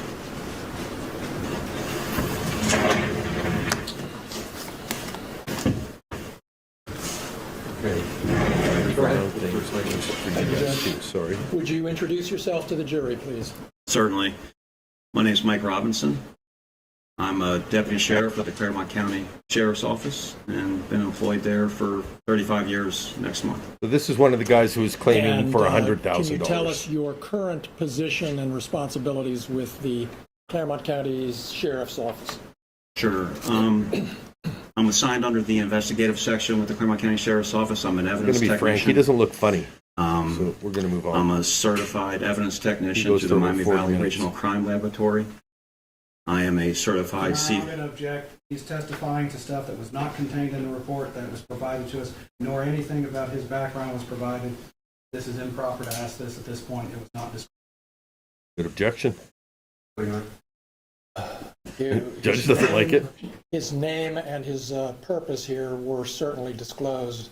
I'm simply giving background information so the jury knows who's talking to them. He can certainly be cross-examined by Mr. Osborne if Mr. Osborne finds anything that he wants to question him about, but They're written here. there is. It was. It was provided upon request. It's in my motion and limited email response to it and everything, noting the dates and times. There is no CB attached to it. He is asking stuff that would paint this gentleman as an expert. Expert requires at least 28 days notice prior to trial. We never disclose 28 days. Look at all the snacks the purple guy has out on his... That's like the medical snack table that Sarah wanted to sit at. Probably got Dr. Pepper in the cola cup. It's got some wings all over the table. Little box of wet naps. And he's wearing a purple shirt for domestic violence. This is Sarah's dream gallery participant. So it does not meet that. Asking him his training and everything, which we were not disclosed of, puts us at a disadvantage because we had no ability to research. We would object to that or paint him as an expert when it has not been followed per the rule. Given He's his going to be testifying testimony. as a fact witness, Judge, as to the investigation he conducted into the alleged missing cash in this case. The amended witness list is March 11. I don't remember the date of the first one. So as a fact witness, that's how I took it also. So qualification. Rule it. Thank you, Judge. Yeah. All right. Continue, Skipping the please. testimony, And but I'm your- keeping your those title is objections if I detective. see Is that them. how we Let's go to the should end of his refer to you, or- testimony, see what That's finish on. Detective Robinson, Just we're gonna saved you 30 minutes of pull your up this lives. report one more time, and let me ask you just a couple questions about it. Clarify what happened here. Oh, there was probably a cross then. What Never exhibit mind, is we this, want the Natalie? cross. 31? Yes. Looking at Exhibit 31 again, the last page of your report, Detective. Sure don't give this lawyer much screen time. Yeah, there he is. Okay. Get him on his cross.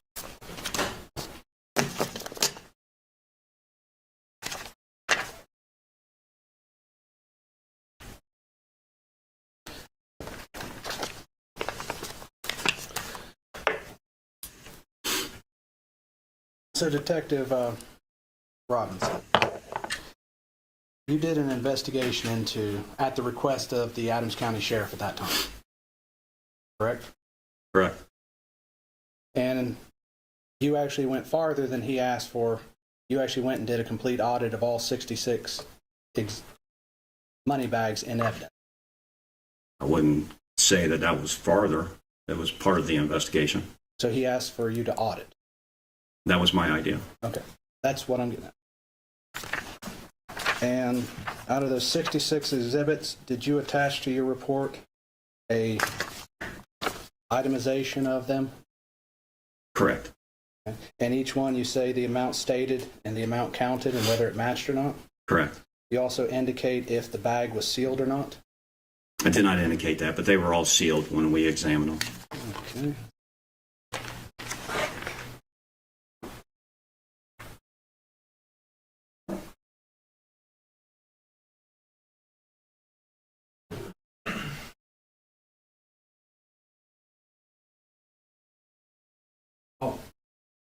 Take off the lens cap.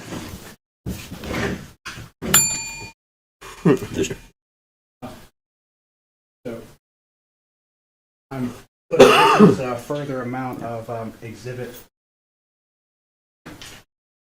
31 of the plaintiff. And so this would be the spreadsheet that you attached to your report? Yeah, and actually, yeah, that's correct. And it awfully states that there were some found what we indicated to be open. And that would be unsealed? Yes. Total gamesmanship, by the way. When I'm staring over here, I can't see anything but the wall, but I know on TV it makes it look like I'm looking at. It says open on here, it means unsealed. That's what we put in there, yeah.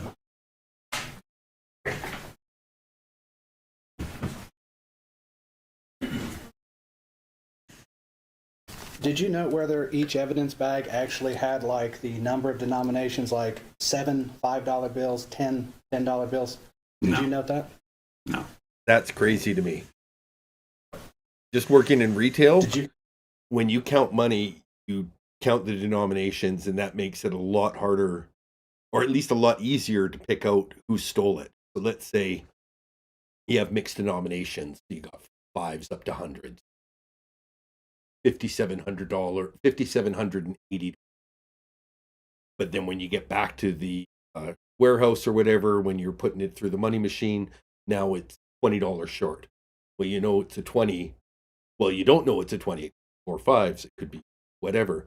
If you've inventoried the money, you know which bill is missing. Makes it a lot easier to isolate that bill in somebody's, say, wallet, or if they happen to be holding it.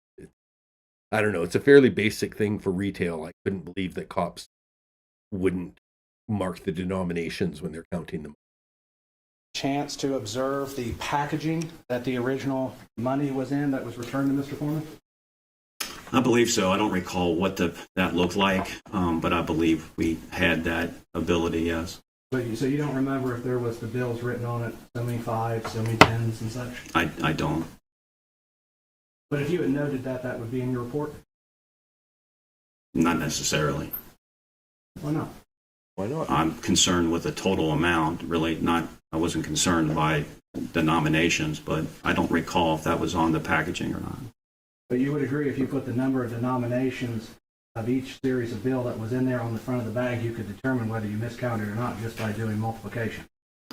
I'm not sure. Perhaps, maybe. 100% you could. So if you ended up counting, a 20 amongst the hundreds, you would notice the difference. You're up 120 and down 100. Oh, okay. Maybe we had one of them mixed in with these. But one's just gone. On. And if you're not counting what's gone, you're just, oh, maybe we made a mistake. Maybe we didn't. There's no way to check it. And this guy's full of shit. You're not sure you can do multiplication, or you're not sure that you can count up? Well, again, I don't know if those denominations were listed on the bag or not. I just know what the video clearly shows me. So you're in time. So let's ask that question. There was 8 hours of body cam footage. How much body cam footage did you watch? I watched all of the body cam footage, but focused my attention on the money count. You watched all 8 hours. I watched, well, I didn't count how long it was, but I reviewed I had the entire body cam footage. I reviewed the body cam footage, but I focused my attention on the money count. Now, if it was 8 hours, I couldn't say. So, but you never put in your report anything about the money being left unattended or anything like that you saw in the body cam? It wasn't my concern if the money was left unattended because, again, after reviewing the body cam footage and the count, and it was listed as $4,390. That's what was listed on the bag when the homeowner came to collect his money, and I believe to be $4,000 in that bag, and $4,000 was returned. Okay.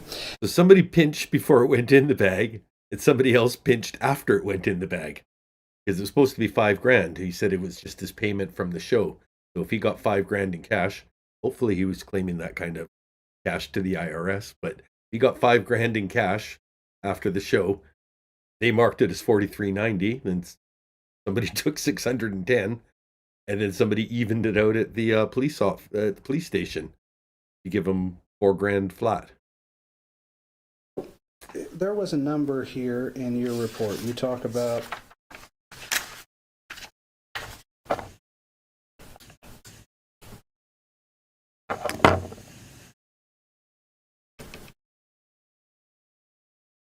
Do you recall what the total amount that was listed on the bag one was? You said it was how much? I don't know if it was listed on the bag or not. I know that he was writing down in the body cam footage on a piece of paper, and I couldn't tell what the number was, but I could hear what he was writing because he was saying it as he was writing it, $4,390. So he wrote $4,390 on a piece of paper with the bills. Yes. And that was put in an evidence bag. And again, crazy. You think they would have like some sort of like little form that just has, all the denominations listed, and it's a prop like an evidence tag. Got to have more stringent ways of seizing money, like rife for corruption. If, to my recollection, yes. And so your investigation, it's off by $390. On that money count. On On the the money first count. Item 1, yeah. And then the second count is off by how much? It was written as $641 or listed as $641, and I believe the money that was returned was $631 when they counted it. So $10. Okay. Okay. But you can't determine today what happened. That $10, no, sir, I can't. But you do make an allegation in your report what happened to it, correct? I indicated in my report that confirming the miscount of monies of $390, it would not be so far to believe that it was a miscount of that money. But again, I couldn't come to any conclusion of what happened to that $10.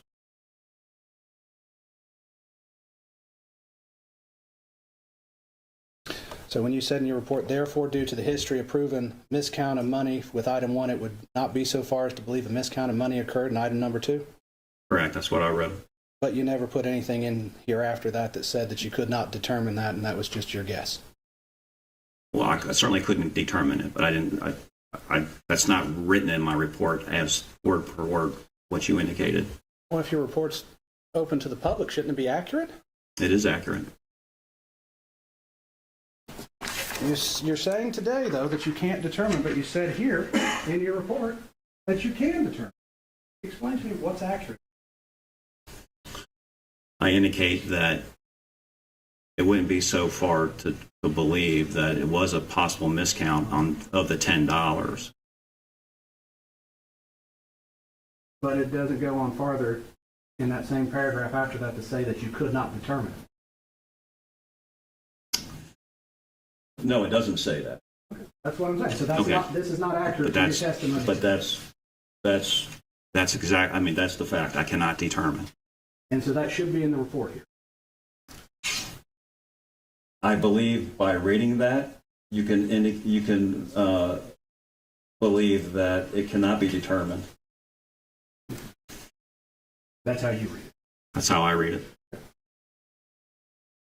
And you went and interviewed Mr. Foreman, correct? I didn't interview Mr. Foreman. Who did you interview in relation to this? I didn't interview anybody in this situation. Not even Dee Russo, the evidence technician? Yeah, she was with us when we did the audit. Mm-hmm. So you interviewed her? It wasn't an interview. Well, what was it then? Just indicating of what, providing what we needed as far as the audit concerned and the money count. And she was with us when the money was being counted. So not to be mean to Dee, but so she was what, just fetching and carrying the evidence for you? Well, she's in charge of the evidence property room. And that's how we made contact with her. But you didn't sit there and ask her what she saw when she counted the money when it was returned to Mr. Foreman? I didn't ask her that, no. I'd like you to look at the second to last paragraph. I submitted a subpoena for the raw footage from Channel 19. Why would you submit for the footage of a news agency when you could have interviewed one of the people standing in the room there because she was with you the whole time as the evidence technician? Well, I thought the raw footage may involve some assistance in while counting money. So that footage was in reference to the money being counted or returned to the homeowner. So that footage is more important than a witness who stood there, who had power over it, whose duty was the responsibility to watch that? I think video and audio are just as important. This is in this case where it's clear for item number one with the miscount of the 390. But your audit showed a discrepancy of over 10% of all of the money and evidence, correct? I think it was 66 items and 7 discrepancies, largest one being $5. So whatever that percentage is. Roughly about 10. Roughly. And each one of those was only off by less than $10 either way, correct? Yes, less than $10. $5 and less, yes. Okay. So even by your own audit, the second count, which is off by $10, is actually even an anomaly compared to the other 10% that was miscounted. I'm not sure what you mean by anomaly, or are you saying it's unusual? Or No. Yeah, it's weird that you're going to miscount and only be off by $10, and another time you're off by $630. Maybe. It's unusual. So let's go back to your testimony.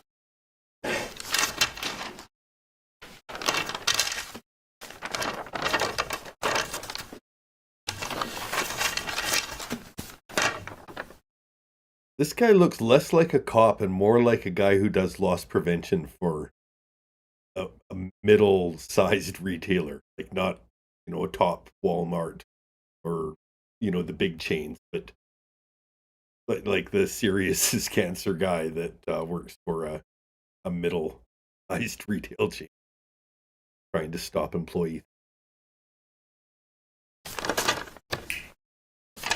Okay, so you testified during your audit. You had 3 that indicated less, with the most being indicated missing $5 as a miscount, correct? that is correct. You then found 4 that had more money than listed, with a highest being $2.40, correct? Correct. So $10 is more than you found in the 10% audit, correct? Yes.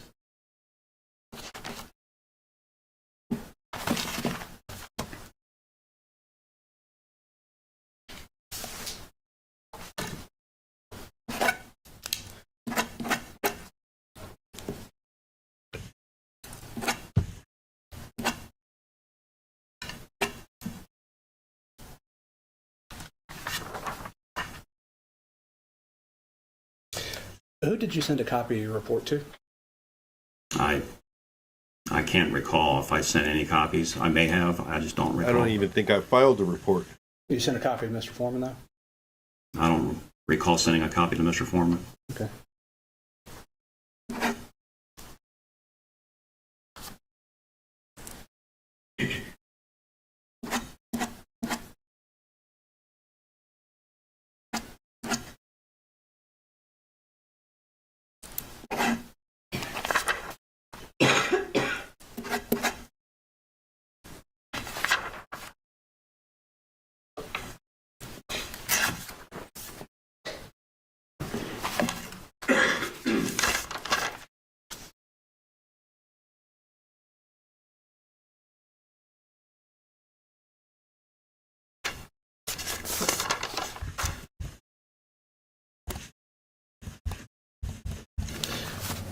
Did you look at the return on the search warrant? I did not. But as far as you know, it would have an incorrect amount of money on it due to the miscount? The search warrant return should have $4,390 as one count and $641 as the other count. Which adds up to over $5,000? Yes. So, okay. If I may have a second.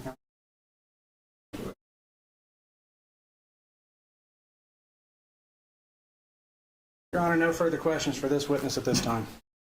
Redirect.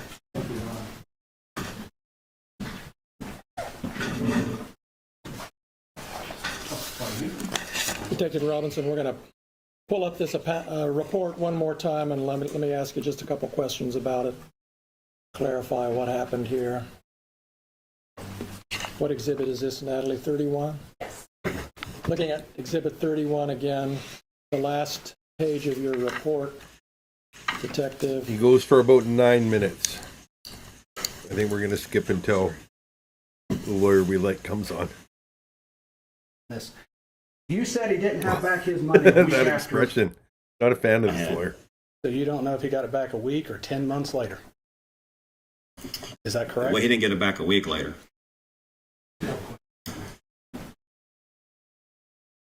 So, Detective Robinson, you found the news article of interest? Is that correct? Yes. More interest in interviewing anybody who was there, Brian Newland, Mr. Foreman, or anything? I didn't find it necessary to interview them. So this news article, though, would have occurred before Mr. Foreman got back his money, correct? All I recall and what I documented is that it was a week after the search warrant execution. Do you even know when he got back his money? Not at the top of my head. So you don't know if he got it back a week or 10 months later? Is that correct? Well, he didn't get it back a week later. So I know he that didn't get statement, back. he I did not can't have his recite money, to you. correct? I'm sorry. When he made that statement to the news, he did not have his money back, correct? I don't know that for sure, but Mr. I don't believe Robinson, he did. How about, it's easy to step on. Go ahead. Mr. Robinson, let's cut the crap on this. Let's cut You the said he crap. didn't have back his money a week after the raid, right? I don't know when he got the money back. I don't recall the date. I'm assuming that it was a week after the search warrant execution that he Almost did not looks have like his he's money dodging returned. the poop So now. when he made that statement, you would assume he did not know or have his money back from the police department at that time. Are you saying he didn't know the amount of money, or I'm asking you, based on what you just testified to, did he have back his money a week after the raid? no? I don't believe he did.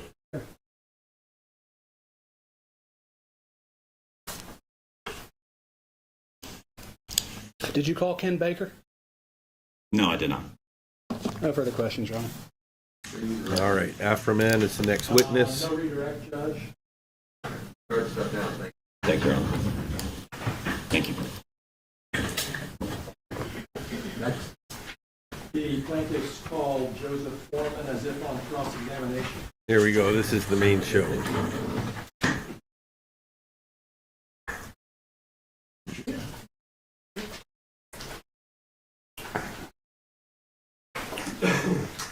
He's watching bits of this testimony last night that made me want to live stream the trial this morning. Do you solemnly swear the testimony you're about to give shall be the truth, the whole truth, and nothing but the truth? As this, you shall answer unto God. Yes. Thank you, sir. And have a seat. Go ahead, Mr. Franklin. Thank you, Your Honor. For the record, would you give us your name, please? My name is Joseph Edgar Foreman. You are known under the stage name as Afroman, is that correct? Yes, sir. And you create music videos and do performances, is Yes, that sir. right? How many states of the United States have you performed in, do you think? All of them. All 50. Yes, sir. And how many countries have you performed in? I don't remember, but not all of them. But I've been to a few. Been How many around the live world, performances yeah. Did you do Oh, last you player year? haters. Roughly? I don't know. Possibly 250. I don't know, but I don't know. It's a lot of days, but I don't know exactly. And you have a residence here in Adams County, correct? Yes, sir.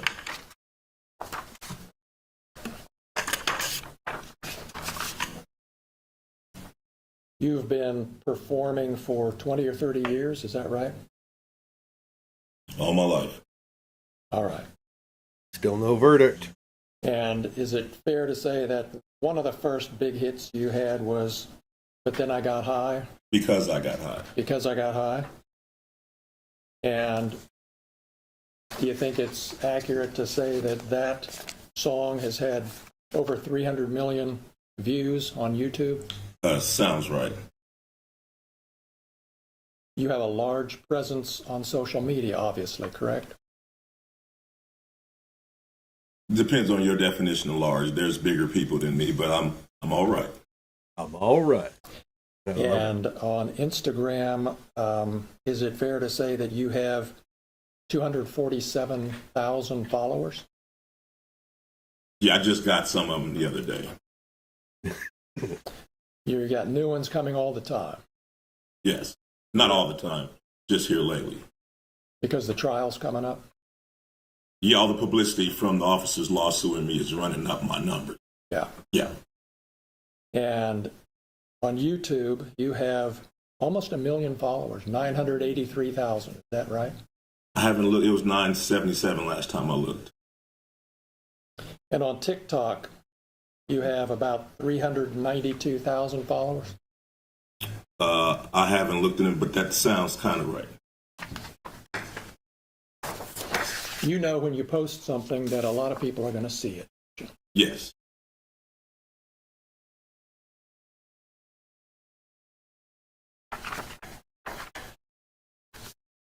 When this search happened back in August of 2022, Mr. Foreman, you weren't at home? No. You were driving home from Chicago? Yes.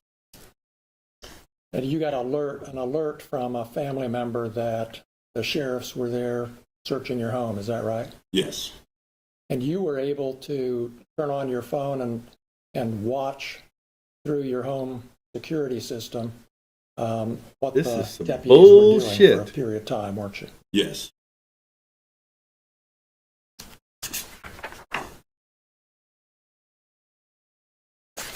And is it fair to say you were angry and upset about this search? I wasn't happy.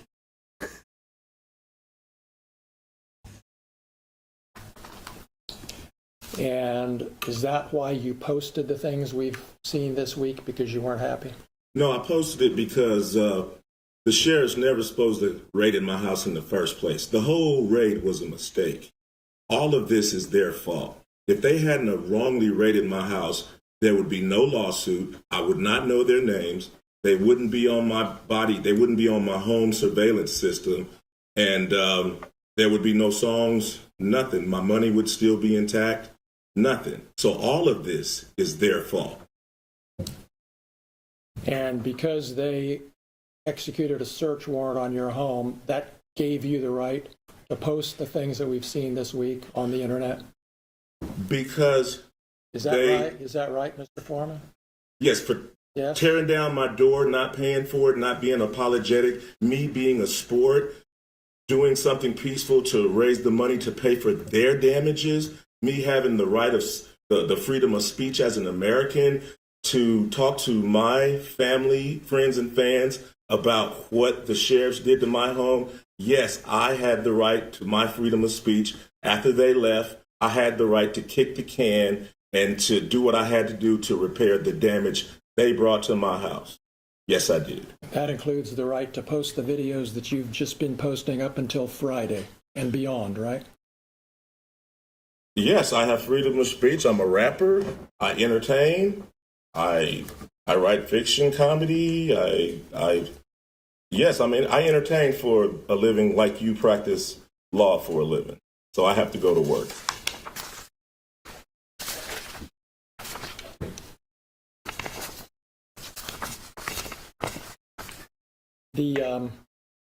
The deputies left a warrant return at your house, didn't they? I think they left something with my ex-wife.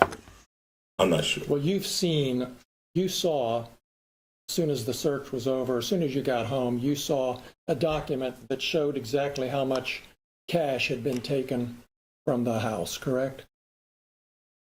I know I got paid $5,000 for the show that suit was in. I forgot that money was in that suit.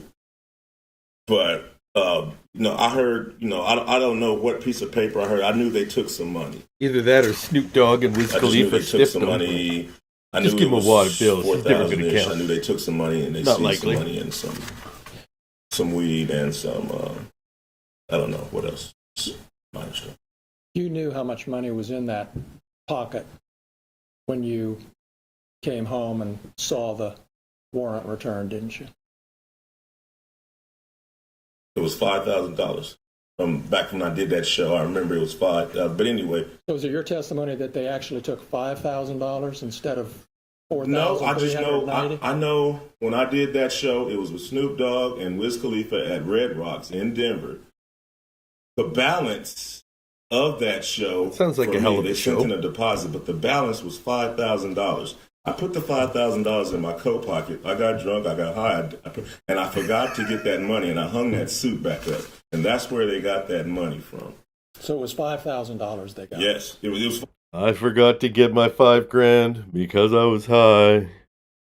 $5,000 that was in my suit when I got paid in Red Rocks. Now, after all of this stuff, whatever, it's I don't really know the complete number. It's 46, it's 430, the number bounces up and down. But all I know is I got paid $5,000 at the Red Rocks with Snoop Dogg and Wiz Khalifa when I played the Red Rocks in Denver. And you got $4,000 returned, right? I don't know the exact amount. Well, you were there with the news when you got it. Right, and the lady at the sheriff's station admitted that the sheriff was short. You can go watch the 19 News. You knew when you saw the warrant returned, didn't you, that the amount that they were saying was taken was actually more money than was in that suit pocket.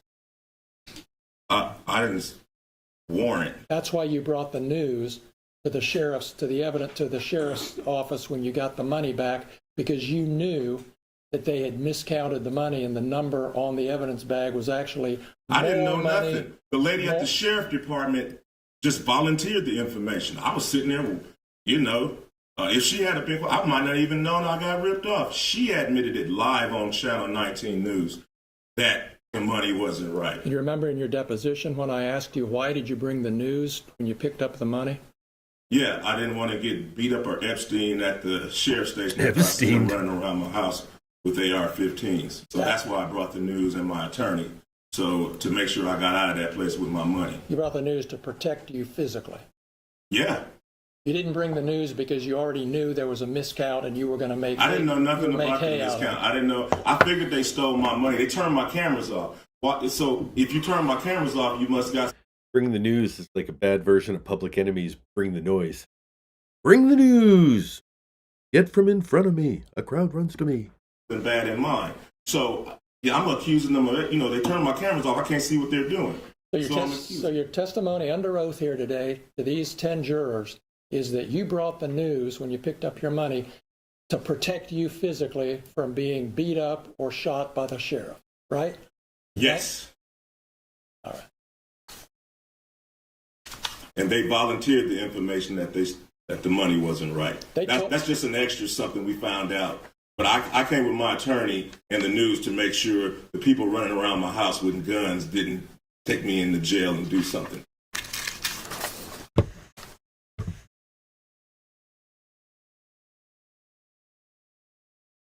You had a safe in your home, correct? 2 of them. 2 safes. Did the sheriffs look into those safes, to your knowledge? Yes, they did. Deputies? Yes. And how did they get the combination? I gave it to my ex-wife so the sheriffs wouldn't pull my safe out the floor, take it to the station and put something in it and try to say that whatever they put in my safe was mine. 5 hours. So I went ahead and gave my ex-wife, who I didn't want to give my combination to, it was just safer. I went ahead and gave her my combination so they could open up the safe and realize that they just vandalized somebody that don't even have nothing in the safe. And do you know what was in those safes? It was absolutely nothing in the safes. Don't you keep jewelry in those safes? No, Didn't because... you tell me that in your deposition, that you keep jewelry in those safes? I do. Was anything missing from the safes when you got home after the search? I didn't put nothing in the safes. Was anything missing from the safes when you got home? Nothing was in them, so nothing was missing from the safe.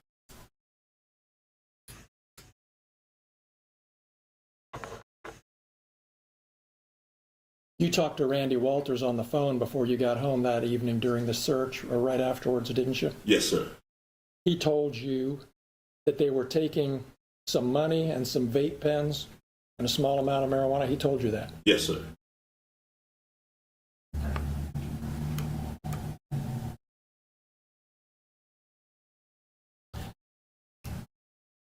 You knew, didn't you, Mr. Foreman, that there had been an investigation by the Claremont County Sheriff's Office into the discrepancy about the cash that was missing from your home, correct? You knew there was an investigation. Yeah, I knew the sheriffs was investigating themselves. Oh, that's how you saw it? Yes, sir. Okay. Yes, and sir. did you ever ask for a report so you could see how bad this investigation of themselves really was? Yes, I was trying to get involved any way I can. The investigation was going on without any of my participation. Did you ask for a copy of the report? I did. I asked for everything. I was trying to be involved. I didn't. So you've seen the report? No, I have not. Okay. I just saw it a few minutes ago. Well, you had an attorney when you got the cash returned, correct? At the station? Yes. I had attorney. Yeah, my attorney was present. Did your attorney ask for a copy of this report? It wasn't in it. When I got my cash back from the station, it wasn't an investigation until we realized money was missing. Well, did you contact your attorney and say, hey, get me a copy of that report? Your Honor, I'm going to object. Well, Mr. Klingler wants to talk about his client's attorney-client privilege and maybe waive it. Mr. Foreman does have attorney-client privilege with his attorney at that time. And we are going to assert that privilege because it's a privilege he has of right. So far, he hasn't asked for privilege. So I appreciate the sensitivity. Overrule the objection. Thank you, Judge. Your testimony is you never saw a copy of Detective Robinson's report until today.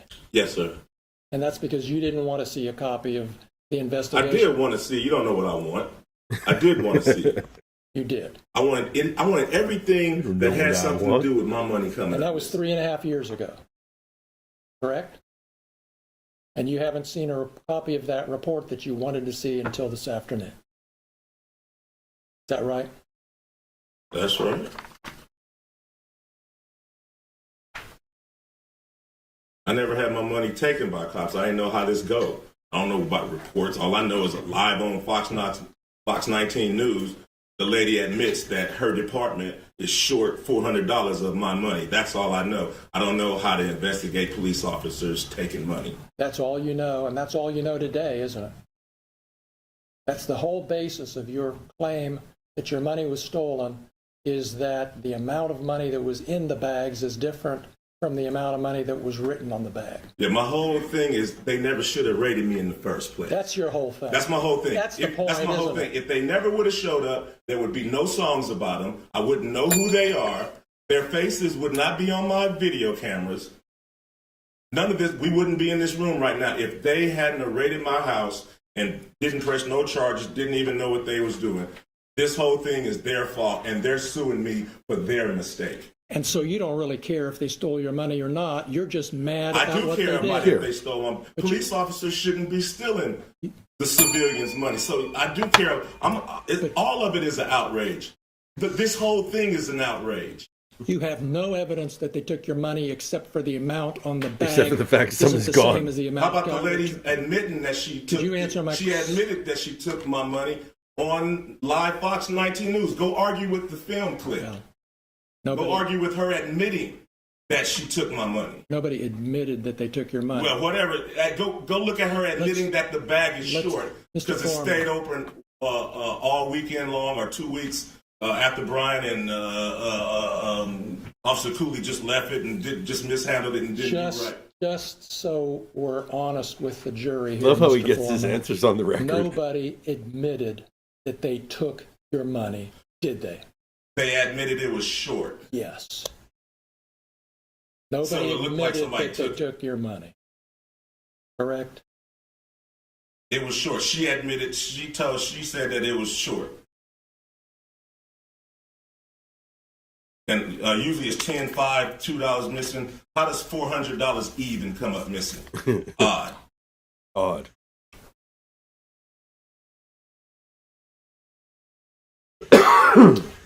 You posted videos about Brian Newland doing hard drugs and snitching on his friend, and you posted those based on rumors, didn't you?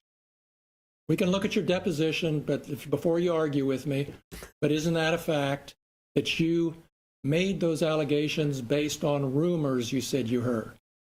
It's a fact. William Newland is a convicted pedophile, and Brian Newland is his brother. After I zeroed in on Brian, I asked about him. Come to find out, he's a large statutory rapist that has sex with all kind of underage girls. He buys them beers and gets them drunk and all kind. That's probably the reason he had to leave the Adams County Sheriff Department, because he beats up his wife and he messed with underage girls, and he had to get out of town and go get a job. And all right, I do. Please ask another one.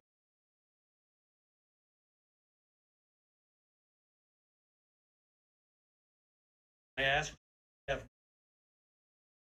Oh, I think I figured out how to freeze my camera.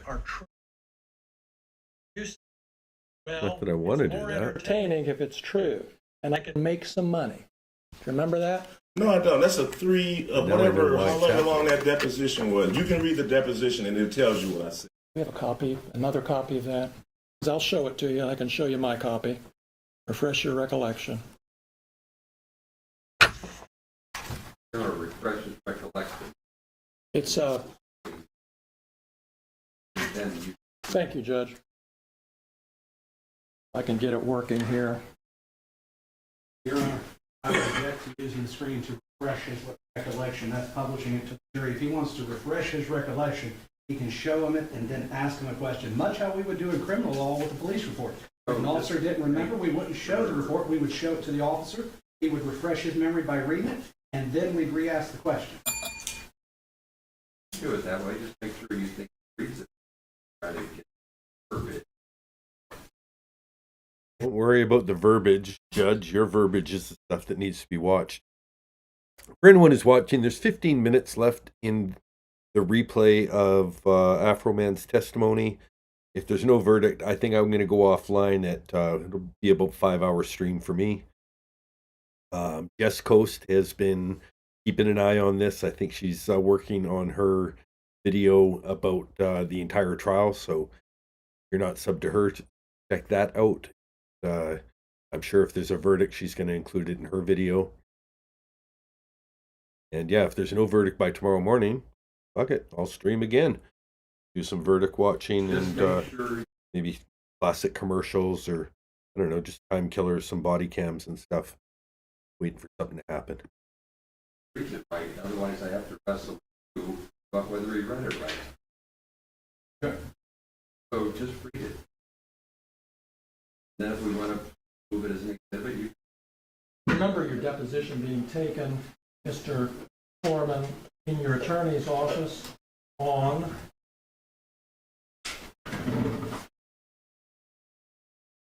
September 3rd, 2024.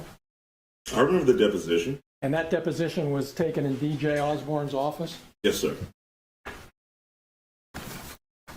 That's the same office that you used to film that video that we saw last night with the actor playing Lieutenant Lisa Phillips. And that actor was sitting in the same chair that Lisa Phillips sat in during her deposition, wasn't she? Yeah, the actor played Lisa because like I wouldn't have known her if she hadn't came to my house and cut off my camera. Yeah, right. That's the office we're talking about, and that's the office where I took your deposition, right? Yes, sir. And in that deposition, I'm referring to page 84. Lick'em Low of the Lisa, deposition. if you're looking on Afroman's playlist. I had asked you about... Before you hit the deposition to refresh his memory, he's doing it right. So down. Go ahead. Oh, Did I ask you this question, Yeah. and did you give me these answers, Mr. Foreman? Question. Would it be fair to say these are rumors? Answer. You know, Stephanie said it, and you know, some other people that don't remember, you know, I'd be in a hurry in Walmart or something. They shake my hand. Yeah, Brian used to do this, used to do that. Then something, I didn't know him, but this is what I've heard. Question. You don't have any particular reason to think that it's true or not true, right? Answer. Well, it's more entertaining if it is true, and I could probably make some money and capitalize on it if it's true. What are the lines? Starting with line 7 and ending with line 21. Did I ask you those questions and you give me those answers? I don't remember. That was a long time ago. But that's my question. I've always put Brian Newland next to his brother. So that's my basis, and I've always... We noticed that. Yeah, and your attorney's going to be able to This is ask gonna you get pretty whatever fiery questions he again wants. soon. Right now, I'd like you to focus on my questions, Mr. Foreman.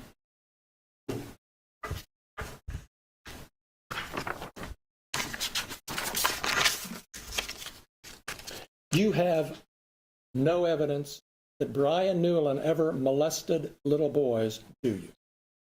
If you look at the picture, he's holding the little boy's butt. It's too much for me. So if you just use your eyeballs, then his brother's a convicted pedophile. That's your evidence for posting that pedophile stuff. Hey, about I'm just little trying to boys. figure out. I'm trying to figure out what kind of guy is kicking on my door. What kind of guy is walking around my house reading my bank statements? It's a dude. It's a dude that's possibly a pedophile, got a convicted pedophile brother, deputized by the sheriff, walking around, possibly stealing my money. I'm just trying to figure out what's going on as I zoom in with my cameras. That's not the type of guy I don't think should be on the police force. I'm going to refer you again to your deposition. If you don't trust my reading of it, I'm happy to give it to you, Mr. Foreman. But on page 98 of your deposition, on that same Still on day, verdict watch, Addy. I'm going to shut it down at the end of his testimony here, which is about 10 minutes off beginning now. at 9/11, did Take I another ask look you this right question now. and did you give me this answer? And again, the only evidence, you don't have any evidence that Brian Newland is a pedophile or plays with little boys. Answer, no, sir. Still nothing. Did I ask you that question? Did you give me that answer? I don't remember. What are the lines? Beginning with line 11, ending with line 14 on page 98.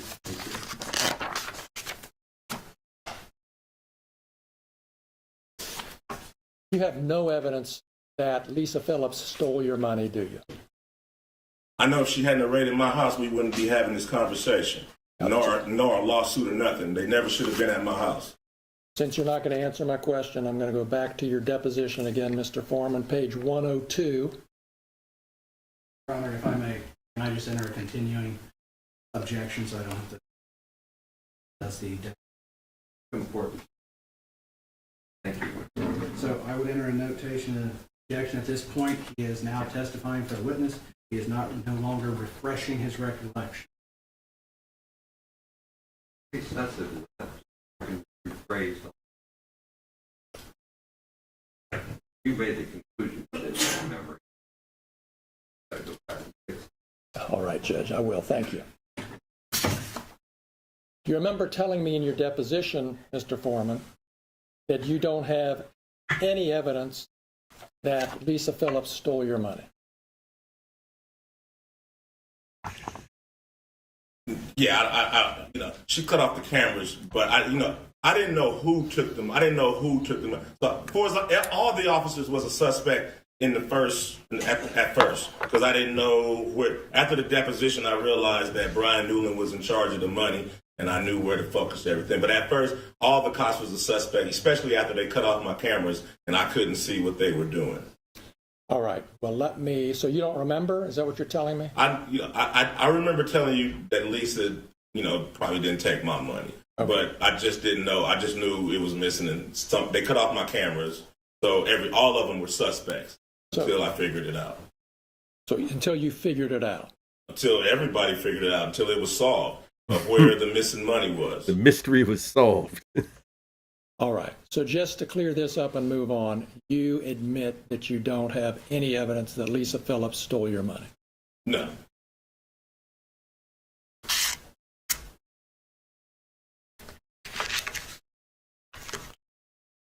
Stone But I know if she wasn't there in the first place, we wouldn't be having this conversation or be here. And he gets it on the record.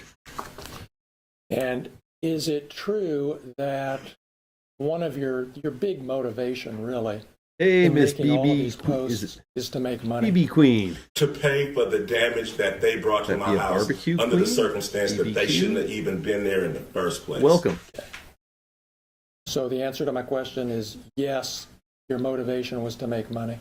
To pay for the damages that they brought to my house under the circumstances that they shouldn't have been there in the first place. Have you made enough yet to make up for it? Not really. You know. How much have you made on it? I don't know exactly. but Addy, he's not going to get anything. it He's the defendant. It wasn't hardly $24,000. $24,000. It wasn't that. It wasn't. You're still making money on today, right, with the new post? He's the defendant, and the prosecutor for the plaintiff asked for $1.5 million for Lisa, $1 million for, I think, Randy and another guy, and then said that 4 of them have to split $400,000, however you think. And I guess, they have to ask for a number, but the jury can award any number. Obviously, they'll take note of what's being asked for.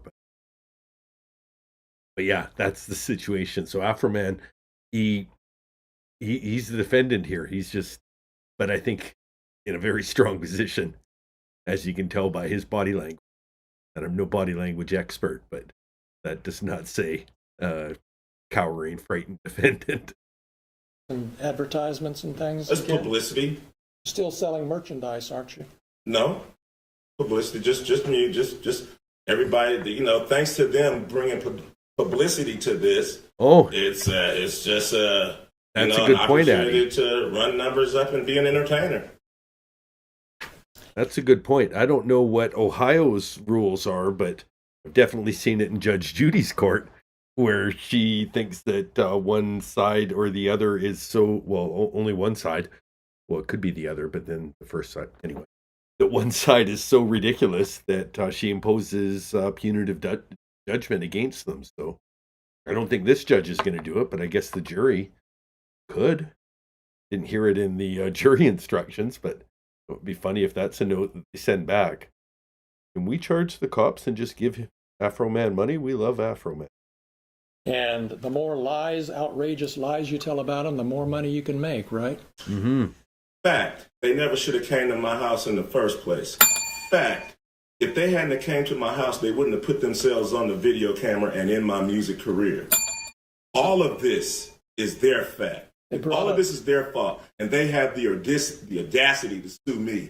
These people and you are the predators and the victim at the same time. Audacious. So what they did, searching your house, gave you the right to do everything you... Under the circumstance that I got freedom of speech, after they run around my house with guns and kick down my door, I got the right to kick a can in my backyard, use my freedom of speech, turn my bad times into a good time. Yes, I do. And I think I'm a sport for doing so, because I don't go to their house, kick down their doors, flip them off on their surveillance cameras, then try to play the victim and sue them. You were at Lisa Phillips's deposition, correct? Yes, sir. In your lawyer's office? Yes, sir. Same office where you filmed part of that video last Friday? Yes, sir. Last Friday. You saw how upset she was when she was answering your lawyer's questions about how this had affected her, right? Yes, yes. And you saw your attorney say, do we need to take a break? Yes. And you saw her say, no, let's go on and get this over with. Yes, sir. You Yes, saw sir. all that. Yes. You knew she was upset. Yes. Just like she knew I was upset when she was standing in front of my kids with an AR-15 with her hand around the trigger ready to shoot me. Just like she knew I was upset when she cut my cameras. But I'm not a person. For you, Afro. So I'm sorry for being a victim. Let's talk about the predator. Okay. So you saw all that. You saw how upset she was. You heard the testimony about her children. You heard the testimony at the depositions about Randy Newland's daughter who came home upset. You heard all that. But you're still posting stuff about Yeah, it. because I understand it was Randy's fault and all of their fault for coming in my house in the first place. So if they hadn't came to my house, their children wouldn't be saying nothing. None of this would be going home if they did their research and did things right. So all of this is their fault. And now they want to sue me for their mistake.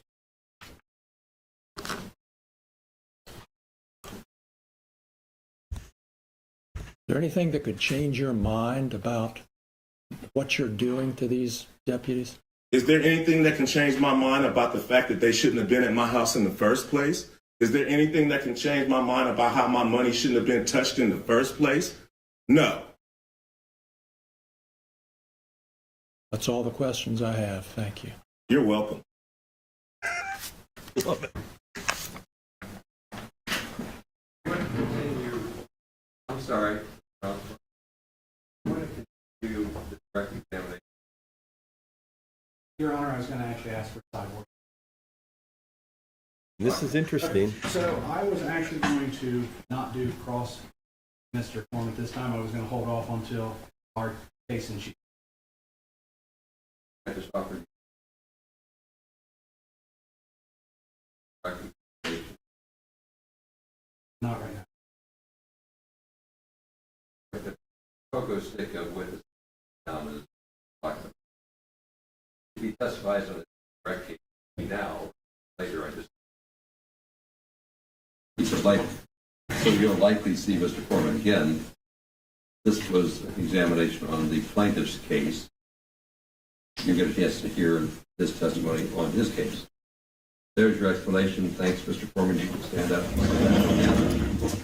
We actually won't be seeing Mr. Foreman testify because this is the past and we're in the future. Well, it's the present, but the present becomes the past very quickly.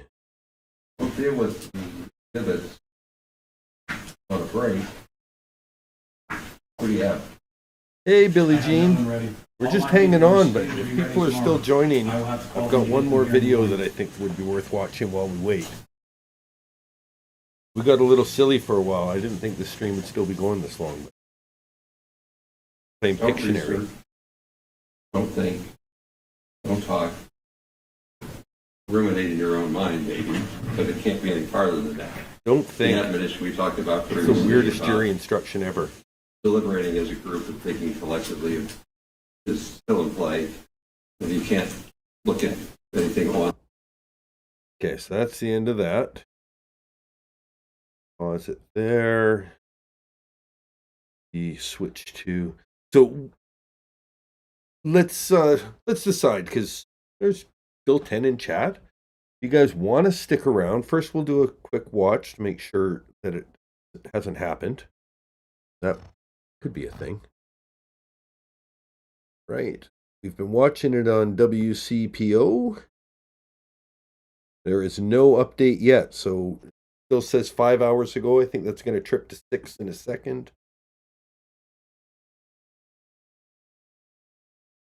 Okay, so that's that. So what I think we can do is go to day 1 and watch when the woman Lisa cries because of his song "Lick 'Em Low, Lisa," which admittedly is homophobic. But if well, I don't know. I'm not going to defend the direction of the song. He's clearly mad, and he does punch to the other side. I think he has the other song about Randy Newman being a flag. It's probably just a typo on flag. Here we are, day 1. Is this still? You guys are on that video. Yeah, good. Day 1. Go.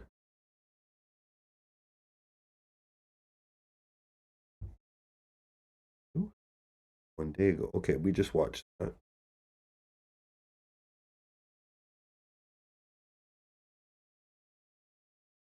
Yeah, let's just go back to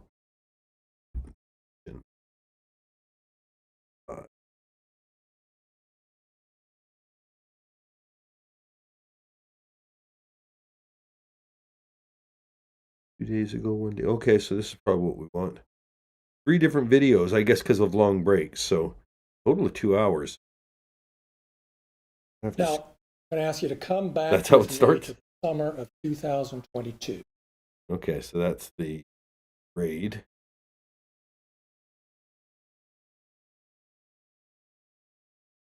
You want to get silly now, Billie Jean? We can take a Pictionary break. I still have the scene up. Self corner here. Get silly. Why not?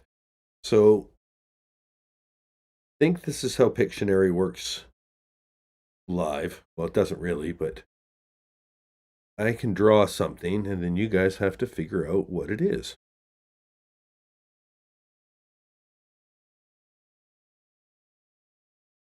Got to think of something. I used up 3 good things in the last round.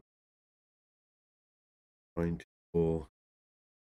Oh, okay. Okay, I got one.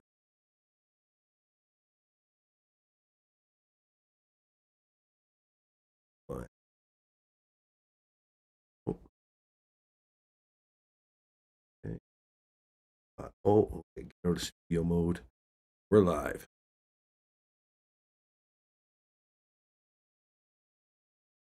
Guess it in the chat if you know what it is.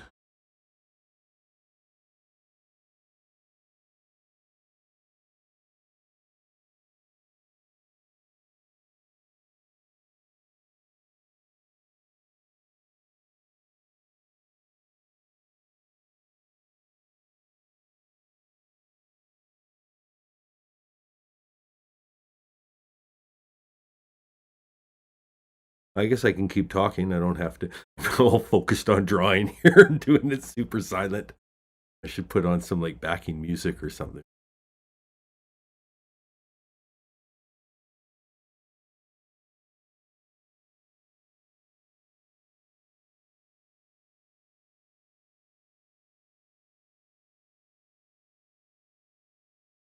And again, I stopped talking immediately. Okay. It's sort of like driving when it gets hairy. You got to turn down the music so that you get better. I don't want to just give away what I'm drawing by talking it out.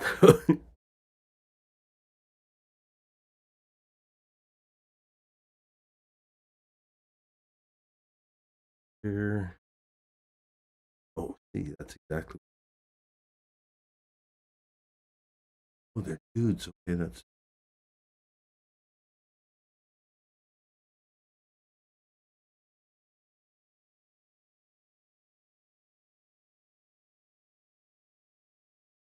Well, it does kind of look like a frog. It's not a frog. I wish I was drawing a frog. It would have been awesome. That would be awesome. Okay. Maybe I can talk about color.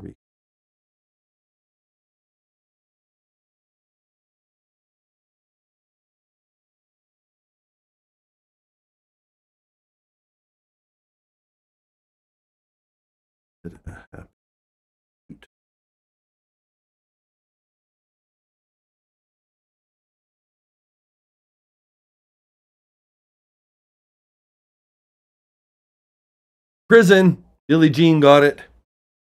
It is a prison. Congratulations, Billie Jean. It was a... That's a hard one. Prison. Congratulations, Billie Jean. You wanted to get silly and you won this round of being silly. That's a big win for you. Well done. We'll go back to the action.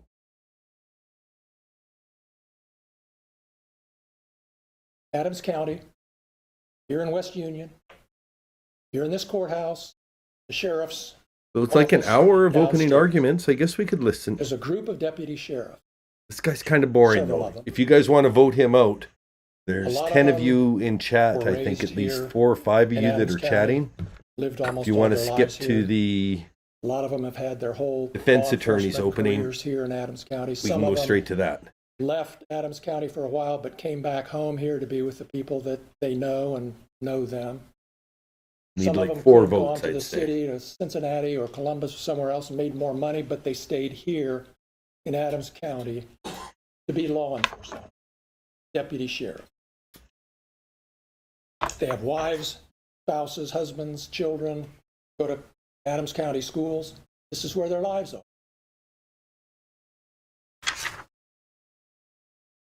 7 of those BBQ deputy in sheriffs for moving straight to the defense. are here today.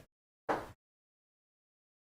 Randy Walters there on the left, Mike Eastep. Oh, did beside Ocean him, Sounds sneak in there? Lisa Phillips beside him, Ocean Sounds did sneak Sean in. Grooms beside Jail. him, Justin Cooley beside him. I've been up for about 16 hours straight. For some reason, I just saw it say, "Yeah," like "Yeah." But yeah, that's jail. Yeah. Thought it was just one of our European friends popping in on the feed.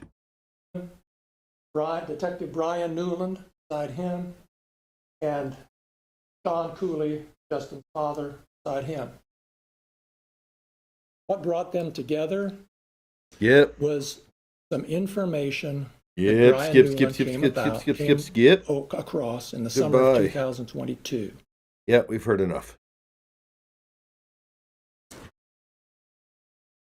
Your Honor, everything Good that morning, lawyer ladies said and is gentlemen. bullshit. And living in this community. That's all I have. Thank you. Oh, well, we're done. Convenient. You did exactly where I skipped.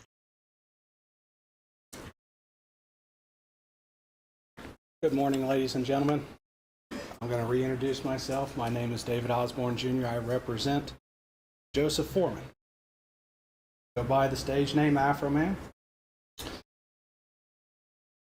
I want to thank you for your service today. This is not going to be an easy case. This is going to take a week of dedication of you to go through. Not an easy thing to ask, but something that we appreciate you are willing to do. This case is about the freedom of speech protections contained within the First Amendment of the United States and the Ohio Constitution. It is about an American citizen's right to make public comments about the actions of public officials, actions that took place in his own home, actions that took place within his home were part of his artistic, creative expressions. The beard has been mentioned by Billie Jean. I've brought it up a couple of times earlier in the feed too. It's a pretty epic beard for what looks to be a fairly young man. Like, I would be surprised if he's very far into his 30s. And he could definitely, pass for being a late 20s guy. But if that's the case, he committed to that beard when he was like 15 and hasn't shaved. That's stately. And even his hair, he's got bangs that make James Spader in Pretty in Pink, and but it's equitable. I wouldn't say puts to shame James Spader back in the Pretty in Pink. Something else, something different than today. Definitely something. All right, we've gone off track. and Americans maintain a right to criticize, to mock I love mocking. public officials. And that includes law enforcement officers. On August 21st of 2022, Detective Brian Newland drafted a search warrant. That search warrant was based upon an interview conducted with a confidential informant. That confidential informant gave Mr. Newland information. He put it in a search warrant. Then he went and he saw Judge Roy Gabbard, and Roy signed it. From there, they went to execute that very same day.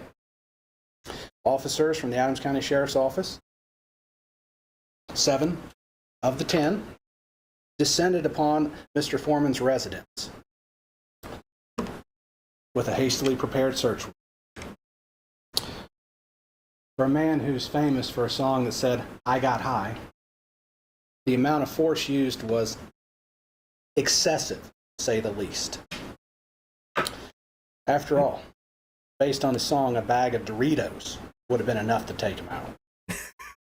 But they deemed it necessary. Love this guy. Love this guy. Yeah, his song wasn't because I got high on meth and shot up the place. Because I got high and fell asleep on the couch. Like, a bag of Doritos could have busted him. To not only go to his residence with assault rifle, body armor, and even a riot shield to execute their search warrant. And all that led to a destructive search of Mr. Foreman's residence. Billie Jean asked an Deputies important searched Mr. question, Foreman's and home. I'm going to Every one of his advocate outfits for was one destroyed. side. Billie Jean says, so whose side are we on for this one? I have no idea about the case. Afroman, is Afroman our guy, or do we want him busted? So I'm going to read the little summary of the case. I've read it a few times today. I'm going to try and go really radio with it. This is meant to be objective, and then maybe you can make up your own mind. If not, we'll talk it out a little more. Wow, this was a while ago. Good morning, fine and dandies. This is your top story. Rapper Afroman, the man behind 90s hit Because I Got High, is back in the spotlight. But this time, it's an Adams County, Ohio courtroom. That's right, the civil trial officially kicked off this week, pitting 7 Adams County Sheriff's deputies against Joseph Foreman, better known as Afroman. This legal showdown stems from a 2022 raid on Foreman's home, where deputies were searching for drugs and evidence of kidnapping. They found nothing. No charges were ever filed, but the story didn't end there. Foreman took his home security footage of the raid and turned it into viral music videos for Lemon Pound Cake and Will You Help Me Repair My Door? And that's exactly what the deputies are suing over. The officers claim that by using their faces in his videos and on merchandise, Foreman violated their privacy and defamed them. They've testified that the Lemon Pound Cake video brought them ridicule, emotional distress, and even death threats. In court, one officer was moved to tears while describing the impact of viral fame. On the other side, Afroman isn't backing down. Taking the stand himself, he argued that this is a clear-cut case of First Amendment speech. His defense, supported by the American Civil Liberties Union of Ohio, maintains that citizens have a right to criticize public officials, especially when those officials are breaking down your front door. While the judge already threw out the officers' claims regarding the commercial use of their personas, the trial is now focused on defamation and false light. The jury has to decide if Foreman's portrayal of the officers crossed the line from protected criticism into flat-out lies that caused real-world harm.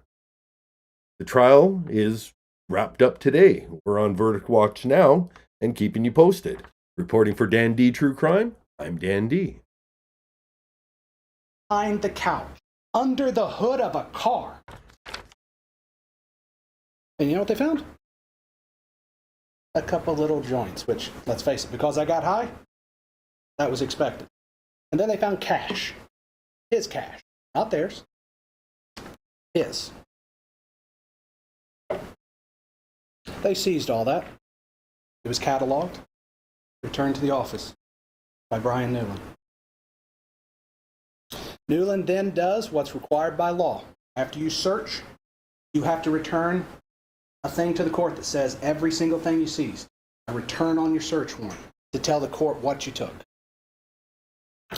In that, he puts a number for the amount of cash that was there. Thank you. Now, Mr. Foreman, well, let me back up, because there's something I forgot during the search. For a search for marijuana, or whatever was in the search warrant, we'll introduce that later, they disconnected his security camera system. He has a security camera system. Why would He's you had disconnect the break-ins security? before. Most Americans, he has a security camera. Yet in the middle of their search, they disconnect it. They say it's going to be because they wanted to take it for evidence. But you know where that evidence ended up? On the couch over there. Just disconnect it and leave it there. We disconnected it in case we Now, wanted to what take it. precipitated next is the primary focus of the lawsuit. Mr. Foreman did what he's done through his entire career. He took his life experiences and turned them into music, social commentary, and artistic expression. After all, one only need to look at the song, Because I Got High. The lyrics are there. I was going to clean my room because I got high. He was rapping about his life then, and his posts are talking about his life and his experiences. During the search of Mr. Foreman's home, deputies' actions during the search were captured in two places. One, the security system of Mr. Foreman. Joe's security system was active until they cut it. You also have body camera footage. Now, we don't have body camera footage for all 10. Not everybody was wearing body. But the officers that did, there is body cam footage. And he used this footage from both those locations to make his music videos. He posts them on social media like Facebook, His YouTube, property. Instagram, and even TikTok. They're his videos. The plaintiffs decided they did not like what Joe had to say about him, or how they portrayed him, or how he used the footage of their behavior as their job as law Welcome, P. enforcement Unit. officers, Good to as see you. public officials. Their response was to sue him in order to silence his freedom of speech, threaten his livelihood. After all, have you ever heard of a law enforcement officer suing a person for making a social commentary on him? No. Or have you ever heard of an officer suing anybody because someone said they didn't like what they had to say? Officers deal with it all the time. I dealt with it during my election. You don't sue people. You respect the freedom of this country and move on. Getting away with Because- testifying a little bit. But I guess he's run for public office and, has faced his own public criticism, so he knows the difference between. So I guess he can testify as a layperson to that, or not back. Basically, Resume. we don't have freedom of speech. What else is there? 250 years ago, the founders of this great country wanted to limit the government's involvement and what government officials had power over to say. And that's why we have the freedom of speech we have today. Before we get to the evidence, I want you to understand this case started with a number of claims. Of them, 2 were dismissed by the court. Do not go there. The judge just interrupts, like, He doesn't need to know what's not there. I'm not hiding the ball. Claims filter out like they should. I gave the instructions. And you don't need to get distracted about what's not in front of you. Mr. Klingler talked about punitive damages, maybe, but you don't need to know that because we're not there. I'll tell you that if you need to know it later. There's a lot of things this case is not about. very anti-Bev. So he doesn't get to talk about what it's not about. It's only what it is about. Go ahead.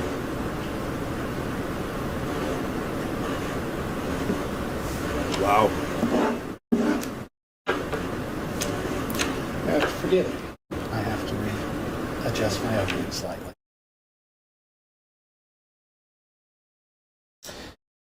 It should be noted that public officials.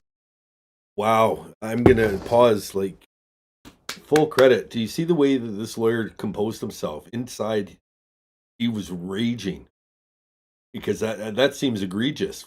to be interrupted by the judge. It's one thing for, you get word, not ethics, but kind of accepted practice. You don't object during the opening. But yeah, for the judge to do it uncalled, like, judge should be waiting for the other side to say, objection, facts not in evidence. But yeah, that's like good for him, because he sucked it up and then he just came right back totally calm. Very impressive. Such as these gentlemen, Miss Phillips over here, American are tie held too. to a higher standard than an ordinary person. They're public officials. They are expected to sign and mock. The evidence will indicate that Mr. Foreman created songs with titles like "Will You Repair My Door?" "Lemon Pound Cake." These songs went viral, yes. People connected with the message and understood what Joe was trying to say. The videos and songs resonated with the public because they addressed something that people care deeply about as Americans, and that is how law enforcement officers conduct themselves. Joe also made statements on social media about the search and the officers involved. Some of these statements were openly critical and expressed Joe's opinions about what happened. Statements about missing money. And he used some strong language, some exaggerated language, call it hyperbolic, to present his message. A little provocative. And his opinion. But all these statements were a matter of public concern as well as statements about his personal opinion. The experience of law enforcement officers executing a destructive search warrant is well beyond question, as it is a matter of public concern. The plaintiffs are going to point to specific statements that Joe made. They're going to claim these statements are defamatory. They're going to attempt to remove them from their context. Statements aren't in a vacuum. There's context. If you get called a name, if my wife yells at me, there's probably context. That context is what we're going to show you. Because if you look at those statements in isolation and simply ignore the conduct that sparked them, you can't understand really what was going on. You'll be asked to forget much of that context. 45 at least not I should say the least of it is that the plaintiffs are public officials and the public has a right to criticize. The evidence will show that Mr. Foreman's statements fall into three categories. The first, many of these statements are his opinions. Opinions are not assertions of fact. They are Joe's subjective views about his encounter with these public officials and the execution of their duties.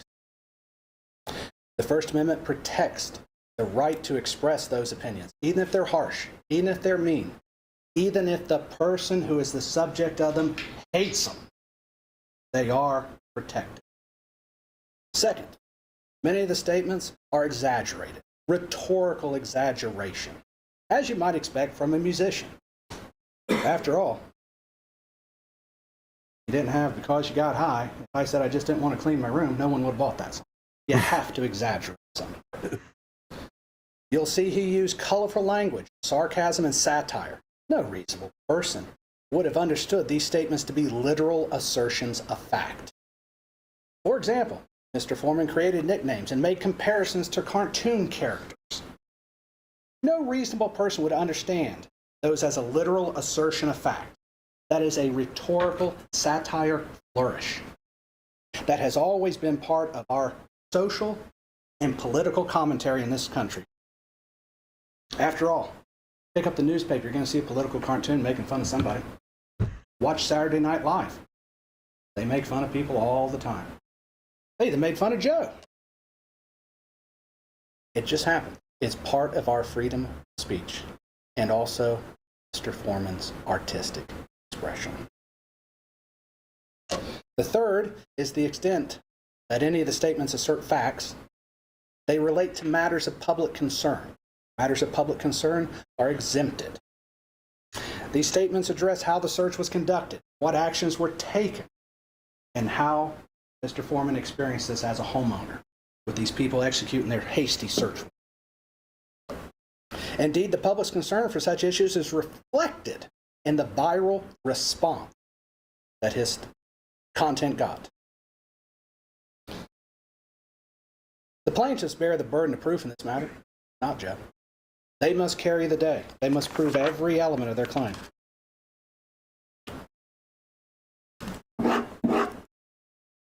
Looking at the invasion of privacy due to false light, one of the claims that they're claiming. The plaintiffs must prove that Mr. Foreman portrayed them in a false light that would be highly offensive to a reasonable person. The evidence will show that he did not. He used real actual footage of them performing their duties, stuff in the public domain. Joe's statements were based in... Just realized the trial's in Ohio time. It's 5:30 in Ohio, which still blows me away that they're in the Eastern time zone. Earlier, they're in the middle. How can they be the East? But anyway, Ohio's Eastern time, so court's probably closed. We're not going to get a verdict today, which makes it easier for me to end the stream at some point. But we'll definitely listen to the rest of his opening. I'm just scrolling ahead to see if this video has... Looks like it's the guy who doesn't count money with people. So this might be all we want to watch from it. And how much... Looks like less than 10 minutes. So we've got at least 10 minutes more together. You guys might have to really convince me to do personal more experience and within his county of residence, getting which tired. that is something I do want to clear up. Mr. Foreman lives in Adams County, not Hamilton County. Mr.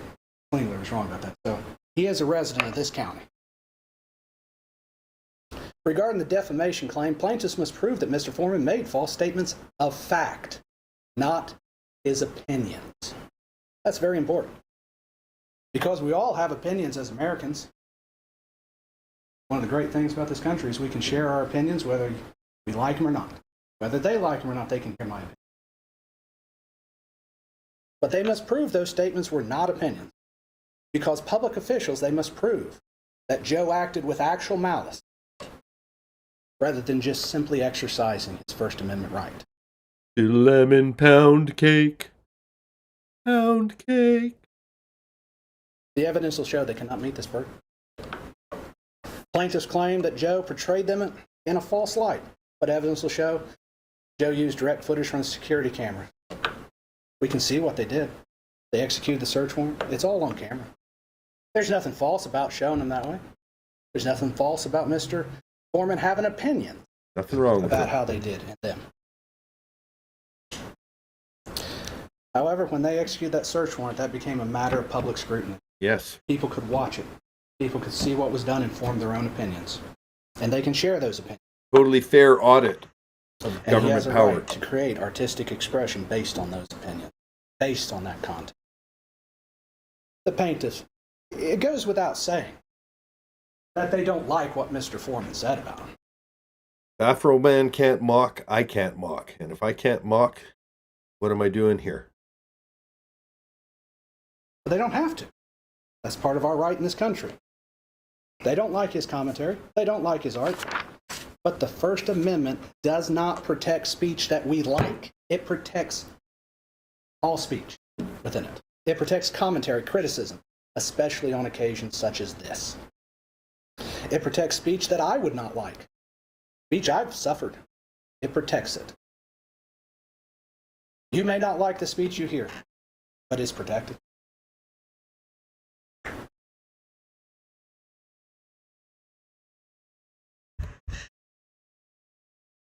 Throughout this trial, you'll hear testimony and see evidence that demonstrates several key points. You will see the actual videos and social media posts Mr. Foreman created.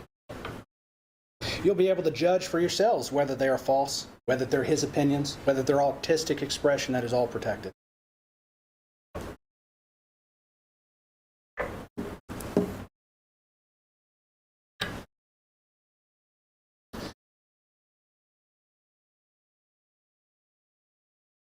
It's about the right to comment on criticize public officials without fear of retribution, without fear of getting sued.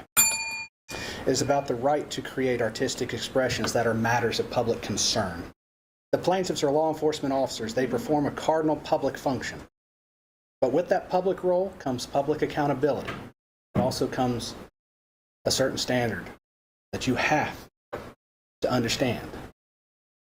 And as public officials, they can be criticized. They may not like it, but it's allowed. Plaintiffs have the burden of proving their claims. The evidence will show they cannot meet that burden. The evidence will show that Joe's videos, posts, and commentary were artistic expression. They're matters of legitimate public concern. His opinion on the law enforcement officers and how they were performing their duties. If the plaintiffs prevail in this case, what message will that send to this country? It sends the message that if you criticize law enforcement, if you comment on how they conduct themselves, if you mock them, if you create art with them in it, they can sue you. That's not the America we live in. That's not why we have a Constitution and the First Amendment. That's not why the First Amendment is in the Constitution of the state of Ohio. Ladies and gentlemen, upon the examination of the evidence at the end of this trial, I'm confident you'll conclude that Joe did nothing wrong. While the plaintiffs are unhappy, upset with what was said, he exercised a right he had, a right that every American has. He commented on matters of public concern. We're going to discuss He this created before art. I shut down the stream, Billie Jean. Great comment. He did what any stand-up citizen would do. He made his voice heard to the people. At the end of this trial, I'm going to ask you to return a verdict in favor of Mr. Foreman on every one of their claims. I'll ask that you vindicate his First Amendment rights. And I'll ask that you send a message to the American people that you can criticize public officials and that we are not living in a dictatorship where if you don't like what is said, you just sue someone to shut them up. Thank you. Okay. I think I was going to start calling witnesses, but Okay, we're going to pause there. Take a couple of these epilepsy. Anyone who does have epilepsy, just fair warning, I have flashing things on my page. Get rid of a bunch of.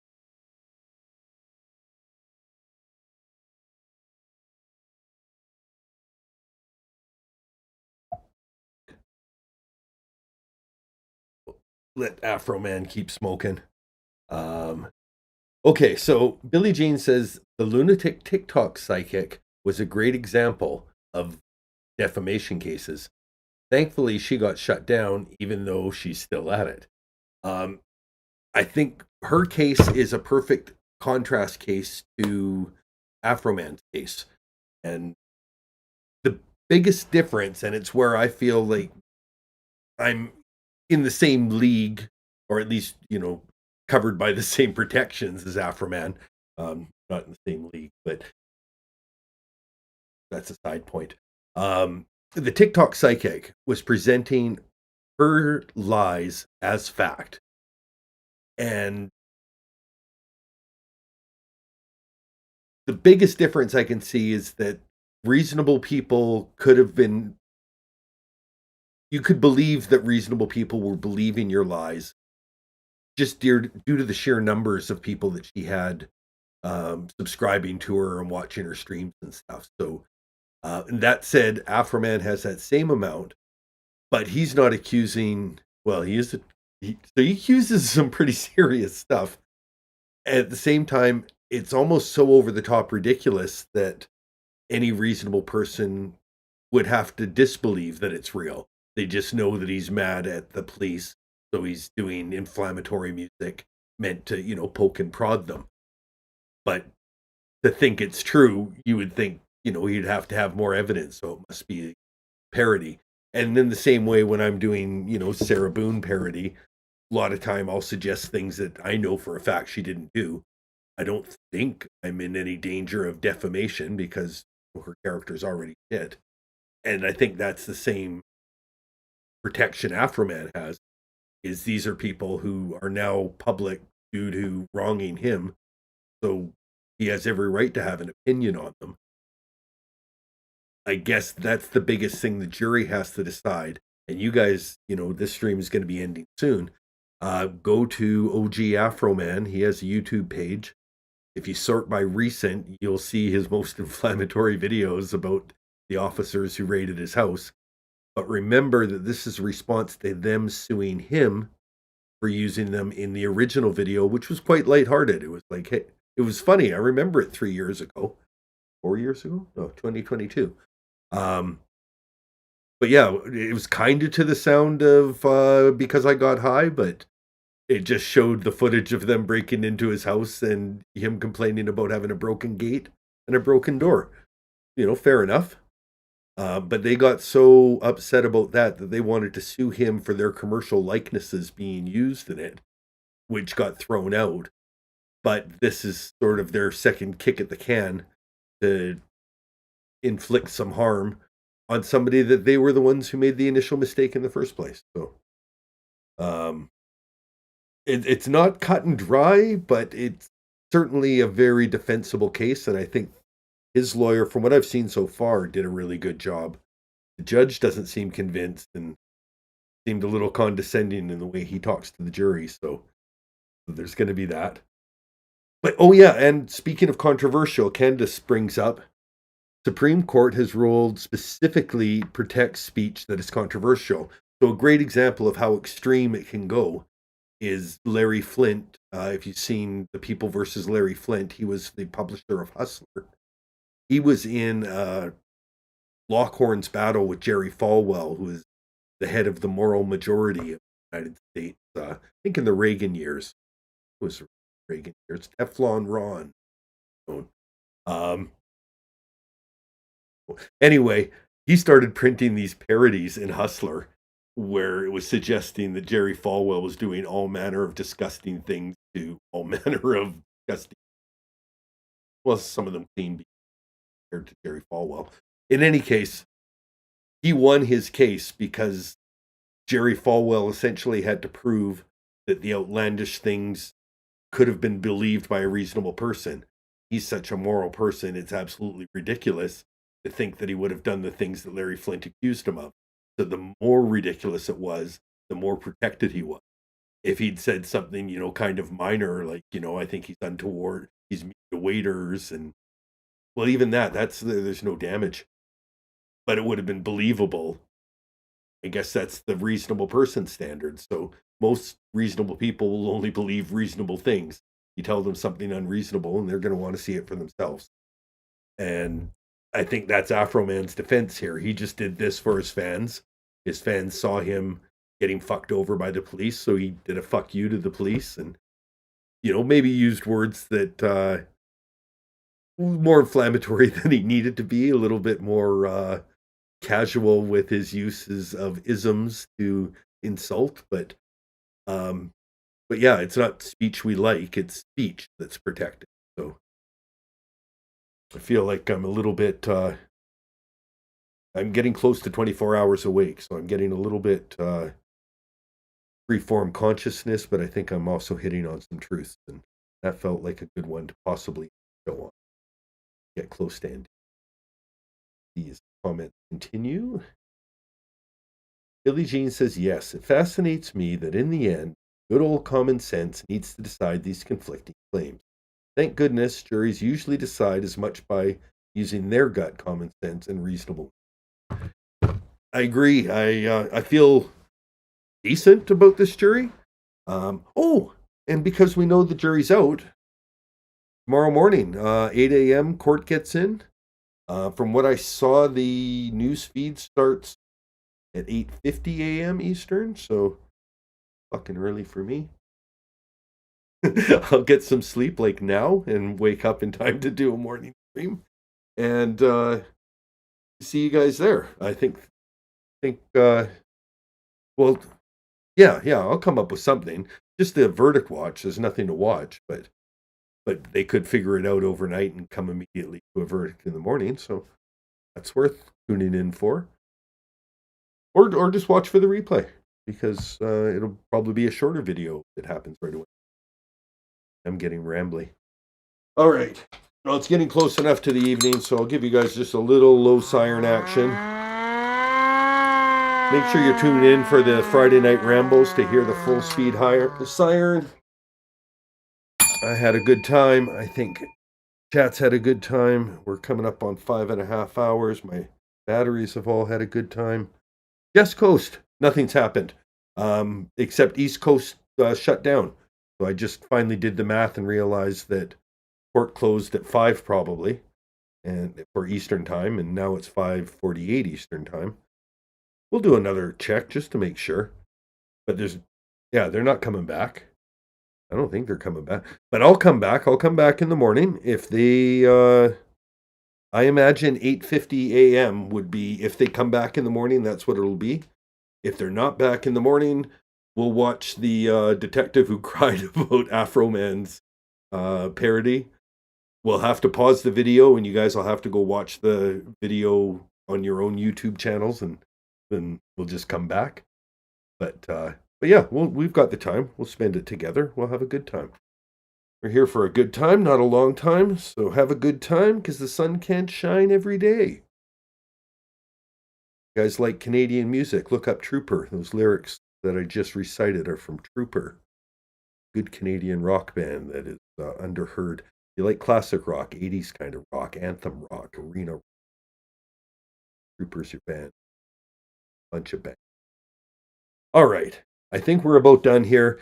Last thing is make sure that Jess Coast is on your radar, because she's going to be covering this as more information develops. Thank you to Daniel Siobhan for becoming a member of the channel. I don't accept super chats. I don't accept super stickers. I probably will, but I don't right now, because I'd much rather build the community. So if you're already a member and you think $1 is too little, give people memberships. There's going to be people out there that can't afford to get memberships and just enjoy the content as it is, and that's fantastic. Upgrade them. There's no bonuses to being a member except for green name and Drunky the Bear or Bloody Keyboard right now. But I do member shout outs, and I'll try and reward people who take the plunge, but you're not missing out on anything if you don't. Thank you so much. Like stream on your way out if you didn't on the way in. I don't usually like or ask for likes. I usually dry beg for them. The like button's somewhere over there if you want to like. You don't have to like. I don't ask for like. I hope you're all fine. I'm Dan D.